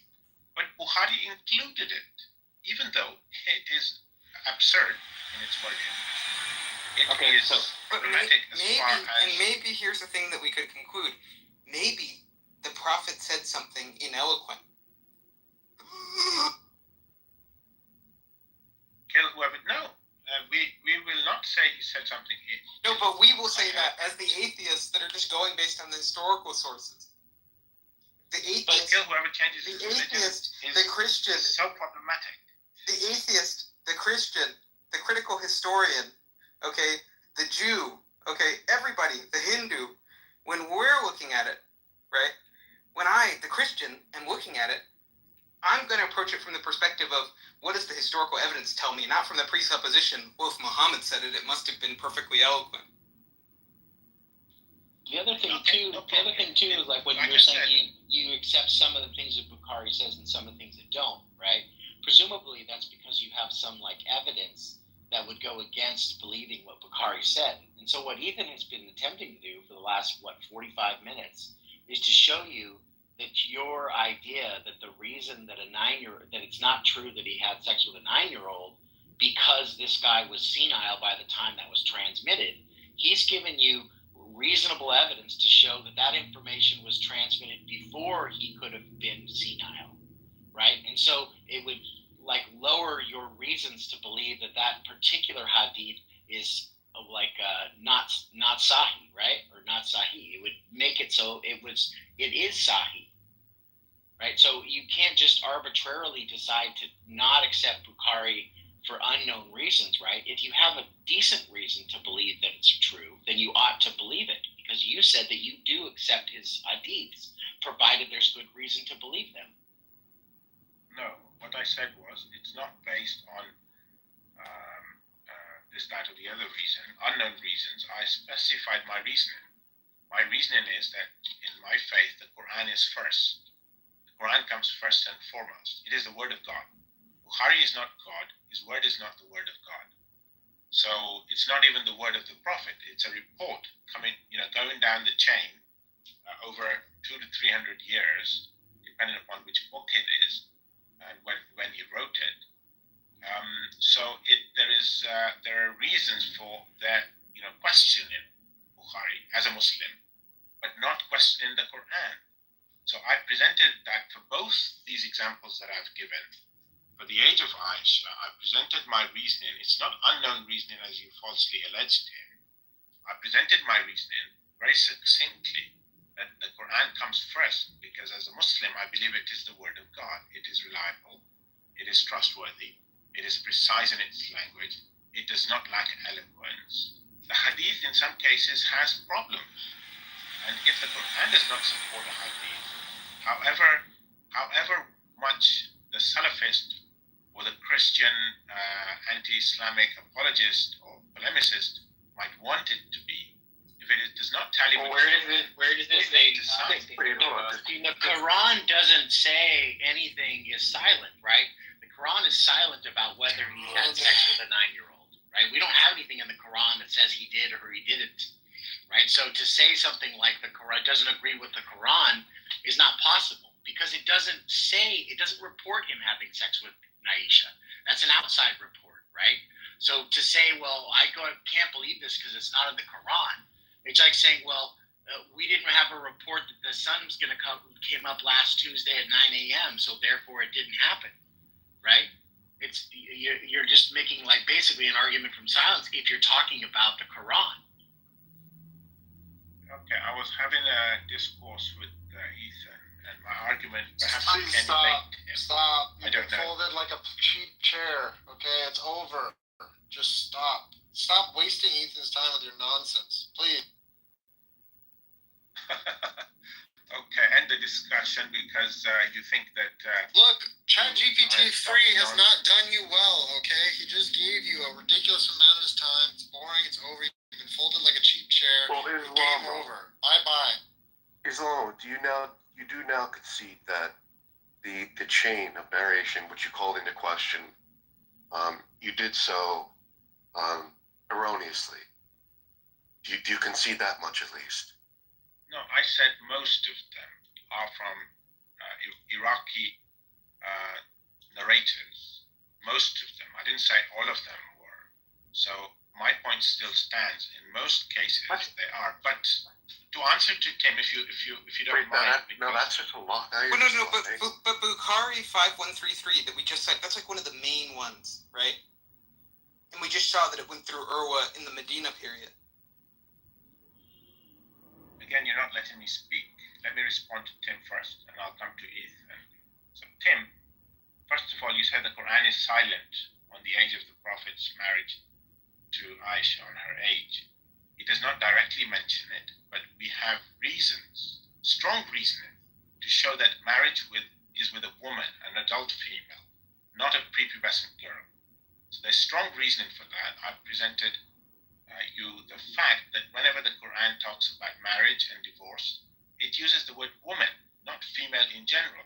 And that applies to 65:4, which is a verse under contention within the Muslim world and also outside, for those people who tag along with the Salafists or those who take the scholars more or less blindly and say, look, they say it refers to young girls, so it must be referring to young girls. No, the Quran is not silent in that sense. It is talking about marriage with women, not with females in general.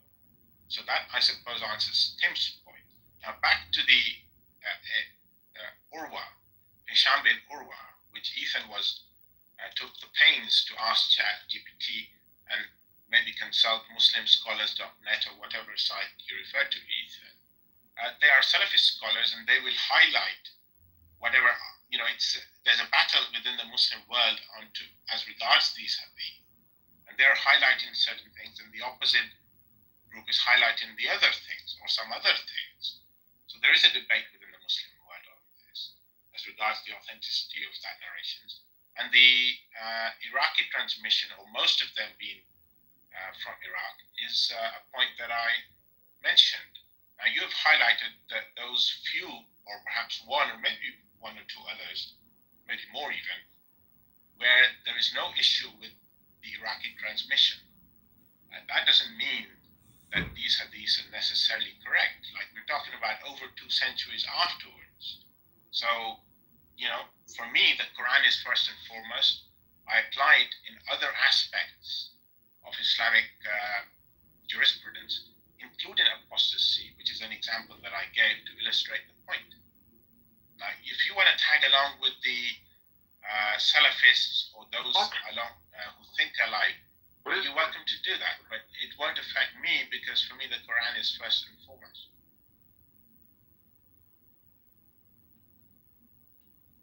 Okay, but just we've been through this so many times, but okay. So obviously all the stuff that you said to Tim, we've had a whole conversation about that, where we're showing you disagree with all the classical lexicons, you disagree with all the tafsir, you're imposing what you take the word to mean after literally like more than a millennia of semantic drift. You're taking that over the consensus of the early interpreters of it, including and what the lexicographers would say based on the standards that they use, which is also consistent with the same evidential standards that you're applying to evaluate the reliability of Bukhari. Because then we're going here to the Bukhari stuff, and there is no evidence that these verses, that Bukhari was credulous of Urwa during the Iraq period. I just don't see any evidence of Bukhari being credulous of Urwa, not cognizant of the criticisms of Urwa during the Iraq period. I mean, the criticisms that are made of him during the Iraq period, even if they were true, and even if it were from the Iraq period, they would not prove your case. They would just be slight evidence in favor of your case. And the nature of the criticisms is way different than the nature of the error he would have to be committing to get this wrong. Okay? And it would be totally disconfirmed by multiple independent attestation through other lines. And so Urwa he's not an indispensable link in the chain. But the thing that makes this crazy that we've spent so much time talking about it is that Urwa was in Medina when he reported it. Okay? That's the crazy thing, is it's not during the Iraq period. It's during the period when his memory was strongest. And so I just don't know how many times we can keep saying that. But this isn't just based off of the biased sources. There's no evidence that you could give of Hassam in Kufa or Baghdad, okay, before Urwa's death. Sorry, no evidence that Hisham was in Kufa or Baghdad or Iraq? Before Urwa's death. So you reckon he died in Medina? Is that what you're arguing for? No, Urwa was in Iraq. And Hassam, right. You could try to say that there's a documented move of his to Baghdad, right? But you have to consider these two things. So, okay, go on. No, sir, I'm just trying to, we're trying to pin down when would this connection have to have happened, the Urwa to Hassam connection. Now we know for a fact that he was recording and reporting hadith when they met up during the Medina period. Now you're trying to claim that, well, it's possible they met up again during his Iraq period, and he was actually reporting a verse from the Iraq period when they, surreptitiously, unbeknownst to the historians or any evidence, met up in Iraq. Now I'm asking for the evidence that these two ever met in Iraq. Okay, again, you sound, if you ever become a Muslim, it seems you would be a Salafist who die hard, who looks at the Hadith and then forgets about the Quran. What? Or interprets rather the Quran in the light of the Hadith. Hold on, let me finish. I don't interrupt people. I expect the same sort of courtesy. When I finish, you're welcome to speak. So, with regards to the Quran, again, you talked about the tafsir scholars, the commentators, and said that effectively that I'm ignoring them. I don't ignore the word of Allah. The word of Allah to me is clear on this matter. It's very clearly talking about adult females. There is a word for females in general in Arabic, and the Quran uses that word. But when it comes to marriage and divorce, it does not use that word. It uses adult females, women, nisa. So for me, the issue is very clear that as far as the Quran is concerned, marriage is with adult females for men. It is with adult females, not with females in general, of any age, young or old. It's about those who are adult. Okay, so for me, that is the decisive, as far as my religion is concerned, that is decisive. There can be a lot of noise about hadiths, and there is, especially from circles who either are die-hard hadith supporters and advocate the hadith being at par with the Quran, or even in some cases above it. And those who want to attack Islam will jump on that and use these fallible human sources to discredit Islam. That's fine. That's your job in a way. But as far as my faith is concerned, it is in the Quran and in the words of Allah, not commentaries which go against the word of Allah. So I'm clear on this.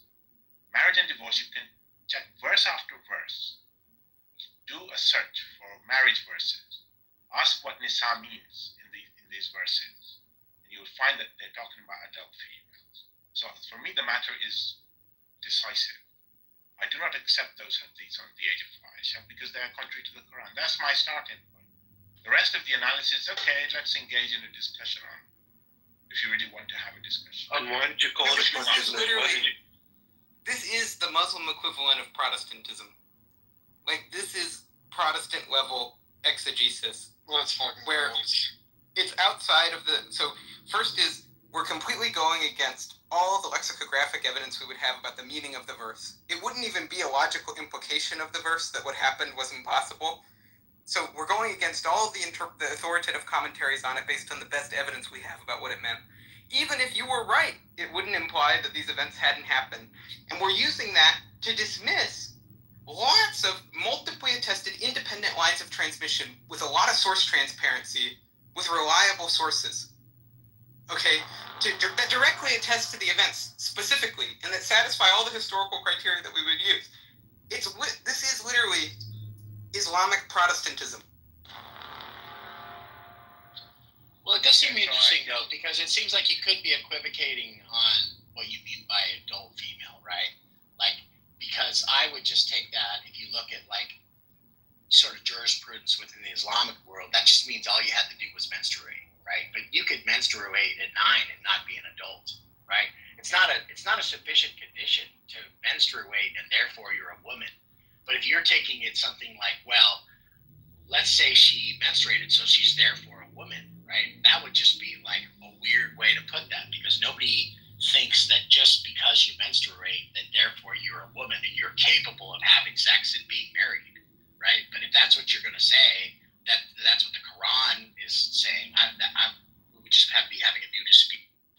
Tim, why are you saying menstruation so weird? Ethan appealed to Lane's lexicon, and I asked ChatGPT again, what does Lane's lexicon say nisa means? And the summary is, according to Lane's lexicon, nisa means women in the general sense, typically referring to adult females, though it can also imply wives, depending on the context. So it's again referring to adult females. But that's not what it's referring. You literally just read typically, which means it's in the semantic range. And then you just showed my reading of it, which is it refers to the social role of woman and can apply, and it was literally contrasting that with the adult reading. Go with the flow, Ethan. You're free to choose. Islamoprobe, do you take it that if a female menstruates, that she's now considered an adult? A woman may not menstruate. An adult female may not menstruate, and that's one of the conditions mentioned in 65.4, where a woman does not menstruate. But what's the waiting period if they don't menstruate? 3 months, right? Why is everyone saying that word so fucking weird? What are you talking about? Menstruate? It's not menstruate. Oh, okay, Jesus. What I'm asking you, I'm just asking you, what do you, in your world, if a female menstruates, is that a sufficient condition to call her ready for marriage and ready for sex? So the Quran talks about two things. It talks about readiness for marriage. Can you say yes or no and then answer? Can you say yes or no and then answer? No, because it's a nuanced answer. I would want to give what the Quran states on this. Right, you can say what the Quran states, but just in general. Please don't interrupt. I asked you a question because I did not specify how you asked the question. Why are you specifying? I'm asking it. How I answered the question. No, I'm clarifying. I'm just asking you. Can you firm positive yes or no, and then you can give as long as an answer as you want to clarify what it means. But is simply having menstruated a sufficient condition to get married within your religion? Yes or no, and then you can say yes, why? Not according to the Quran, which is what I was trying to explain. According to the Quran, a woman must reach the age of marriage, which is understood to be puberty, and on top of that, she must have mental aptitude. That's what the Quran stipulates in chapter 4, verse 6. Let's get the verse that says you have to be reach puberty. What verse do you want us to look at? I would just have to reach puberty. That reaching puberty would be like that just means like, does that mean the beginning of puberty? No. But let's just take you at face value. Like, okay, tell us your verse to prove that it has to be puberty. Chapter 4, verse 6. Apart from the word nisa, self indicating adulthood. Wait, so you're just going based on your nisa reading? No.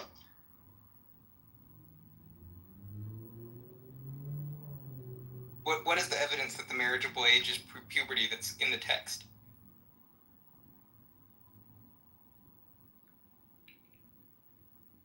Nikah indicates ability to copulate. So it's talking about... That's talking about the sex age. You said that. So what evidence do you have? Because our allegation is that Muhammad slept with Aisha before she had puberty.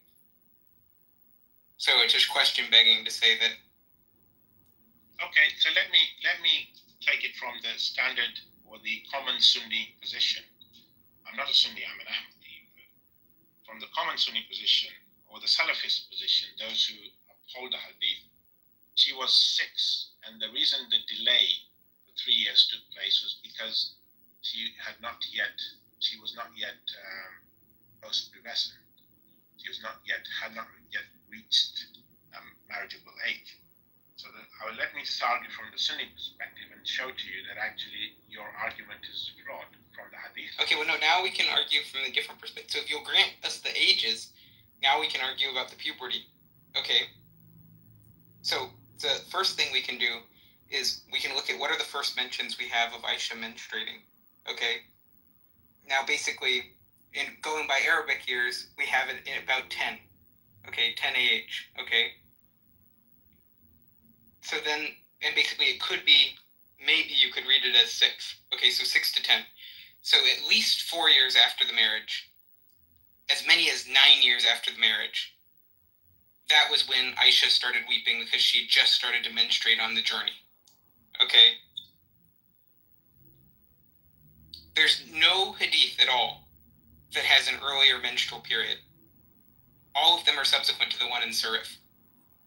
Okay? Then we have playing with dolls. So we know she continued to play with dolls when Muhammad was there after they started living together. Okay? We know that basically the dolls were forbidden to the girls that hadn't reached puberty. But I mean, they were forbidden to the people who had reached puberty. They were allowed for the girls that had not yet reached puberty. So that legal rationale means she's being treated as a minor who hadn't reached puberty. Then just like, if we thought about it from just plausibility, not working within the Islamic perspective, basically the average age of menstruation is going to be 13 years of age. Under 10 years is this a very long tail. That's an extremely precocious puberty. Okay. So, I mean, statistically, if you had, and when you have bad nutrition, which you would have had at the time, that would delay rather than accelerate the puberty. So we have the first mention of her having menstruation that's like 5 years after the wedding being charitable. We have evidence that she had the legal status that a prepubescent girl would have, even after they had consummated the marriage.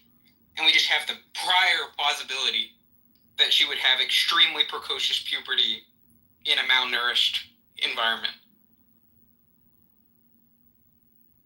Okay, so can you provide evidence that dolls were forbidden to girls post-puberty, and under which law? Was it under Islamic law? So we have it under the classical jurist. Yeah, so if you look at, so we have Al-Bari's commentary on Bukhari 6130. Okay, so we go there. So, here, I'll read it. So first is, I'll just let's get the original passage, and then we'll get the commentary on it. So, original passage. I used to play with the dolls in the presence of the Prophet, and my girlfriends also used to play with me. When Allah's messenger used to enter my dwelling place, they used to hide themselves, but the Prophet would call them to join and play with me. The playing with the dolls and similar images forbidden, but it was allowed for Aisha at that time, as she was a little girl not yet reached the age of puberty. And that's Al-Bari, page 143, volume 13. So you have in the original, the part where it just says, that's being narrated from Aisha's perspective, from her point of view. That part is the Bukhari 6130. And then the Al-Bari, that's volume 13, page 143 for prepubescent.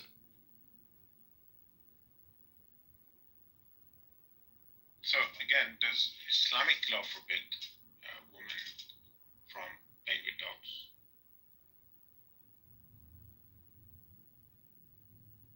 I'm just giving you Bari's interpretation. I think he's trying to say something like, look, the Quran doesn't say anything where you can't play with dolls, so therefore Islamic law, it's not a law of Islam or something like that. I think that's what he's saying.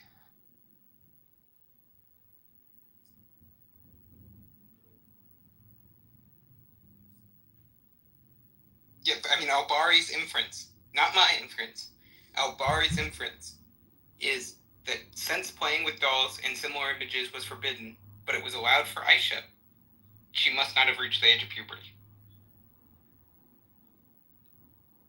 So that's the classical Islamic jurist position. But is it from the Quran or the Hadith of the Prophet that it is forbidden to play with dolls if you are post-pubescent? It's from the commentary of the jurists on the Hadith. Yeah, so it's not a Hadith. So it's not Quran and Hadith. Which, no, it's just the inference that is drawn from the Hadith by the jurist who knew the rules. Okay, all right, go with it. Well, I don't know why you'd be laughing and chuckling, right? It seems like what happens is anytime a position you don't like, you just sort of like, you seem to dismiss it out of hand, but not for no good reason, right? But then when you want to, you'll stand on some point for the equally no good reason when you want to, when it seems to like, when you wanted to like bolster your point, right? So we're providing, or well, at least Ethan is providing you with like well-known documentation on these things, giving you tafsir, giving you hadith, giving you textual context, giving you like where this came from. And then when it doesn't agree with you, you just seem to like nervously chuckle and go, well, go with that if you want, bro. be able to ever convince you of anything if that's how you're going to act.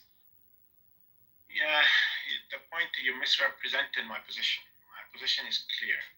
The sources of Islamic knowledge, let me mention them in case you haven't heard me mention it before, which is probably the case. The Quran is first and foremost the primary source of Islamic knowledge, the supreme source. If anything conflicts with the Quran, we would not accept it. The second source of Islamic knowledge is the practice, the established practice of the Prophet, the living practice, such as how to perform the Salah, the Muslim prayer. That is the second source of Islamic knowledge. How he performed the Salah, for example. The third source is the Hadith, the compilations of Hadith, of which 6 are known to be classed as authentic by scholars. But they are only accepted by us on the condition that they comply with the Quran, the living established practices of the Prophet, peace be upon him. And thirdly, they also comply with other hadith. They conflict with any. Sure. The Quran, first of all. I can accept all that. Please, but let's, please, I didn't interrupt you. No, please. No, but we've heard, I've heard you say that 3 times already today, so it's not like we don't need it again, right? But you could just say that this established practice of the Prophet, right, was narrated by Bukhari through, what's that guy's name? Ethan Abri or whatever his name was, right?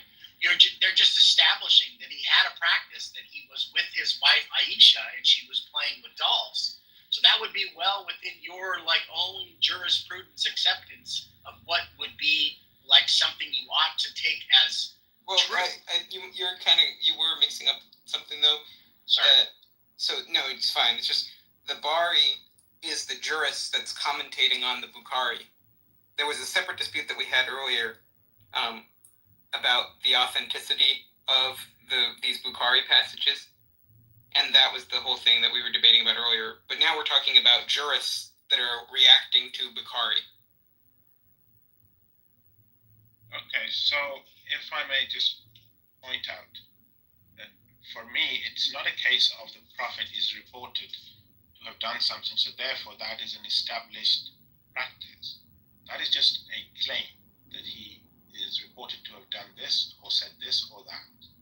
It's not an established practice like how the Muslims perform the prayer. That was passed down from one generation of Muslims to the next with overlap of generations. So the Salah is a good example to give of established practices of the Prophet. So this hadith, which goes against the Quran, is not an established practice. Sorry. But it doesn't. So here's a few things. First, so we have the hadiths that are banning images and figures, and so those are in Bukhari directly, right? The 5957, that's one of the Bukharis. Okay, we have it in Muslim 2107. Okay, so we have commentaries on those from the jurist that show that if she was post-pubescent, it would contradict those strong hadith. And so that's people like Kitabi, okay? So we have the early commentators that point out the contradiction. And then we have the people, like in Bari, okay, al-Bari, we have him resolving the contradiction with she's prepubescent. So there's no Islamic law that says that. So, it's neither here nor there. But we have strong hadith that say that's the law. Which hadith says that's the law? Okay, we have Bukhari 5957, and we have the interpretation of Bukhari 5957 by Kitabi.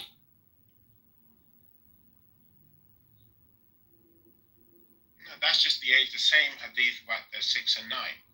No, that's not the same. It's forbidden. The makers of these images will be punished. It's that hadith, the general hadith, that bans the images for adults.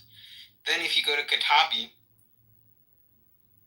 the hadith shows dolls are forbidden in principle. The exception applies because Aisha had not yet reached puberty. The exception is age limited. Once the reason, childhood, disappears, the ban reapplies. Okay, so that's the early commentator in Kitabi. Yes, then we have the medieval rulings. Okay, what? Go on. What'd you say? I said you're still grasping at straws.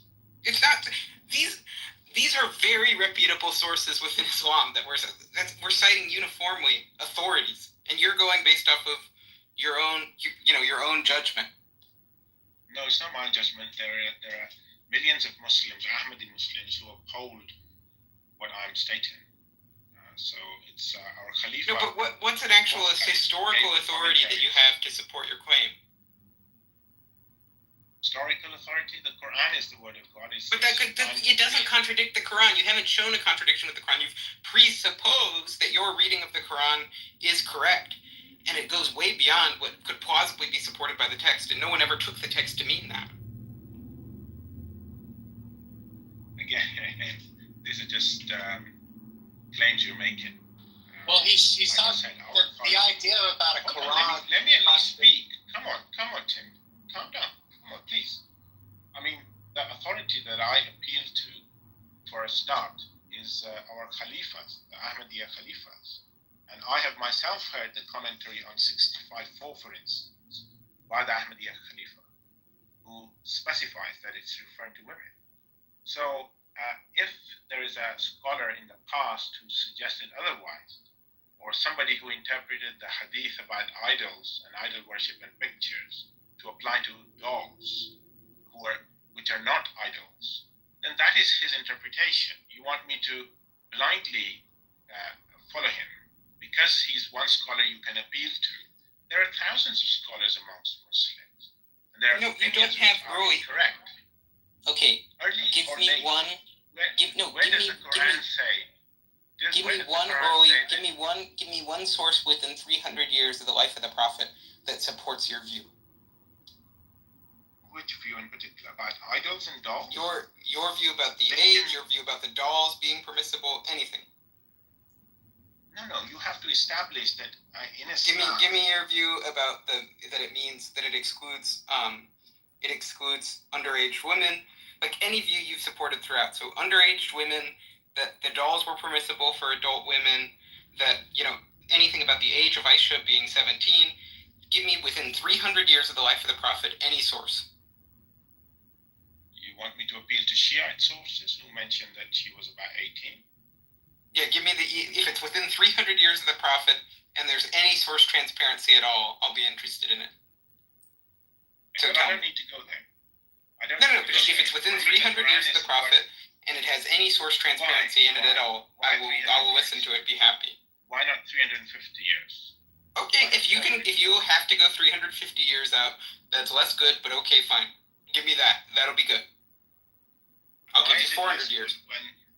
Why is it less good when the Quran is the word of Allah, which we believe to be the word of Allah, which is clear enough that marriage is with adult females? But it's not clear about that. That's why all the early commentators disagreed. For 300 years, people didn't take it to think what you think it means. So that's the definition of not clear.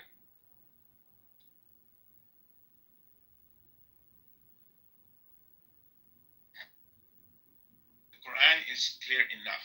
It talks about women in that verse, for instance. It talks about reaching the age of marriage. It talks about rushd, or having acumen with regard, mental maturity with regards to marriage. So putting those verses together, all the verses on marriage and divorce and related matters, when it talks about adult females, that is decisive. It is not unclear. The fact that but then what? If it wasn't unclear at all? Let me finish, please. If it wasn't unclear, how did every source mess it up? When the Quran, when people are partially sighted or blinded by prejudice, they do not look at the facts. When people are men and they do not know about the details of women's Yes, but I think that's you. conditions. So how do we adjudicate the dispute? I think you're a man who's biased by your prejudices, who's putting yourself above all the sources who have more context than you, that actually speak the language with the idiolect that it had at the time in which it was written, okay, who are going based off of strong hadith that have source transparency, where we've traced out all your criticisms of it, they've all crumbled. Okay, why is it that we should trust you? Why are you God? I never claim to be God. I go by the word of God, which is clear enough. If people put put their minds to it, and people are not influenced by their prejudices. Of course, you want to accuse me of it, but I made a general statement. You made it specific to me. No, let me finish. Come on, I didn't interrupt you. I let you finish. So please give me the same courtesy. The Word of God, to reiterate, the Word of God uses the word for adult, and that is decisive enough for me. That scholars made a mess of it, or there were male scholars who didn't know about women's conditions, such as primary amenorrhea, that adult females may not menstruate. If they're not aware of this, the fault lies with them. They are partially sighted, as humans tend to be. But analyzing the verses, as some scholars have done, including the leader of my group of Muslims, for me the case is settled. I am looking at the Quran, and I'm also looking at the authorities that I adhere to, that I uphold, and they are saying it's referring to adult females. For me, the matter is clear as far as the Word of God is concerned. The Hadith may complain otherwise, but there are all sorts of Hadith. There are but you've just given up on. There are sound Hadith, there are weak Hadith. But if you want your argument to be persuasive, I don't care about autobiographically that because of your biases and presuppositions that what's good enough for you is to go with your own linguistic intuitions and all of your extremely late modern sources that apparently agree with you out of a desire to conform to basically the social standards that are prevailing today. I don't care about that.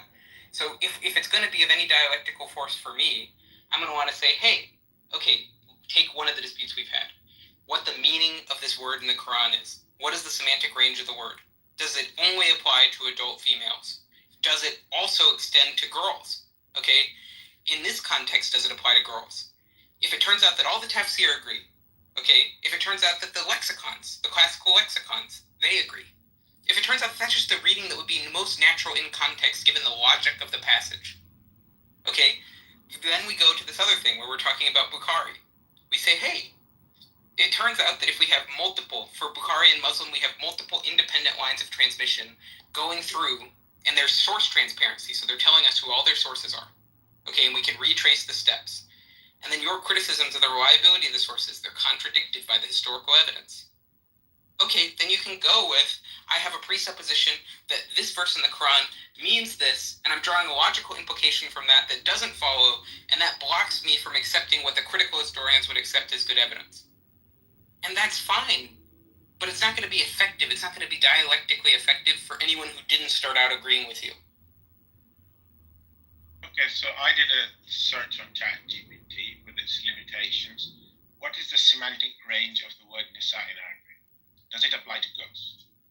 Answer: the Arabic word Nisa has a specific semantic range, and its use typically refers to adult females rather than children. However, its exact meaning can depend on the context in which it is used. Semantic range of Nisa. General meaning: the word Nisa is commonly understood as women in general, referring to adult females. It is the plural of Imra'a, which means woman. Contextual usage. Nisa is used to denote adult females in a wide variety of contexts, such as social, legal, or familial matters. For example, the term is frequently used in the Quran, where it often refers to adult women with legal responsibilities, like in the matter of inheritance or marriage. Used in the Quran, for example, in Surah An-Nisa 4:1, the term Nisa refers to women in the context of their rights and responsibilities in terms of inheritance, marriage, and social context. Social justice, In this context, it clearly applies to adult females, not children. 4. Does Nisa apply to girls? While Nisa generally refers to adult females, it can sometimes include young girls in broader, more inclusive contexts, especially in legal or social discussions. However, this is rare and is more likely in poetic or figurative contexts, such as the one I mentioned, for instance. This is me speaking now. Boy or girl used in that context, figurative context. Then it goes on to say, in legal terms, Nisa is usually understood to mean adult females. If one wanted to refer to girls specifically, the Arabic term would be banat, which is the plural of bint, meaning girl. Difference between Nisa and banat. Nisa is generally used for adult women. Banat is used specifically for girls or young females. Summary: Nisa is primarily used to refer to adult women and is not typically used for girls. If one wants to refer to girls specifically, the word banat is used in sense instead. Great stuff. Look, I mean, I think we're circling at this point. So I think I'm going to be done after this one. And it's been good talking with you. But, I mean, just what we've established, even by your own reading, even just the thing you just read to us, shows that it's within the semantic range for Nisa to include an underage girl. And that was what it said in the Lane's lexicon, which is that in the context where it's marital, it just means wives. That's what it said in the Lane's lexicon. You can go check the Lane's Arabic English lexicon. You can go check it. And it makes perfect sense contextually. That's how it's applied. Okay, and it's non-literal and it's generic and there's no age restriction on it. So just the fact is that if just for everyone to know, the Quran verse we're talking about is subdividing people into three categories. People who are menopausal, people who have not yet menstruated, and pregnant wives. So people who have not yet menstruated very naturally is going to apply to prepubescent girls. And it's only through this assumption that Nisa can't tolerate that reading that you would be led to the opposite conclusion. But I think we're just getting repetitive, so I think I'll rest my case there. If you want a last word, you can have it. Well, I already read out what the answer ChatGPT gave, and I think that's clear enough. If you want figurative or poetic context, you can use girl to refer to ladies, and you can use women to include girls. But in the majority of cases, most cases, it is referring to adult females, and that is how it is used in the Quran.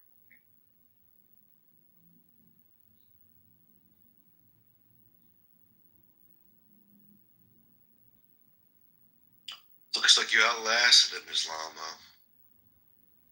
Took the W. Hung in there. Well, the final word means the word with weight, as I understand it. So when someone has the final word, it doesn't mean the literal last word. Who have never had the weightier argument shall prevail. But can I speak to Sasha now? Sasha? Yeah?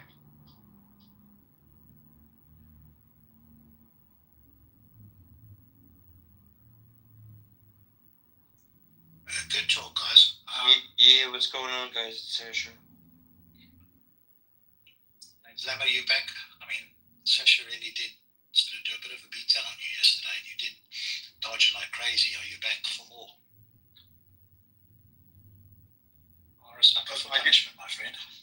I did concede that as far as water being associated with life is concerned, there was somebody and some people who believed that water is central to life. But with regards to the verse, I think I mentioned, especially on Andrew making a statement, that it's referring to the primordial soup. And I was wondering whether Sasha has any evidence that people believe that life originated from water as in evolutionary terms, the primordial soup in the ancient days, in the ancient times. Just wondering. Why would you need that, though? Why would you need that? Well, the verse says, "And we created from water every living thing." Water is central to life, as especially in evolution, including in evolutionary terms. So one could understand the verse as mentioning two things: one about the creation of the universe and the creation of life on Earth as well as elsewhere in the universe. So that is also relevant to what we were discussing. But she gave you other examples, right? Her critique was, hey, there were other people before Muhammad that had similar claims about either, the water, but also that it's common knowledge about water and life, because it's just observation, and about the universe. sort of did everything except deal with it. You sort of went all over the show. You wanted to recapitulate the main point. You wanted to go back to the water thing. Look, I understand what happened. You probably won't agree with this, Lamar, but you didn't really have anything to say. You were looking for an out. And I don't think you were doing it dishonestly. It was just like an escape mechanism for your brain. Like, what do I do here? Let me go and talk about something else. So I've got breathing room. That's my assessment of what happened. But you didn't offer any critique against what she said on both accounts. And you conceded the one, then wanted to go back to it again, and didn't want to deal with the universe one where she gave you these other, references from other people's way before Muhammad's time that had talked about it. About the universe and the golden egg and everything springing forth from a void or whatever it was. I was listening to it. So I think she did a good job in saying that it's not surprising. You thought it was surprising. She thought it wasn't surprising. I think she showed that it wasn't surprising. If surprising is supposed to mean that it was something unique to the Quran that probably only God knew, then clearly that wasn't the case. In either account of the water or the universe. I don't know what else you want to do. She's here. You're more than welcome to if she wants to speak to you again. I don't know.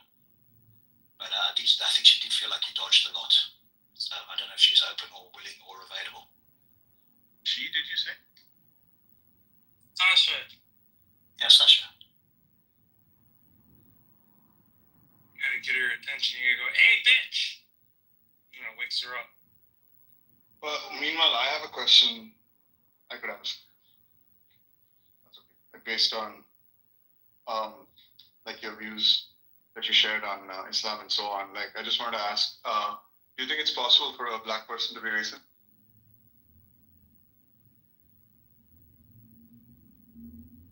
Rob, you need to watch this right now. Yeah, I don't know what Deepak's doing. I don't know if he's trying to be funny or what the point is of that. He's trying to torture me. If you want to I answer would that. say it's possible. But usually racism is directed towards those with darker complexions. But, race is not totally to do with color. So people can be racist towards other people as well of different nationalities and whatnot. So, okay, yeah, well, there's the answer to that. So again, I don't know if Sasha's here, my friend, but what else do you want to say? Because you didn't have much to say yesterday, and you did sort of try to segue away from both of those points which he gave you other, accounts of similar stories about water and life and about the early universe. What's up? So I don't know what else. Oh, there she is. Sasha, I don't know if you want to speak to Islamo again. He's been asking about you, asking for you. Okay. What do you want to talk about? Islam or probe? no, it's okay. We had a discussion. Was it yesterday? So that's fine. You take care of yourself. It's getting a bit late here, so I might wander off. Just take care. That's all. Everybody. Okay. Good day. Yeah, you too. Good evening till next time. Until next time. Take care. Cheers. I will give you props. Yesterday I spoke to Sasha, today I spoke to Ethan. He's certainly going for the high rollers, so to speak. So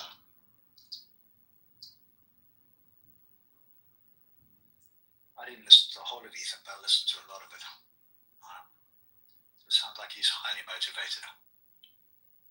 And I think he's more like a Quranist. I think he said he was Ahmadiyya. And they've got a different take anyway. So he's just sort of outside of the mainstream by a long shot.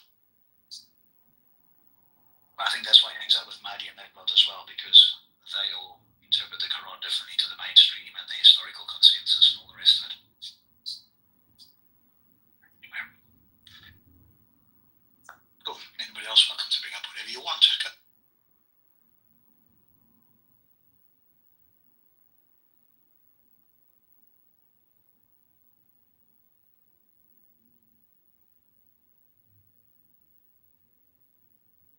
We could always talk about whether black people can be racist.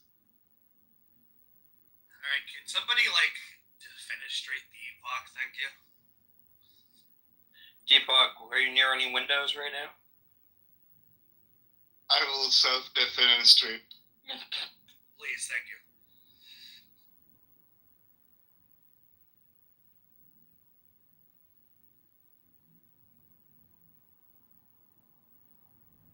I don't need another 5 days of that content, please, for the love of God.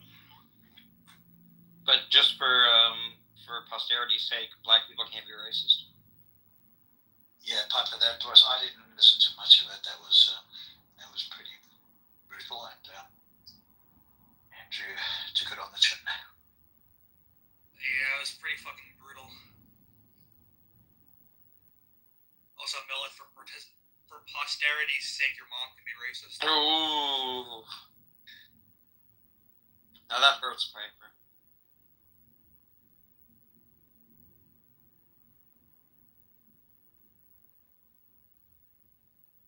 You did miss it yesterday, though, Piper.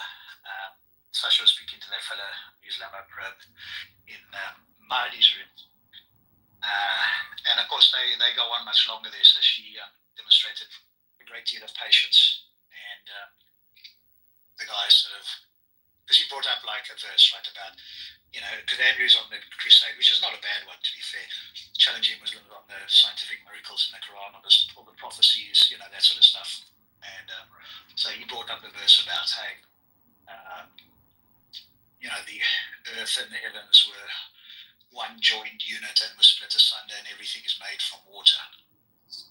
And he thought that was like really surprising. And then Sasha gave counter examples, especially with the water one first, of other cultures that had talked about something similar, but also, I think she did, but certainly pointed out that it's going to be kind of something you could deduce the world around you. Right? You can see everything that's living kind of requires water. If it doesn't have it, it dies, right?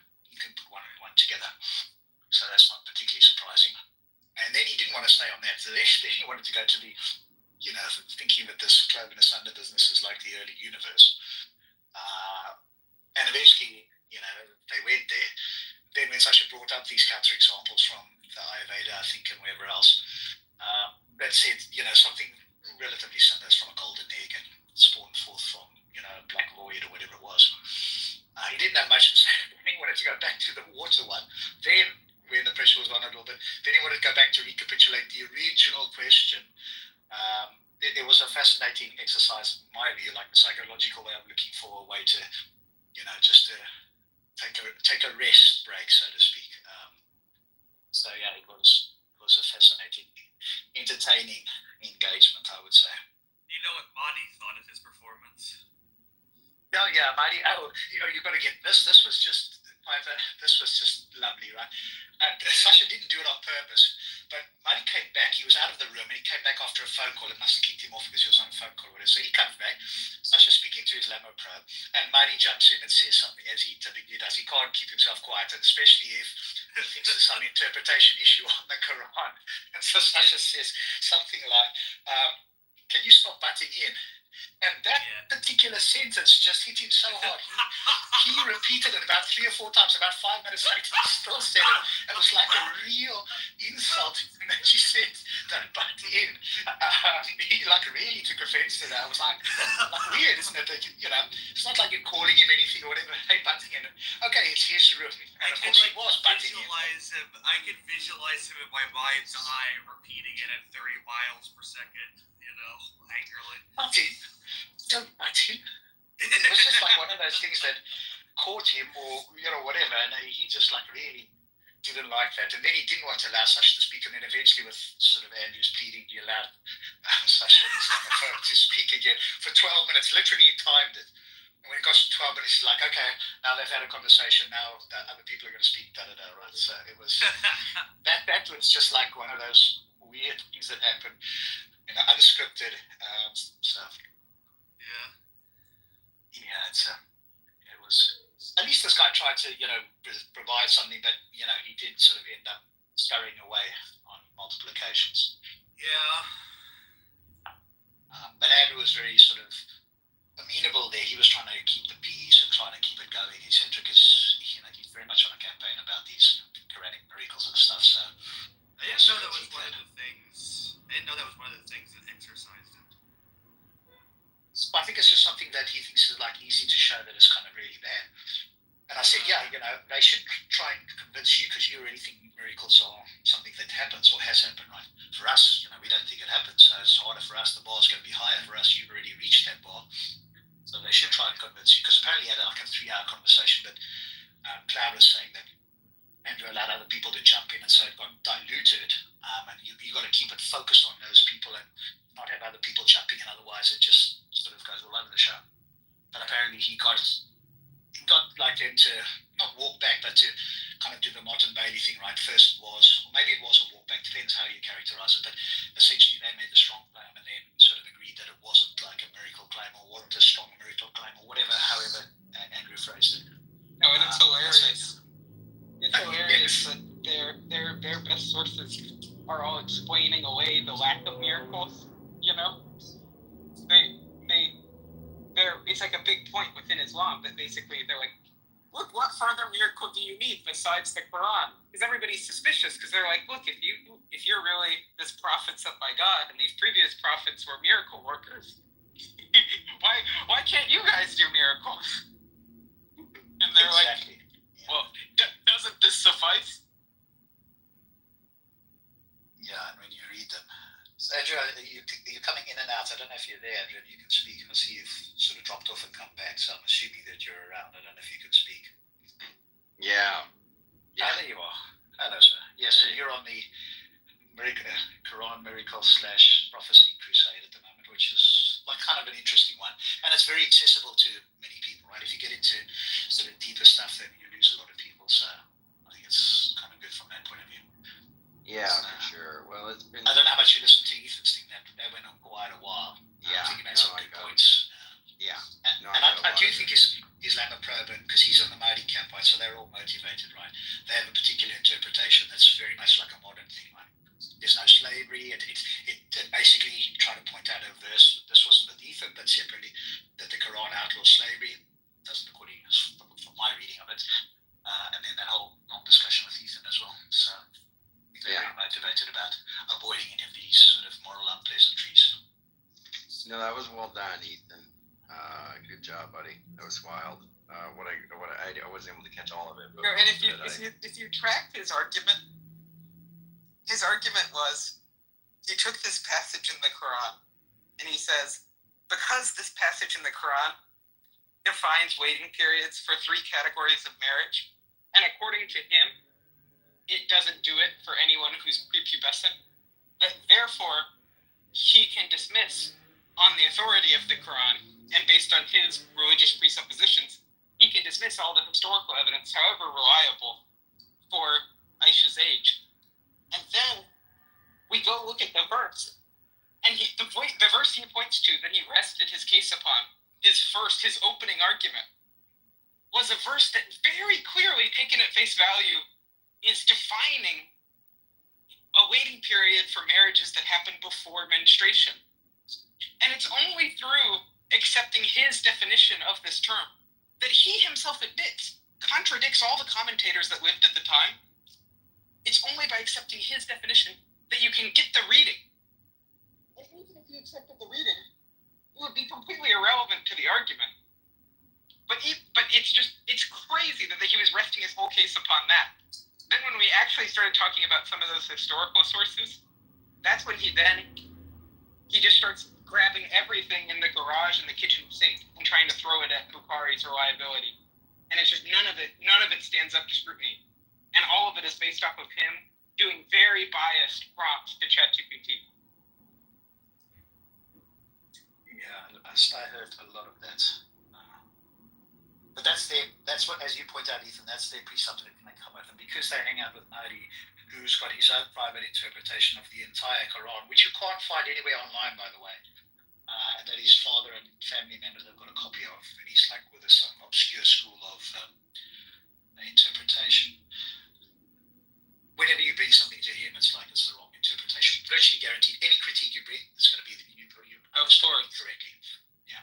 And it also goes, not to turn it around on Andrew here, but it goes to show you that you can't really get moral instruction from a book taken by itself, just relying on people to interpret it.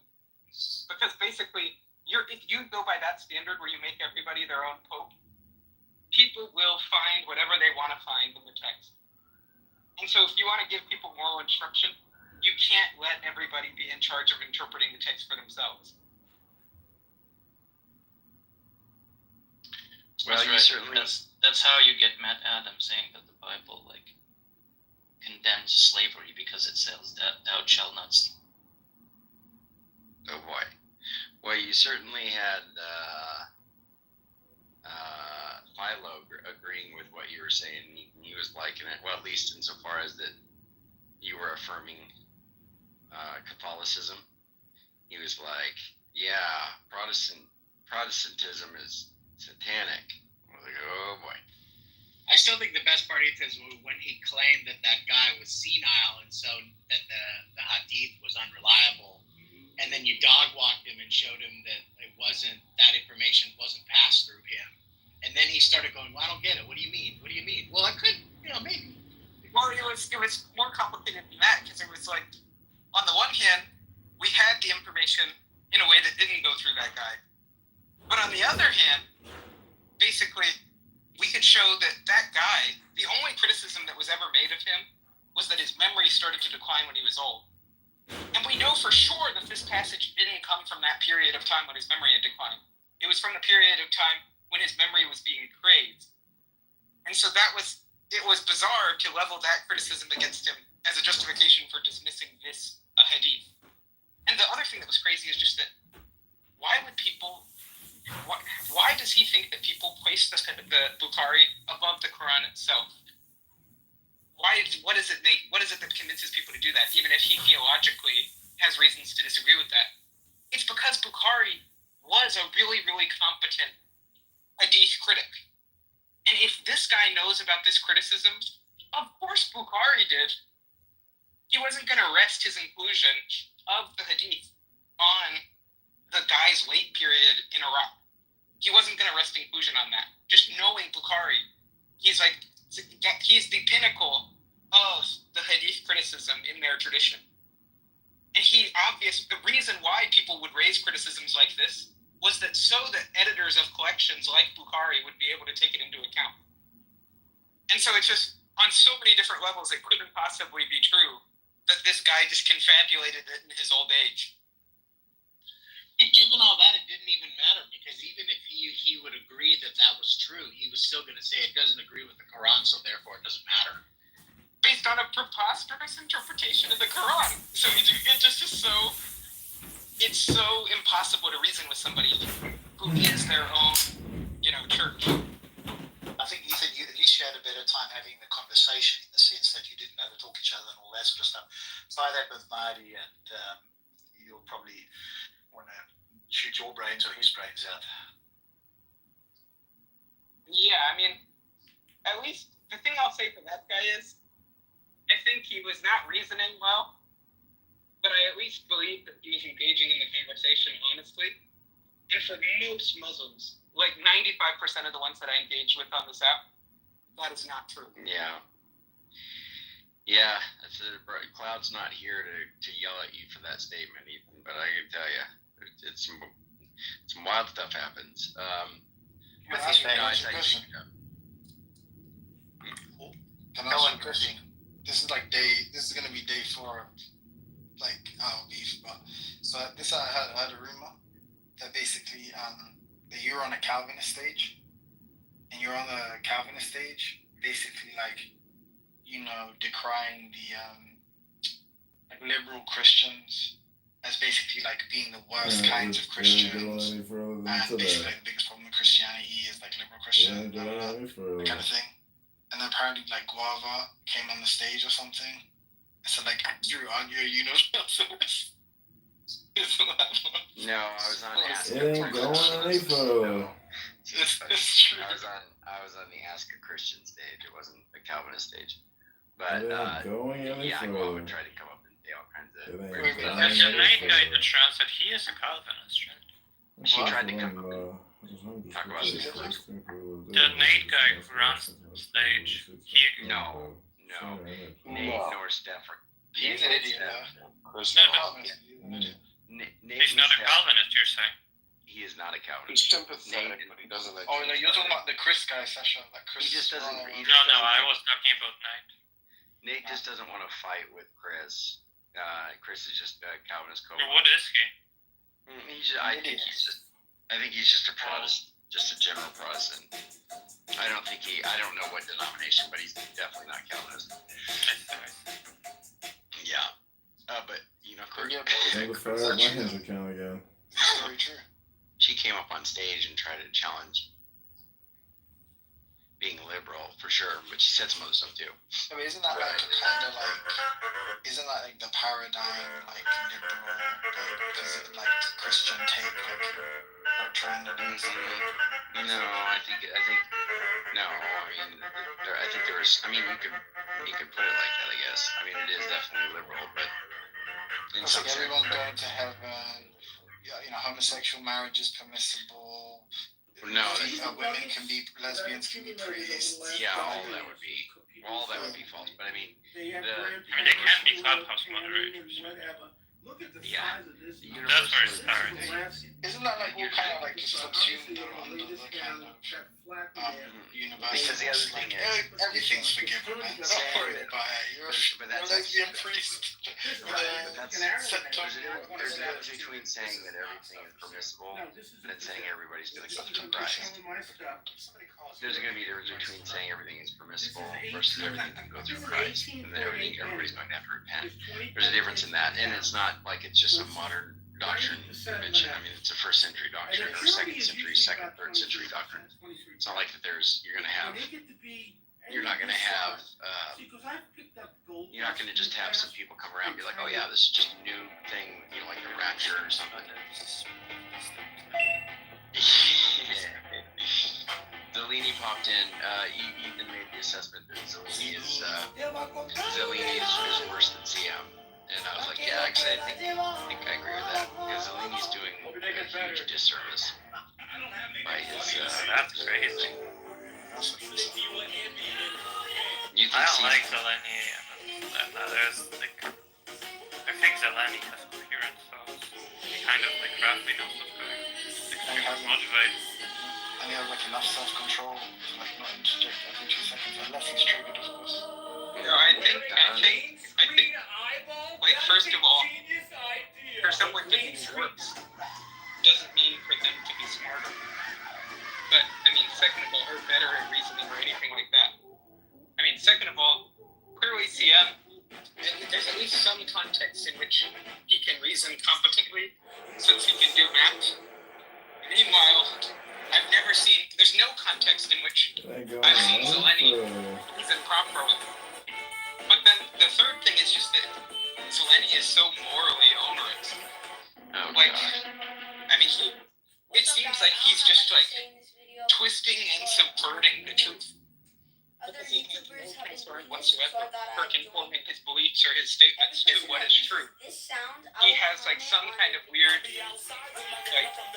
deviant political ideology and personal malice that leads him to say and do the things that he does. And he just is the paradigmatic example also of, in the religious negative connotation of the word, an innovator. So someone who just asserts competently and authoritatively stuff that he is just making up. Yeah, but I think CM is a good guy, so I don't know if Sasha's still saying that, but I wouldn't challenge him. I just thought, what did you even say? Did you say he's better than CM? What was the terms used? Yeah, my claim was Zeleny was worse than CM, and Sasha was challenged. Yeah, was challenging that conversationalist though. The only thing I said was worse. The only thing that I had said was worse. That was what Sasha was reacting to, and then I just gave a 3-part exposition of what I meant by worse, which is just first is that I had seen CM be good at something in some context. Okay, the only thing I'd seen from Zeleny is less bad in some context than CM. So CM at least there's some things that he's actually skilled at doing. Okay, Zeleny's only claim to fame is there's some things that he's less bad than CM at doing, but he doesn't do them well. Then my second point was basically just that I think that Zeleny is like actually kind of evil. He's malicious. He does not care about what the truth is. Set the record straight. I agree. I mean, I meant something like white brother having a participant. Yeah, definitely Zeleny. That's good. No, his voice is also painful. Yeah, no, Like that's his- true. Everything you're saying is like- true, but like, Like still, and he just repels attention.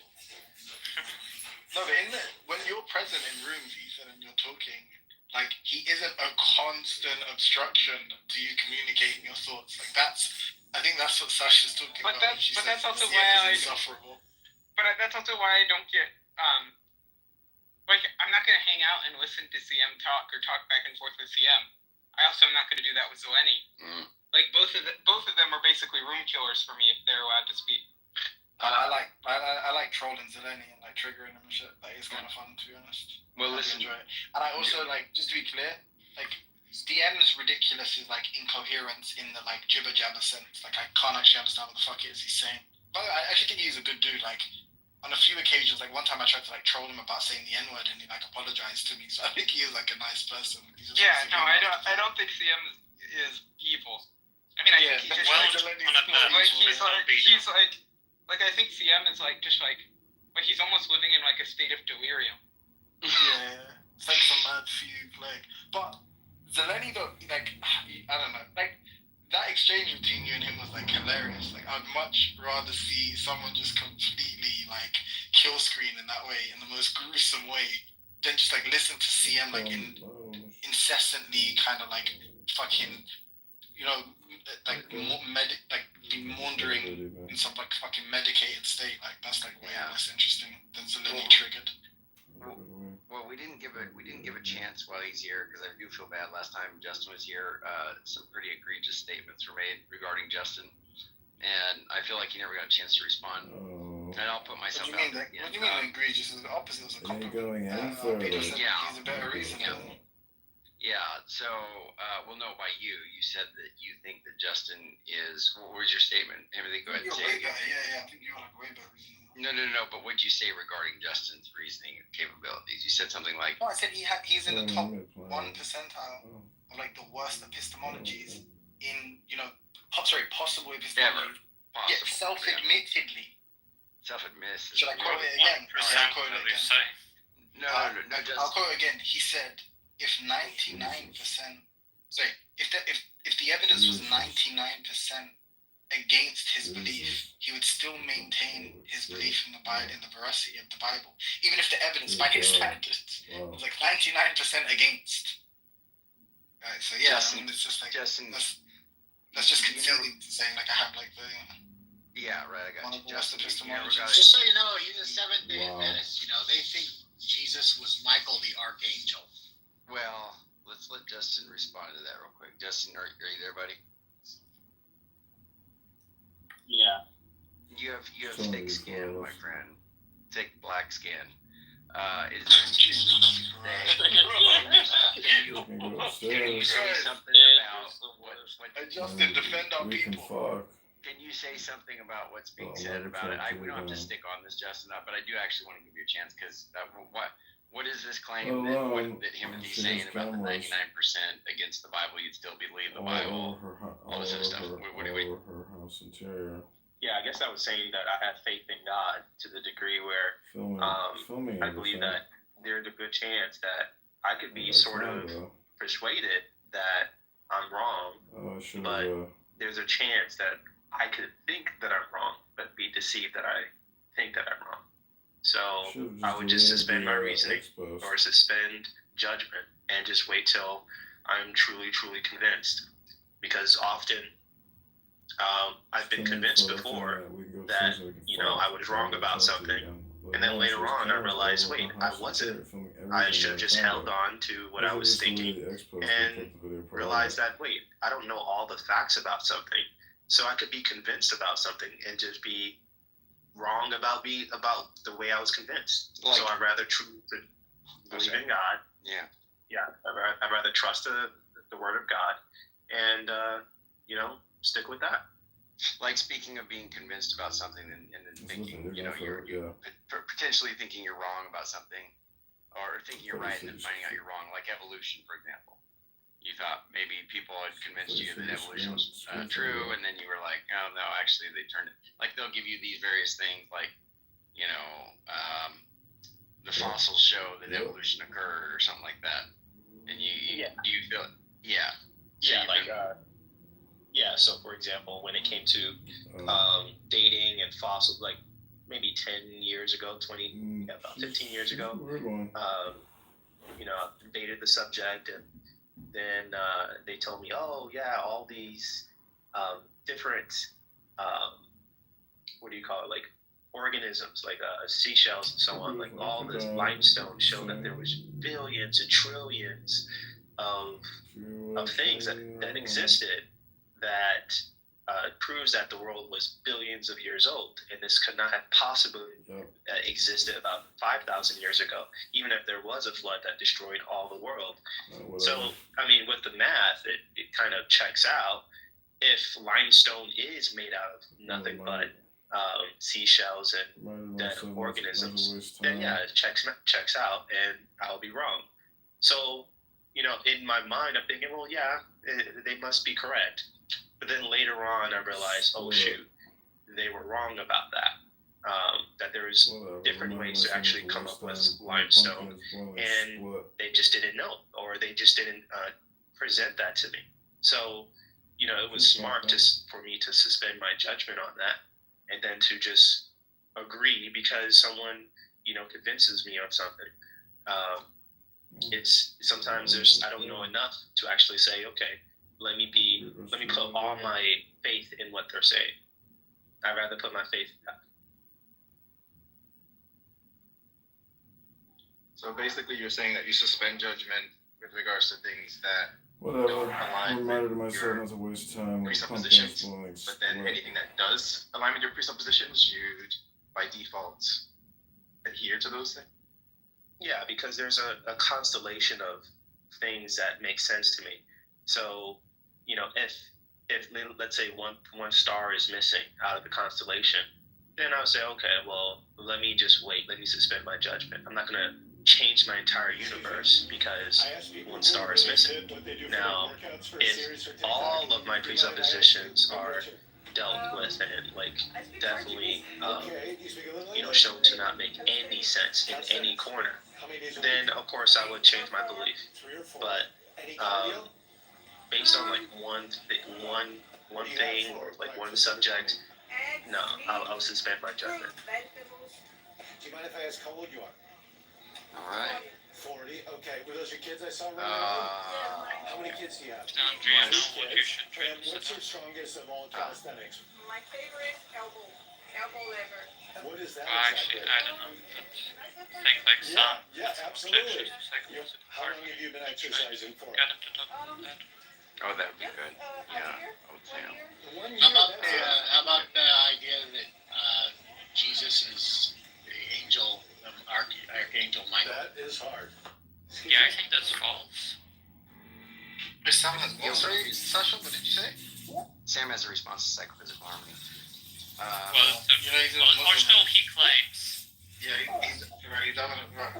Imagine, there's like, I don't know, apparently there's a verse in the Quran which basically says that like Solomon, when he was like approaching with his army, approaching wherever they were like, you know, about to attack, that like basically he overheard some ants saying, "Oh, look, it is Solomon here. Flee to your homes, lest you be crushed, or else you be crushed," right? And then like the sounds basically like characterizing that as a scientific error in the Quran, and his like list of arguments against the Quran, and he's debating it with Mahdi.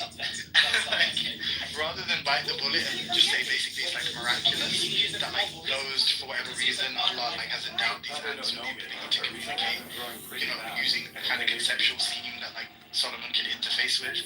Like it's just got the full skepticism about like ants, like conceptual capacity, like cognitive capacity. Like how do you know ants don't really know your name? Like how do you know the ants don't really know?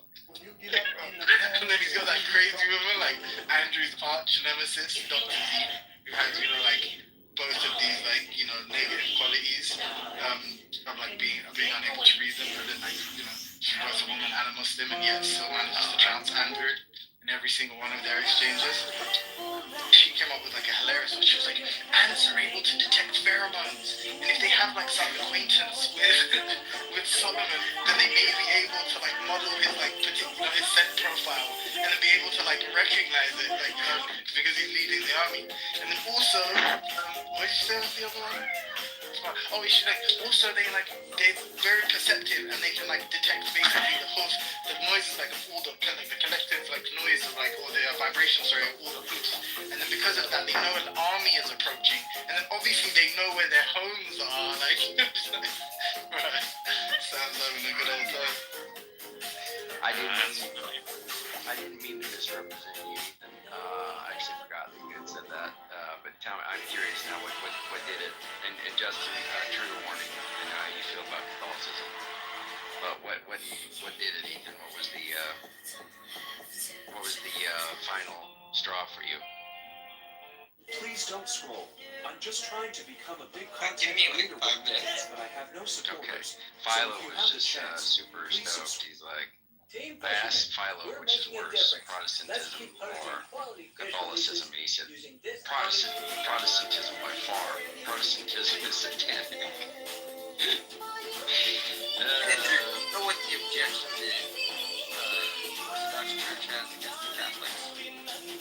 Do I know what it is? Yeah. I don't know. They schismed them off from each other, and I don't know. They have some specific disagreements for sure, and they operate differently too. Is it about children? Guys, that video is almost at 1 billion views. Let's go see if we can make this. I don't know, couple of I think. So, yeah, jingle bell, jingle bell. I have to be respectful. yeah,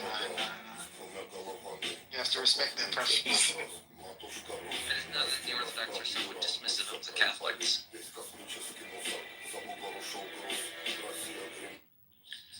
It's kind of crazy that There's over 100 Do you million. want to read today? probably not much like that. You know, I got a whole day of unemployment and starting really early in the morning. You know? Okay. That's fine. Oh wait, sorry, were you saying something, Mixed? Because I was going to say something a bit unserious. Take this serious. But I was just going to say, like, don't you think, like, isn't it expected, given the kind of criticisms that a lot of people have in the stage of like Islam, that like the kind of scandal that the Catholic Church was like guilty of? Like, wouldn't we expect to find that amongst like Muslims or in, you know, madrasas or something? I've heard reports. I got to go look up the I haven't. when I get home because Wait, sorry, did Israel fabricate that? Like, wait, sorry. That's time I got heard of that. You seen this? Oh, yeah. So what was the final final straw for you? I know you were inquiring, but what pushed you over the edge? Well, I was just thinking about these issues for, you know, Catholicism versus Eastern Orthodoxy versus Oriental Orthodoxy.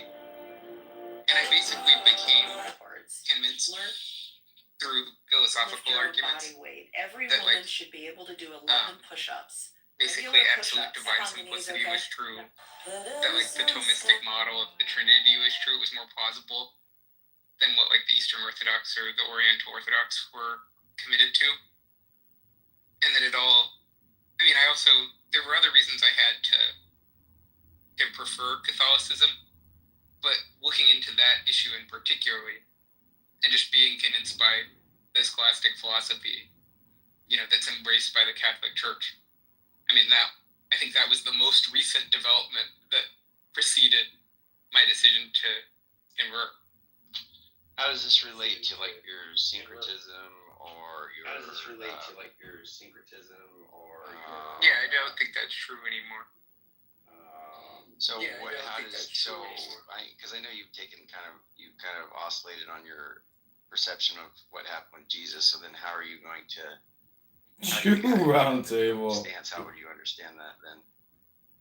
Yeah, I take the Church's position. And would it just be on the authority of the church? Is that like part of the argument you would make, or is it something? Is there something you've reevaluated, or how are you going to justify the belief in such? In what? Which things? Particularly the resurrection. Like, I think we have really good evidence I think we have good evidence for the resurrection. I mean, one example is I think we actually have good evidence for the authenticity of the shroud. Like, I think that's actually very convincing evidence. I mean, there's other evidence that can be adduced, and a lot of how like, there's going to be, basically, I find the claims that Christ was resurrected from the dead to be plausible because of the attitudes that I have towards Christ, the attitudes I have towards the systematic philosophy and theology of the church. A bunch of, there's a whole litany of considerations that we could go through, and then you find out that this guy, we have good reason to think there was an empty tomb. We have good reason to think that the apostles, as well as lots of other people, thought they saw him risen bodily and became convinced of that to the point that they were willing to die. So there's all these suspicious circumstances surrounding his death. There's this miraculous relic that would basically be photographic proof of a miracle of lights, talking about just like the historicity of the resurrection itself. Yeah, I think there's good evidence for that. When that guy came on here that came from TikTok and you met him, you guys were talking about the shroud. It was kind of funny because people were like, well, Ethan's trolling and whatnot. And to whatever degree, I know you were toying around or playing with the idea of Christ rising from the dead. That may or may not be true, or whatever degree it was true, is kind of interesting because Justin and MJ actually were both quite moved by the presentation of the shroud. So I think MJ came into it not thinking there was anything to it, or actually being kind of against the idea. I don't know. I think Justin, you can say what his take was. Yeah, I think people should just look into the evidence. Because it's shocking.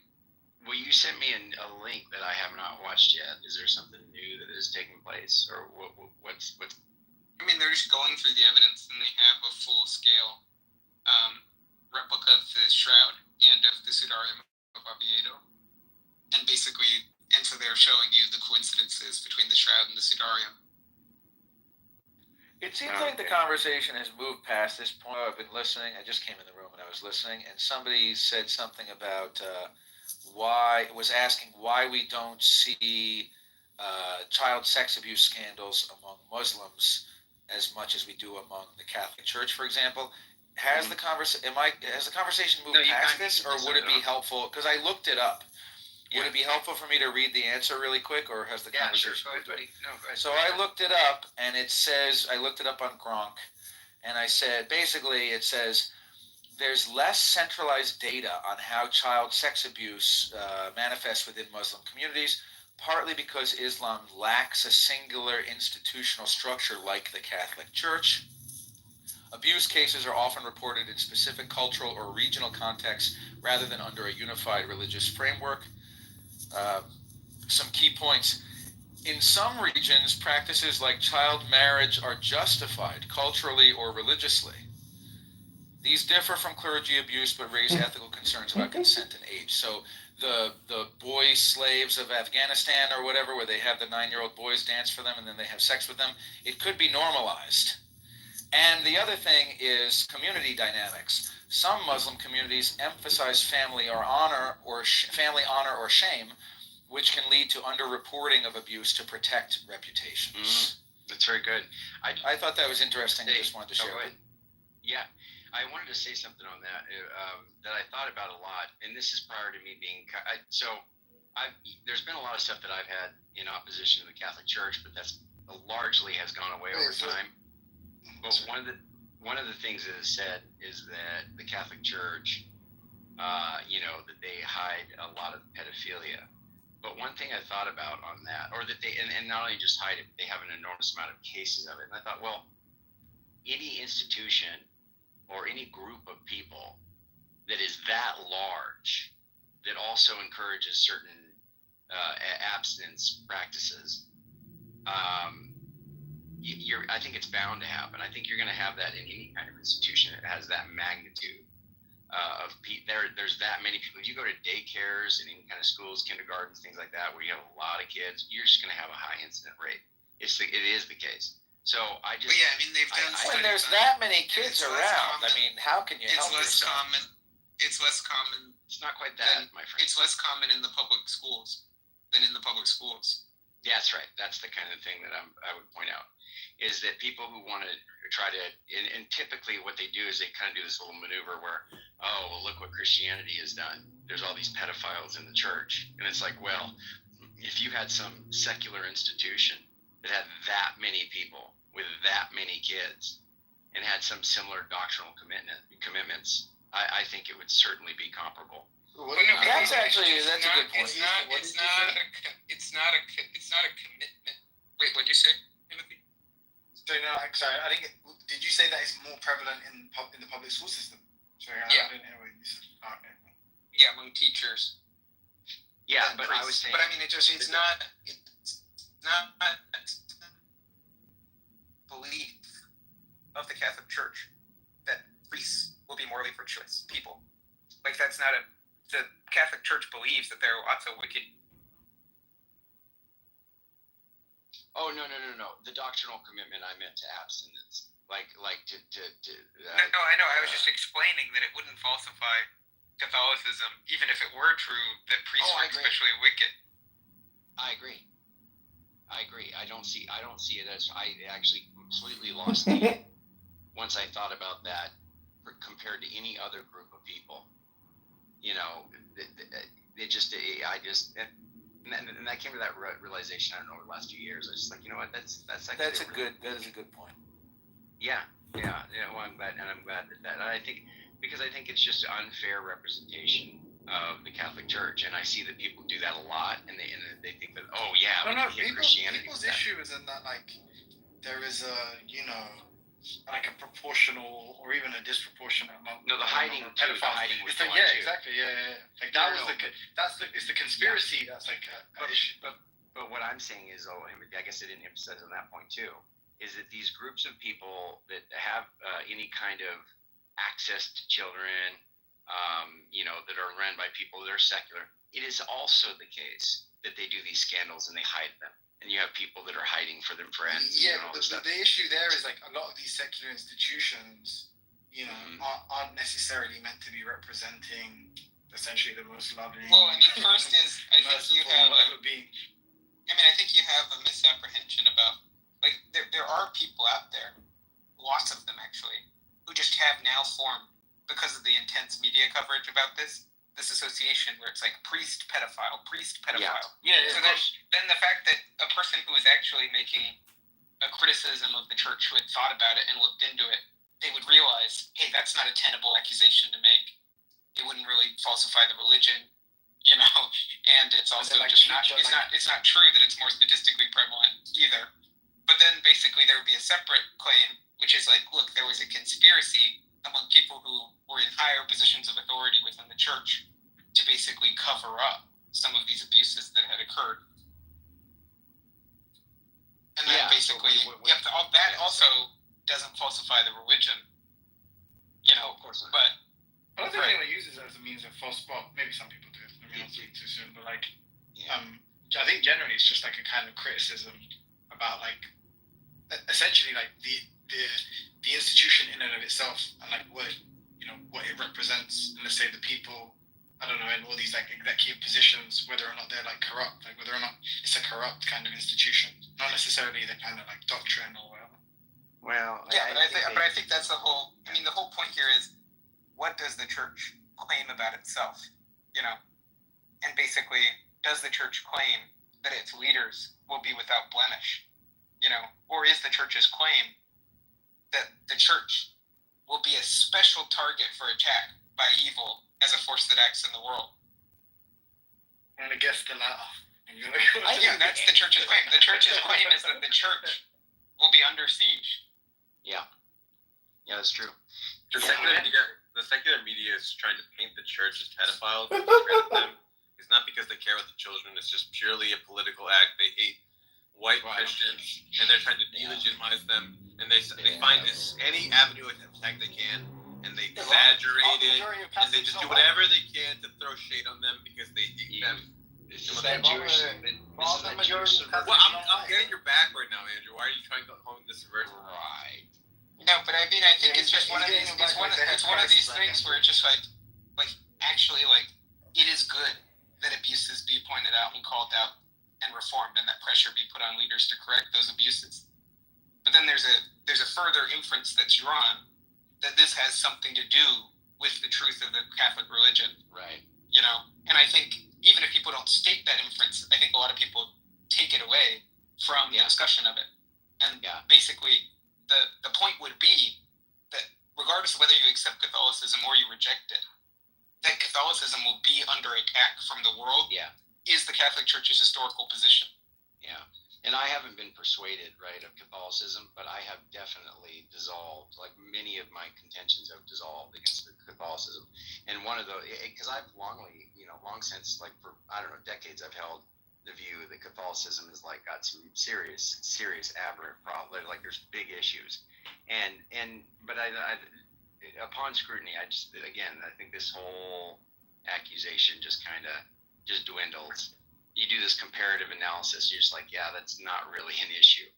Andrew, what's if up, they wanted to be honest about the dangers of the church, they would compare it to the rate of teachers, and they would say, yes, this is happening in the church, this is also happening in the schools. It's not a property of Christians or Catholics or whatever. Right. It's a property of men in power who have access to children. That's the problem. The problem is men with bad sexual morals with access to children. That's the problem. That's right. Not that's right. The Christian church is the problem. That's you know what right. I mean? And the fact that they frame it that way is purely political and immoral. It's like they don't care about the truth. They're not trying to have you better understand what. I didn't know you were what being things serious. give your I thought you were joking. They're not trying to make you understand what things are making you put your children in danger. They're just like, if they would be honest about those facts. They're not. They care about. Even if it's not pernicious, it's definitely not being fragile or delicate with the information. It's just slopping it out there and just saying, Catholicism per se is evil in some way or supporting pedophilia. It's just like, that's just so wrong to put it in that way. So I don't know. And then obviously the social stances that Catholicism has taken has been very, very persuasive to me in a lot of ways. I mean, it just has a draw for me in a lot of ways. Can we get Andricus to win? Oh, Brother Andricus. Well, I'll just say, Andricus, by all means, weigh in, my brother. It feels like I think Andricus will agree with this. It seems like you guys were like attacking these strawmen. Like no one says like this falsifies Catholicism, right, Andricus? What, just because it was bad priests? No. Yeah. No. But there is this. You see it. It's just this. There's this. There's a tacit, unstated premise, which is basically that the church professes that it's going to be this righteous institution that's protected by the Holy Spirit, and in fact, it's just this, den of vipers. That's right. And basically, the point is to reframe that in the proper there's no use context. cases in the Protestant church. What is this conversation? I mean, what is? What? Like there's no abuse cases within the Protestant church. What even is this conversation? So are you what does that have to do with anything? I think he's just saying you're so right that you shouldn't even be speaking right now, Ethan. This is kind of weird, and because that's kind of a weird response, to be honest with you. But he just wasn't tracking. That's all it was. Yeah, I think it's either that or he really is just trying to be like, oh, you're fighting a straw man, but like he's. I think there's something more insightful that's being said there. Andricus. Oh yeah. It's on the building. Please. No, I mean, from what I'm hearing, I'm just barely in and out listening, but this is talk about the validity of the Catholic Church, right? Because of the that's not like. It's not really. That was definitely a point. That's definitely a point. That's under discussion, Samuel. Okay, please don't try gaslight our friend Andricus. I mean, look at the conversation was not. It wasn't like, look at these Catholics and all these sexual abuse scandals. That's not the conversation. The conversation was, why is the media being biased, talking about Catholic scandals and not talking about teacher sexual abuse? Why are they focusing on that? Well, but look at that picture. This is what you need to know, Sam. Look at that picture. That's a picture of someone who just cut the head off of William Lane Craig and Josh Rasmussen and Alvin Plantinga. He cut all three of Dropped their a heads off. dropped and a he just nuke got on religion. Who did this? He's just got this back to the camera now, and he's got his flowing cape, and he's just like, I decapitated the That's bed right. for the bed. No, that's human. Meanwhile, he's not really tracking what's being said, and he's trying to come down. I'm working. I'm working. I'm just here to guys in the background. Yo, what is this conversation? You're like, Go ahead then. No. Okay, because you're like, no, really. What is this conversation? Can you catch him up, please? Oh my No, god. don't worry about it. No, Andrew, because I really want you to weigh in on the thing you were saying to me, because I feel like you're one of these special characters that I think we get on this like we have an exchange, and then you're clearly saying something that I think is wrong, and then we walk down the primrose path together, and then like we check out for the night, and you come back, and we just kind of don't really. Hey, it's too early. It's too early. We can't start. Okay. Well, I mean, I'm very dirty. What time does it start? Well, yeah, Andrew Kiss, this dude, the God's all good. He has concepts of he originates evil in his mind, right? He's the originator of evil. Oh, is it the problem? Well, kind of various. It's not. Yes, it's not. No. I'm saying it's the novel one. It's your novel. It's before it even gets off the ground, right? It's like He says if God even has the evil thought in his mind. Yeah, that's Yeah, right. I don't have a good argument. You know why I know it? Because no one successfully responded to it. I see. That's very good. Andrew Kiss, you've done well with that. You got the ultimate gaslighter in your corner. Whoa. Says the guy. Wait. Sorry. Says the guy is. Just like I mean, can't be racist. Exactly. I can't be racist. So the three of you just denied the fact that you were saying that there wasn't this like tacit implication of like the belief in the falsification of Catholicism from the revelation that like the significant number of priests were pedophiles. Okay, that's completely what was being discussed multiple times. That was even stated that explicitly. You guys just tried to lie to dear Andricus. Tried to lie to him. Sam just lied to his face. Obviously, that's expected from Sam. Yeah. Well, we've also got Sam. Have you guys ever heard our friend Sam here has come with what we call Sasha the PPH defeater. But the way to handle and so I think that physical harmony. Yes, indeed. I acronymized it. Yeah, acronymized. Yeah, I like it. You said it better. The pronunciation sounds correct. That's right. It was good. You did some of your Down syndrome accusations with that right there. Yeah, that was good. But obviously, it's made in China, so don't get too used to using it. It's gonna. Yes, very good. It's gonna malfunction eventually. Very good. Welcome, Mom. Good to have you, Mama. It's good to have you. I have PPH falsification argument. Is that? Yeah, you're not dead. Sam? Have I introduced you to Sasha? Yeah, I have talked to Sasha before. Okay. He's an excellent hunter. Yeah, Sasha has something to say about your PPH defeater. All right, let's see. Well, what is your? She said it's small. I mean, centimeter. My basic view is people say that you don't need epiphenomenalism to run psychophysical harmony. I'm suspicious of this. I think that pain has causal powers, and so I would expect pain to cause you to do stuff. That's sort of phenomenology of pain to have the causal property of causing you to avoid it and stuff like that. That's not the sort of thing that happens. That's not this epiphenomenal thing that's floating above it. I also think that a lot of physicalisms of sort of identity theory type stuff are not totally implausible, and then you don't have to harmonize anything with anything else because they're just the functional states are identical to these phenomenal states or whatever. But yeah, I mean, those are two main. Okay, and you think pain has causal powers, meaning you think it created the universe? No. Okay, go ahead, Sasha. You go ahead. Yeah, I mean, just the argument as it's presented in the Carter Cramet paper addresses all of this. The idea is, let's say that pain is causally efficacious. That on its own won't predict that it's efficacious in a way that's harmonious with its normative features. Right, so just like that on its own won't generate the prediction you want for psychophysical harmony.